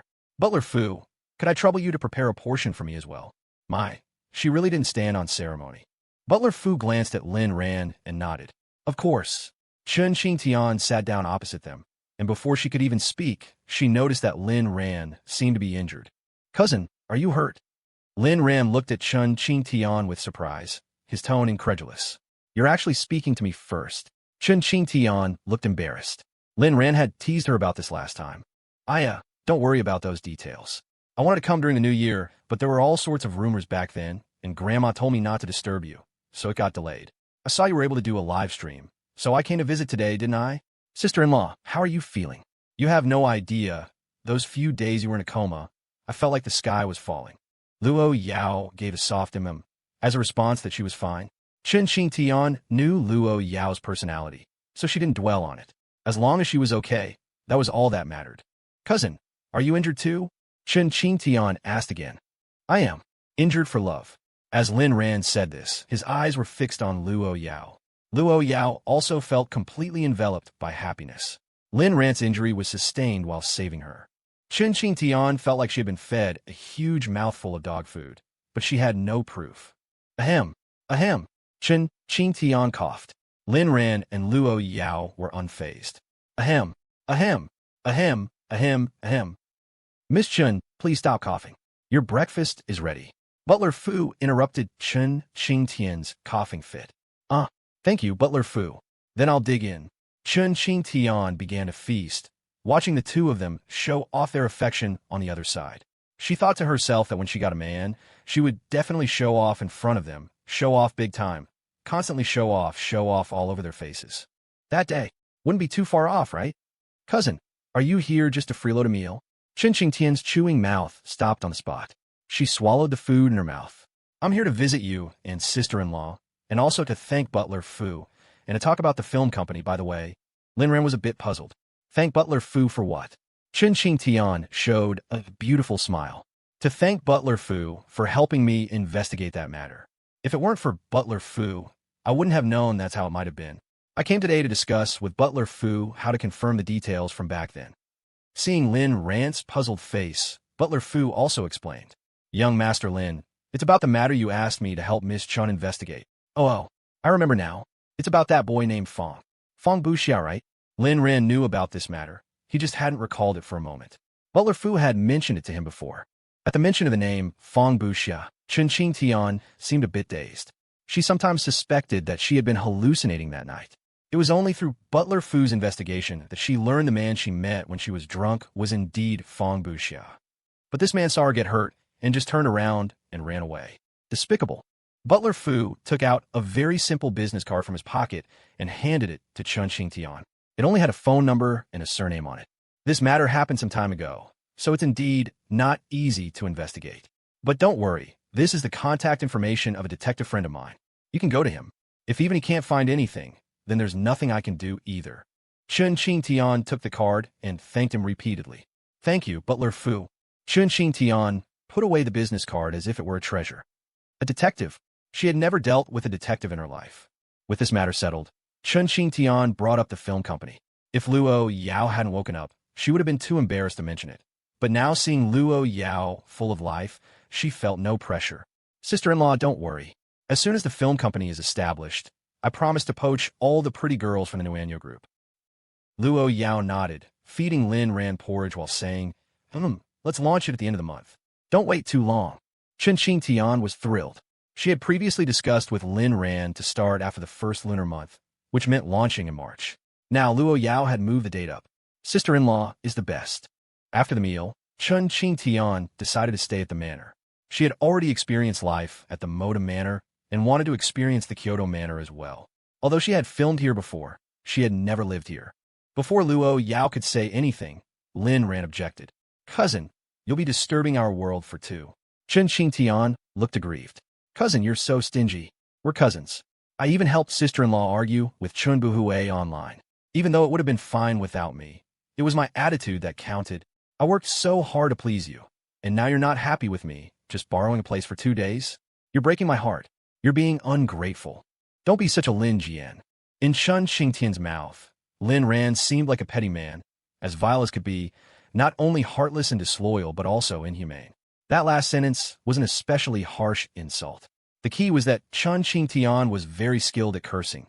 You couldn't find a single dirty word. "That's too harsh. How about this? You could stay in Villa No. 3. Chunqing Tian's eyes lit up.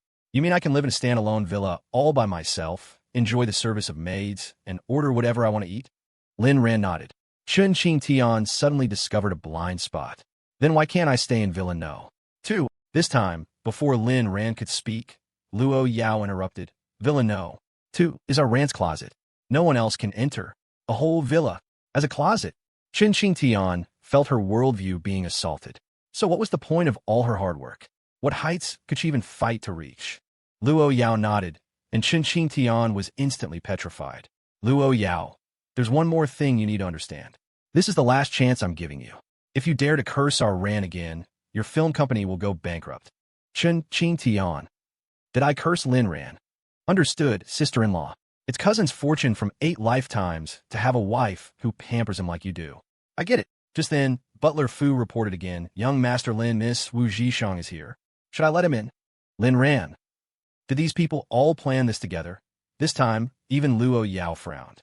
Is this Dantian Manor a vegetable market? You can all just come and go as you please? However, Wu Zhishang was a good dog, so she would reluctantly let him in. And so, Wu Zhishang also walked into the villa. But when Luo Yao saw that Jeang Seyan was also there, her face turned slightly cold. Hello, sister-in-law. Hello, brother Lin. Hello, boss's wife. Hello, boss. Luo Yao, whose face had been cold, now had a slight smile. She lost herself in the calls of sister-in-law and boss's wife. Don't bring people to Dantian Manor next time. Wu Zhishang was stunned. Jeang Seyan was a bit embarrassed. Okay, sister-in-law. Originally, Luo Yao was prepared to leave and let Lin Ran catch up with his friend, but considering Jeang Seyan was also here, she stayed. Jeang Seyan came with Wu Zhishang because she was pulling double duty as both driver and grunt. She handed the large and small bags she was carrying to a maid. Sister-in-law, these are gifts for you and brother Lin. You've just recovered from a serious illness. This is a small token of my regard. Brother Lin, what's wrong with you? Are you injured? Wu Zhishang also noticed Lin Ran's abnormality. Chunqing Tian chimed in. Injured for love. Wu Zhishang, you're here too. Chunqing Tian rolled her eyes. So he hadn't even seen her after being here for so long. What? Only you can come to see sister-in-law, and I can't. Actually, Wu Zhishang had seen Chunqing Tian just now. He chose to pretend he didn't because he didn't know how to face her. It was a lie to say he didn't like Chunqing Tian. He had expressed this affection before, but as time went on, he saw clearly that Chunqing Tian had no feelings for him at all. Those little ambiguous moments in the past weren't intentionally created by Chunqing Tian. It was just her naturally vivacious personality. In short, she was just very friendly, which gave him the wrong impression. For a particularly beautiful and likable woman, a friendly personality like that can give many people the wrong idea. By the time Wu Zhishang realized this, he had already started to deliberately keep his distance from Chunqing Tian. His assistant, Jeang Seyan, was a little unhappy seeing Chunqing Tian's prickly words. Wu Zhishang was her former boss, after all. You don't have to be grateful, but there's no need to be sarcastic. Miss Chun, although you have a high status in the entertainment industry, that's no reason for your words to be so barbed. Chunqing Tian was stunned. Were her words barbed? Didn't she just say you can come, so why can't I? Isn't that a normal way of communicating? And what was up with this Jeang Seyan? Weren't they on good terms before? The two of them used to talk bad about Wu Zhishang behind his back. Why was she now speaking up for this dog of a man? Could it be? Chunqing Tian's gaze swept back and forth between Wu Zhishang and Jeang Seyan. Not just Chunqing Tian, even Lin Ran's eyes scanned the two of them. Seyan, my mistake. Chunqing Tian launched a critical hit. Jeang Seyan instantly felt all the hairs on her body stand on end. Chunqing Tian walked over to Jeang Seyan and took their hands. Wu Zhishang felt the warmth of Chunqing Tian's palm and his whole body stiffened. Chunqing Tian placed Wu Zhishang's hand on Jeang Seyan's. This man is not bad. You should seize the opportunity. After saying that, Chunqing Tian's eyes locked onto their expressions. Wu Zhishang looked at Chunqing Tian, then at Jeang Seyan, and lowered his head, feeling a bit embarrassed. Lin Ran narrowed his eyes. Old Wu, office romances are not allowed. Before Wu Zhishang could speak, Luo Yao spoke first. Our Ran doesn't allow it, but I do. Your romance bonus will be double that of other employees. Luo Yao's inner thoughts.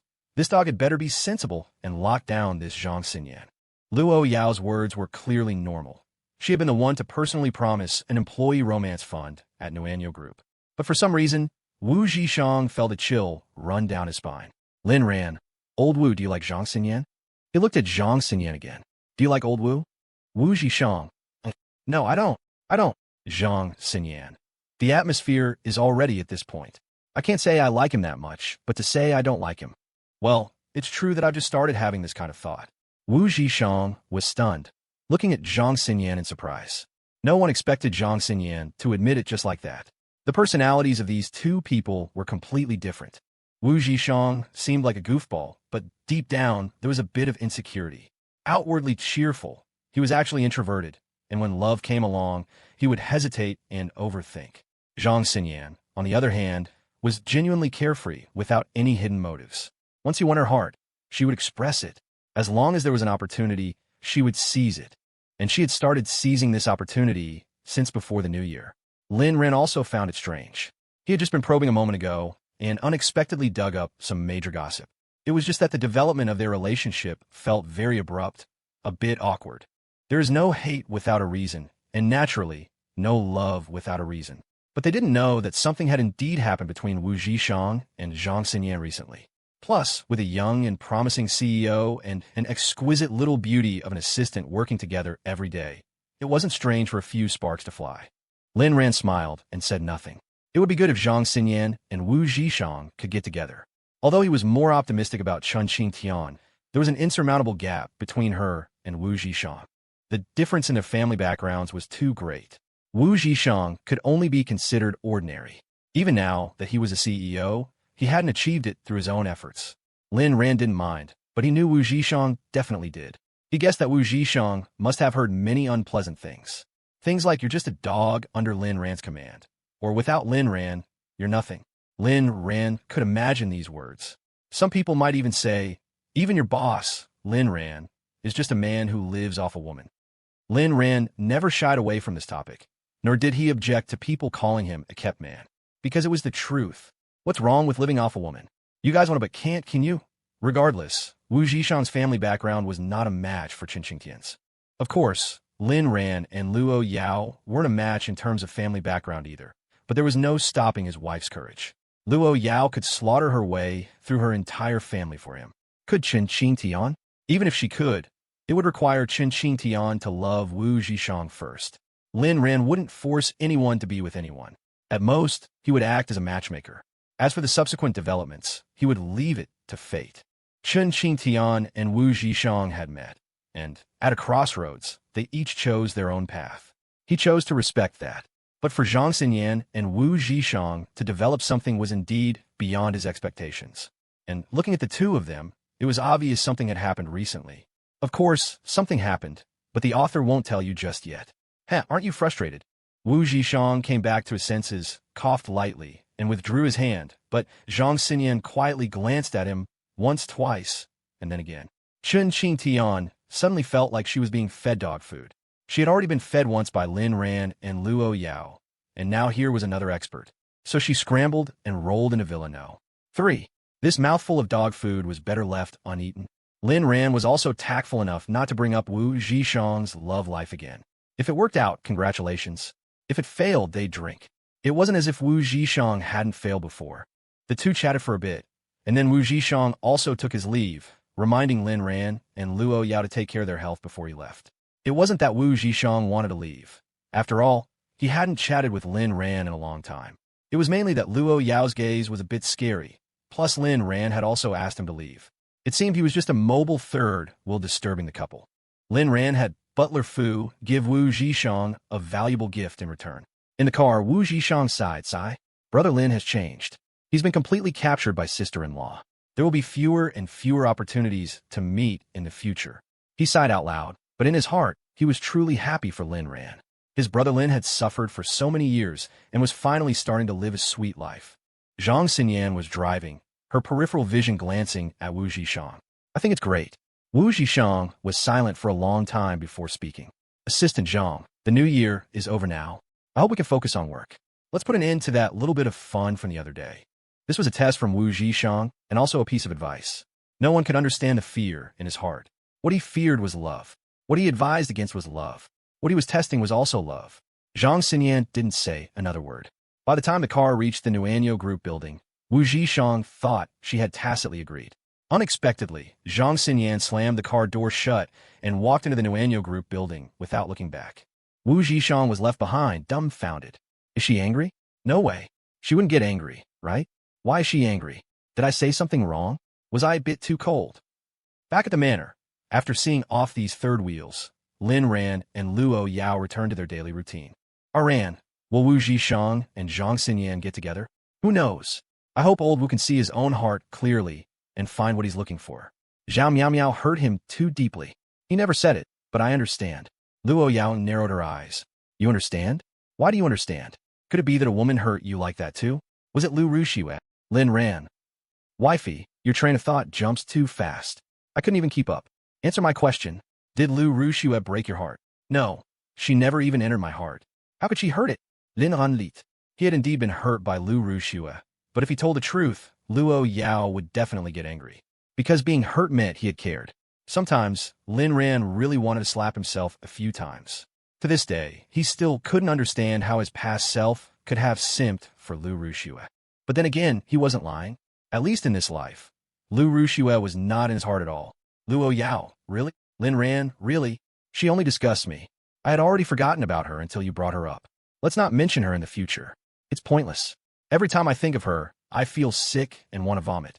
Luo Yao finally smiled again, letting Lin Ran off the hook. In the afternoon, Luo Yao was in the study on the phone with Lu Ming. Lin Ran was sunbathing alone on the bedroom balcony.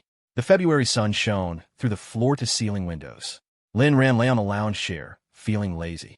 He reached out with his uninjured hand, picked up the coffee beside him, and took a sip. Slightly bitter. Young Master Lin, would you like some sugar, or perhaps I could change it to tea? Lin Ran shook his head. I'll just drink coffee. Life is already so sweet. If I don't taste a little bitterness, I'll get carried away.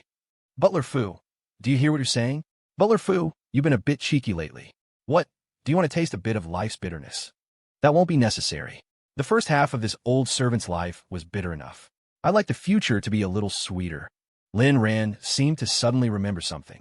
Where's Wang Ma? Why haven't I seen her today? She's taking care of Miss Chunqing Tian over there. If I don't send someone good, I'm afraid we'll neglect our guest. Lin Ran, what kind of guest is she? She's just a freeloader. As a man, you personally sent your lover to another woman. You truly are a coward in love. Butler Fu. While waiting for Luo Yao to finish her call, Lin Ran bantered back and forth with Butler Fu like this, with Lin Ran mainly teasing Butler Fu. Meow. A long unheard cat's meow sounded. Lin Ran paused. Butler Fu, open the window so I can get some fresh air, then you can go about your business. Yes. Butler Fu had a maid open the balcony's French window to a suitable gap, then went downstairs. Xiao Hei's head poked in, looking left and right. After confirming that Luo Yao wasn't there, it stealthily crept in. Xiao Hei, what do you want from me? Lin Ran, how do you know I was looking for you? Xiao Hei, with that mischievous look in your eyes, even a cat could guess. Lin Ran took another sip of life's bitterness. It's nothing major. I just want to introduce you to my wife. Xiao Hei instantly became nervous, its small eyes darting left and right again to confirm. Xiao Hei, I don't want to. Luo Yao is too ruthless, meow meow meow. Lin Ran also knew that Xiao Hei's psychological trauma from Luo Yao wouldn't dissipate anytime soon, so he didn't force it to meet Luo Yao right now. Lin Ran, then just tell me your purpose. Why am I the lucky one? Xiao Hei fell silent. Just as Lin Ran thought it wouldn't speak, Xiao Hei's thoughts came through. Because of a promise. Do you want to come with me and see? Lin Ran's curiosity about Xiao Hei was deep. So far, he could only confirm that Xiao Hei held no ill will towards him and Luo Yao. But he always wanted to know the reason why something like rebirth had happened. Why was he the one to be reborn and not Luo Yao? No, that's not right. It should be, why did the whole world get reborn, but Xiao Hei only let him keep his memories? Why? Lin Ran, to see your story? Then, how long will it take? Xiao Hei, this cat story is long, but only one part is important. A few hours will be enough to see it. The time wasn't long, but, Lin Ran, can I bring Luo Yao with me? Xiao Hei, can this cat bite you to death? Lin Ran, no. Xiao Hei, then this cat can't do that either. In truth, Xiao Hei didn't have the ability to take two people, but it wouldn't say that. It had to keep up appearances. Lin Ran, then there's no other way. I can't go with you right away. We'll have to make another appointment. But for now, I want to ask you something. How can I find you whenever I want? Xiao Hei tilted its head, not understanding why Lin Ran would want to find it. You don't need to find me. I will naturally appear when needed. Also, I need to tell you something. Your 3 wishes have been used up. Lin Ran? When did I use 3? Xiaohei. The first time was going to Luo Yao's childhood, where you were almost off in the cave. The second time was going to Luo Yao's loneliest moment, where I was almost off to the secret base. The third time was going to 3 years ago, where Wong Anjian was almost offed. Lin Ran was speechless. Why did Xiaohei's words sound so strange? Lin Ran. So every time you take me through time, someone is almost offed. Are you an unlucky cat? Xiaohei. Speechless. That's just the inevitability of history. It has nothing to do with me. In short, you've already used up your 3 wishes.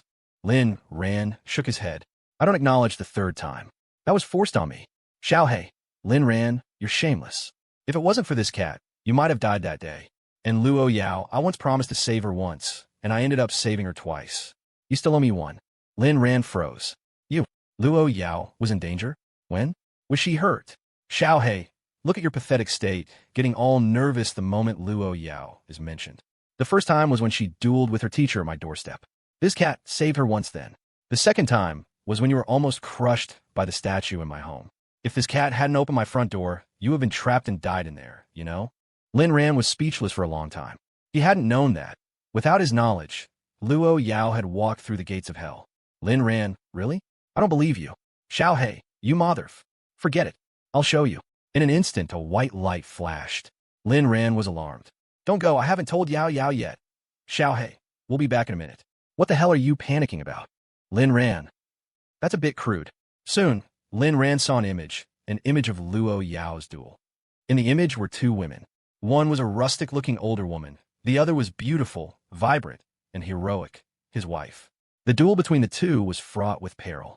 Just as Luo Yao was gaining the upper hand, an eagle screeched and charged towards Luo Yao without hesitation. The eagle's eyes were fierce, its talons incredibly sharp, like the scythe of the Grim Reaper. The old woman's lips curled into a triumphant smile as she looked at Luo Yao. I forgot to teach you that in a one-on-one battle, there are always uncertainties. And you lack a helper. She used the eagle's attack, her dagger aimed straight for Luo Yao's vital point. Lin Ran's eyes widened as he watched. His heart was in his throat. The image continued. The eagle's talons dug into Luo Yao's flesh. Luo Yao let out a muffled grunt, and blood instantly stained her clothes red. The old woman's dagger stabbed towards Luo Yao's vital point with lightning speed. Luo Yao, die in peace. The Luo family will no longer have you as its head. Lin Ran was extremely nervous, his heart pounding. Even though he wasn't there, he felt a sense of suffocation. There was no fear in Luo Yao's eyes, only regret. A tear that transcended time slid down her cheek, a tear of reluctance to part with her lover. Suddenly, meow! In the nick of time, Xiaohei arrived like a hero, appearing like a cannonball on Luo Tangji's head. It was because of this turn of events that Luo Yao had the chance to pull out her physical deliverance device, shoot the annoying eagle at point-blank range, and gain control of Luo Tangji. Seeing this, Lin Ran understood. Xiaohei had indeed saved Luo Yao. Lin Ran. When was this? Xiaohei. Not long after you made that wish. We saved her on our way back. Lin Ran thought back. That must have been after his second trip through time.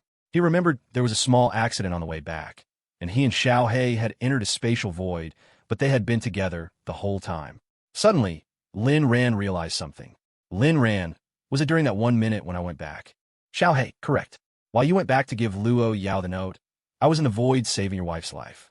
How about it? Thank me. Looking down at Xiaohei's proud eyes, the words of gratitude reached his lips. Lin Ran remembered that when he traveled back to the manor that time, Luo Yao was rushing back. She was severely injured. So this was how she got hurt. At that time, Lin Ran's heart had ached terribly, wishing he was the one who was injured. Now, his heart ached even more. Luo Yao, while severely injured, had still forced herself to come back to find him, just to confirm his safety. Looking at Xiaohei's proud eyes, he sincerely said those 2 words, "Thank you." A white light flashed, and Lin Ran returned to Villeneuve. 1. It was as if nothing had happened. Xiaohei, since you're so sincere with your thanks, this cat will accept it. See you next time, then. Seeing Xiaohei was about to leave, Lin Ran hurriedly stopped it. Lin Ran, wait. Even if you saved me, the 3rd trip through time was forced, so it can't be counted as my wish. Lin Ran was very grateful to Xiaohei, but that didn't mean he was a fool. He still remembered Xiao Hei's sophistry just now. Xiao Hei, so what do you want? Lin Ran, you still owe me one wish. Xiao Hei sighed, all the color and energy draining from its nimble eyes. All right, I just can't win with you. What's your last wish? Lin Ran, my last wish is for 3 more wishes. Xiao Hei didn't say another word and just leaped away. You are the very definition of the 4 characters in the Tao Te Ching. Give you an inch, and you'll take a yard. Lin Ran scratched his head as he watched Xiao Hei disappear. We were talking just fine. Why did it suddenly run off? But this time, he was truly grateful to Xiao Hei, especially the sudden trip through time in the Dragon Vein treasure, which allowed him to give Luo Yao a moment of real warmth, adding a glimmer of hope to her difficult life. If it weren't for Xiao Hei, Lin Ran truly couldn't imagine how much Luo Yao would have suffered these past 3 years. If Luo Yao couldn't hold on, she would never have just given up. She would have killed him and then herself. That was Luo Yao. So this trip through time could be considered to have saved both their lives. However, he had to figure out a way to solve the problem of Luo Yao wanting to off Xiao Hei on sight. Also, the relationship between Xiao Hei and Wong Anjian was now clear. Wong Anjian was Xiao Hei's second master, the one who had shaved its head. Huh, why did Xiao Hei's fur look perfectly fine when it appeared just now? Right, it had time-related abilities. It could make seeds grow quickly, so naturally, it could make its fur grow back quickly. Makes sense. Ran, what are you thinking about? Luo Yao suddenly appeared, interrupting Lin Ran's thoughts. Looking at the lover by his side, Lin Ran cherished this relationship even more. It truly hadn't been easy for him and Luo Yao to get to where they were now. I'm thinking of you. My mind is filled with you and only you. Luo Yao gently wrapped her arms around Lin Ran from behind. Our Ran is getting better and better at knowing what I like to hear. Yao Yao, let me ask you something. Do you like cats? I don't. What if it's a cat that saved you? I don't. Lin Ran. What if it's a cat that saved both you and me? I don't. All right, it felt like this conversation was dead. Lin Ran had originally planned to tell Luo Yao about Xiao Hei saving her, to let her try to accept Xiao Hei's existence. And now, she didn't even give him a chance to continue. Perhaps for Luo Yao, even a life-saving cat was to be killed if it needed to be killed. This was too difficult. Luo Yao noticed the look in Lin Ran's eyes. Does our Ran like cats? Lin Ran wanted to nod, but he suddenly felt an overwhelming killing intent, as if expressing even a little bit of fondness would result in his immediate death. Like them? No, I hate cats the most. Only then did Luo Yao reveal a happy smile, while Lin Ran wanted to slap himself. He had backed down to save his own life. Oh well, he would have a proper talk with Luo Yao after he fully understood Xiao Hei's past. If he really couldn't make it happen, he could only give up on the idea of having the two of them meet. I knew our Ran would only like me, and not any other person or animal. Lin Ran nodded. Only Luo Yao and love cannot be let down. Xiao Hei, who hadn't gone far outside, immediately retched. Ugh, is love this disgusting? Ugh, what on earth am I protecting? Ugh. Ran, you've moved me. Luo Yao gently rested her head by Lin Ran's ear from behind. But you must remember, if I find out you like something else, if it's a person, I'll kill the person. If it's a cat, I'll kill the cat. Whoever you like will be close to death. All right, this completely made Lin Ran give up the struggle. He felt that Luo Yao was a bit off at the moment. Yao Yao, I only love you, so I won't let you get hurt at all. A hint of triumph flashed in Luo Yao's eyes. Although scaring Ran might make him fearful, it was worth it. By Ran's side, there can only be me. 10 minutes earlier, Luo Yao was on a call with Lu Meng. The Samsung Group's recent movements had been frequent. Due to mending their relationship with the Luo Corporation, coupled with the new leadership, people saw new possibilities.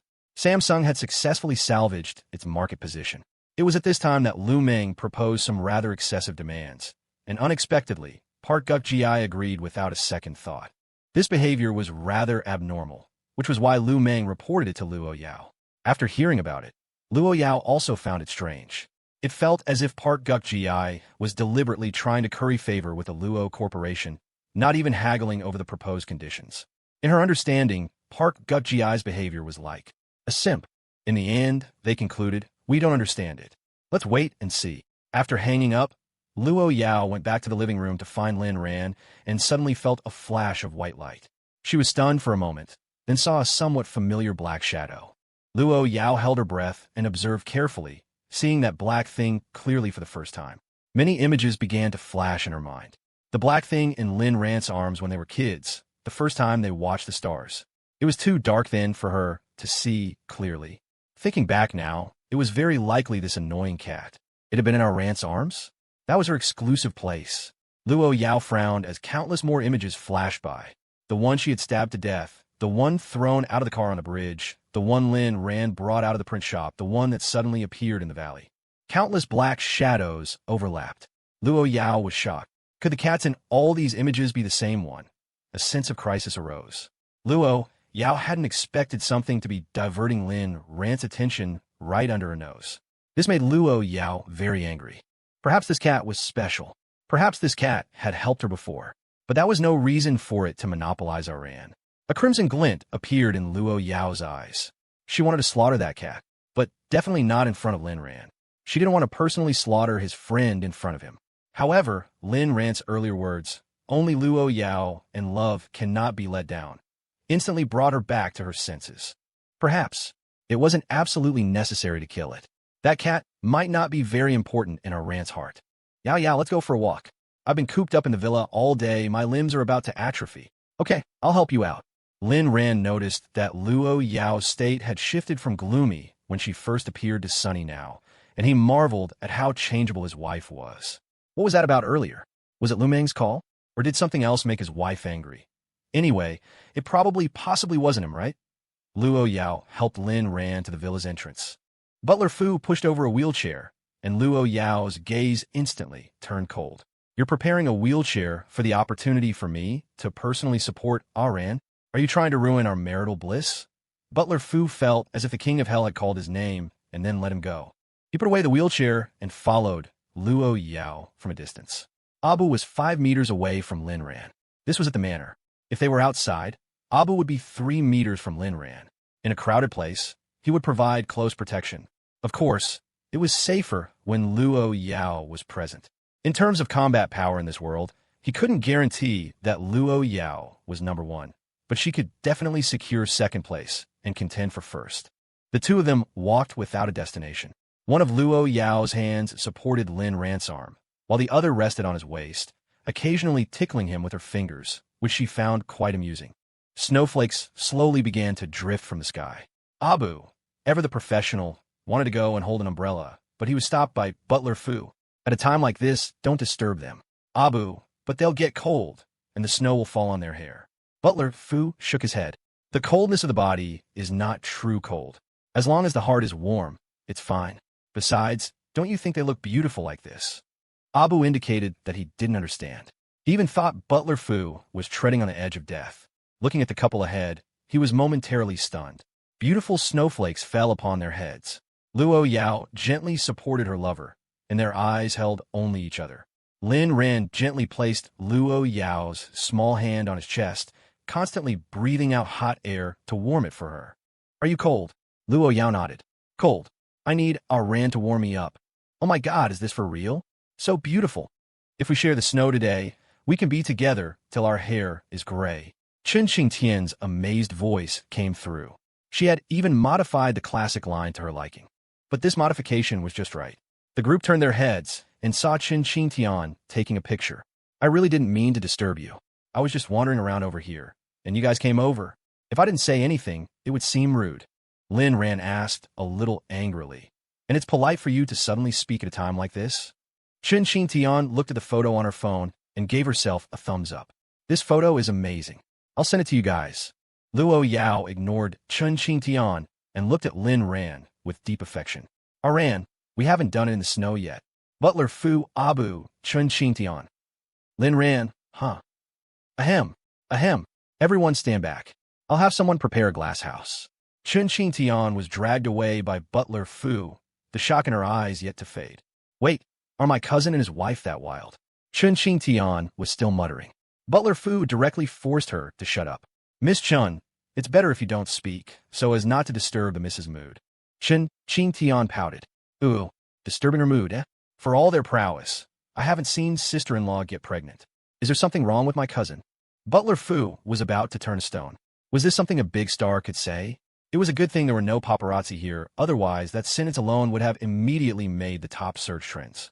The glass house was in place. The two contestants were in position, The confrontation began, and the sounds of battle were incessant. By the time they came out again, Lin Ran was on his last legs, grimacing. This battle had pulled at many of his wounds. It was painful, but joyful. Back in the villa, Lin Ran remembered the photo Chunqing Tian had taken for them. He took out his phone and opened chat. In the photo, Luo Yao was looking up, her gaze filled entirely with her lover. Lin Ran's love also filled the screen. Both of them were ridiculously good-looking, and in the drifting, chaotic snowflakes, they looked exceptionally pure and beautiful. TSK, TSK, TSK. Our looks are truly invincible. Luo Yao also leaned over to take a look. Ran is always the most dazzling in my eyes. 3 days passed in a flash. Lin Ran's injuries had healed a lot more.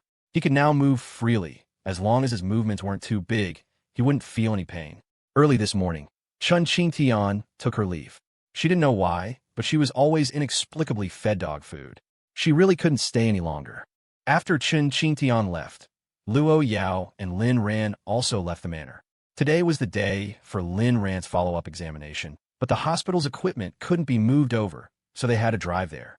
Passing through the bustling city again, it felt just so. They parked the car downstairs from the hospital, and as soon as they walked into the lobby, they saw a familiar figure. This person was something else. Like Lin Ran, he was a Jingda student, and a pretty well-known one at that, someone who'd even made the campus's most likely to succeed list, Jingda's most dedicated, Chunqing Tian. Before Lin Ran could even wonder, Abu and Luo Yao simultaneously blocked his path. Abu, there's danger. Young Master Lin, do not leave my side. It happened in a flash. Chunqing Tian seemed to have been waiting for them here. He charged without any hesitation towards Luo Yao. This time, not only Abu, but even Luo Yao herself was stunned. You're courting death. With a bang, Chunqing Tian and the fruit knife in his hand were sent flying. He fell to the ground without any suspense. He spat out a mouthful of blood and then passed out on the ground. With just one kick, Luo Yao had knocked Chunqing Tian out completely. That combat power was incredible. This sudden turn of events startled many people around. They all looked over, some taking pictures, some gossiping. Ran, were you scared? Yao Yao, are you hurt? The two of them immediately showed concern for each other, afraid their loved one was hurt. I'm fine, / I'm fine. They looked at each other and smiled, their eyes filled with concern for one another. Hand this person over to the authorities for investigation. After saying this, Luo Yao protected Lin Ran and walked away. She didn't want to be delayed by such trivial matters. Many people also recognized Lin Ran and Luo Yao, but no one dared to approach them. After they left, these people began to gossip. Holy crap, Mom, I've made it. I saw the #1 tycoon and Lin Ran. I took a picture. Luo Yao's domineering kick, just now, was so cool. I'm going crazy. I'm dead. Lin Ran's gaze towards Luo Yao, just now, was practically radiating love. From the moment they came in, Lin Ran's eyes never left Luo Yao. I'm so jealous. What does that girl Luo Yao eat to be so lucky? Good thing I recorded it. This clip will definitely go viral online. It looked like Luo Yao killed that guy with one kick. And you guys are still here, shipping them? Are you even human? I'll ship them if I want to. What's it to you? That guy was attacking them just now. Aren't they allowed to fight back? If you're so righteous, why don't you go take the knife? While they were gossiping, a group of bodyguards rushed out. The bodyguard team borrowed the phones of the onlookers and assisted them in deleting the video of Luo Yao hitting someone. On the other side, after Lin Ran's checkup, director, he stated that there were no major issues with his body now, and he was recovering well. Only then did Luo Yao feel relieved. She was actually quite worried about Lin Ran's injuries, especially since she hadn't held back during his recovery period. When they were leaving the hospital, Chunqing Tian had already been carried away. Once they got in the car, Wang Bao began to report. Miss, we've already investigated. Chunqing Tian's motive is most likely Lu Rushu. Wang Bao glanced at Lin Ran, but still said the name. Lin Ran was confused. Wasn't Lu Rushu in prison? Then Wang Bao gave a detailed report of the information they had found, which mainly came from the official investigation. By connecting the dots, they pieced the problem together. Imagination was also a necessary quality for a bodyguard. Chunqing Tian was quite a character. He was Lu Rushu's loyal simp, even more so than the former Lin Ran. Ever since Lu Rushu went to prison, Chunqing Tian had been trying to clear her name through various channels every day, even wanting to file a lawsuit for a retrial. Of course, all of this was in vain. The person involved had already confessed. What was he making a fuss about? And so, Yu Qingnan began to live in a daze, lamenting Lin Ran's heartlessness and professing his love for Lu Rushue all over campus every day. This was how he earned the title of Jingda's most devoted. As the new year approached, he couldn't stand it anymore and went to visit Lu Rushue in prison. But what shocked him was that Lu Rushue's miserable state was beyond his imagination. The goddess who once haunted his dreams was now crippled. Looking at that horrifying face, Yu Qingnan flinched, scared. "Qingnan, I'm already blind. I'm no longer worthy of you. Forget me. None of this is Luo Yao's fault. You must not take a knife to seek revenge for me." These were Lu Rushue's words at the time. Leaving the prison, Yu Qingnan became more and more distraught, and finally embarked on this path of no return. He already knew it was Luo Yao who had turned Lu Rushue into this, and he vowed to avenge his goddess. But how difficult was it to get revenge on Luo Yao? Leaving aside her status, just the bodyguards around her were impossible to deal with.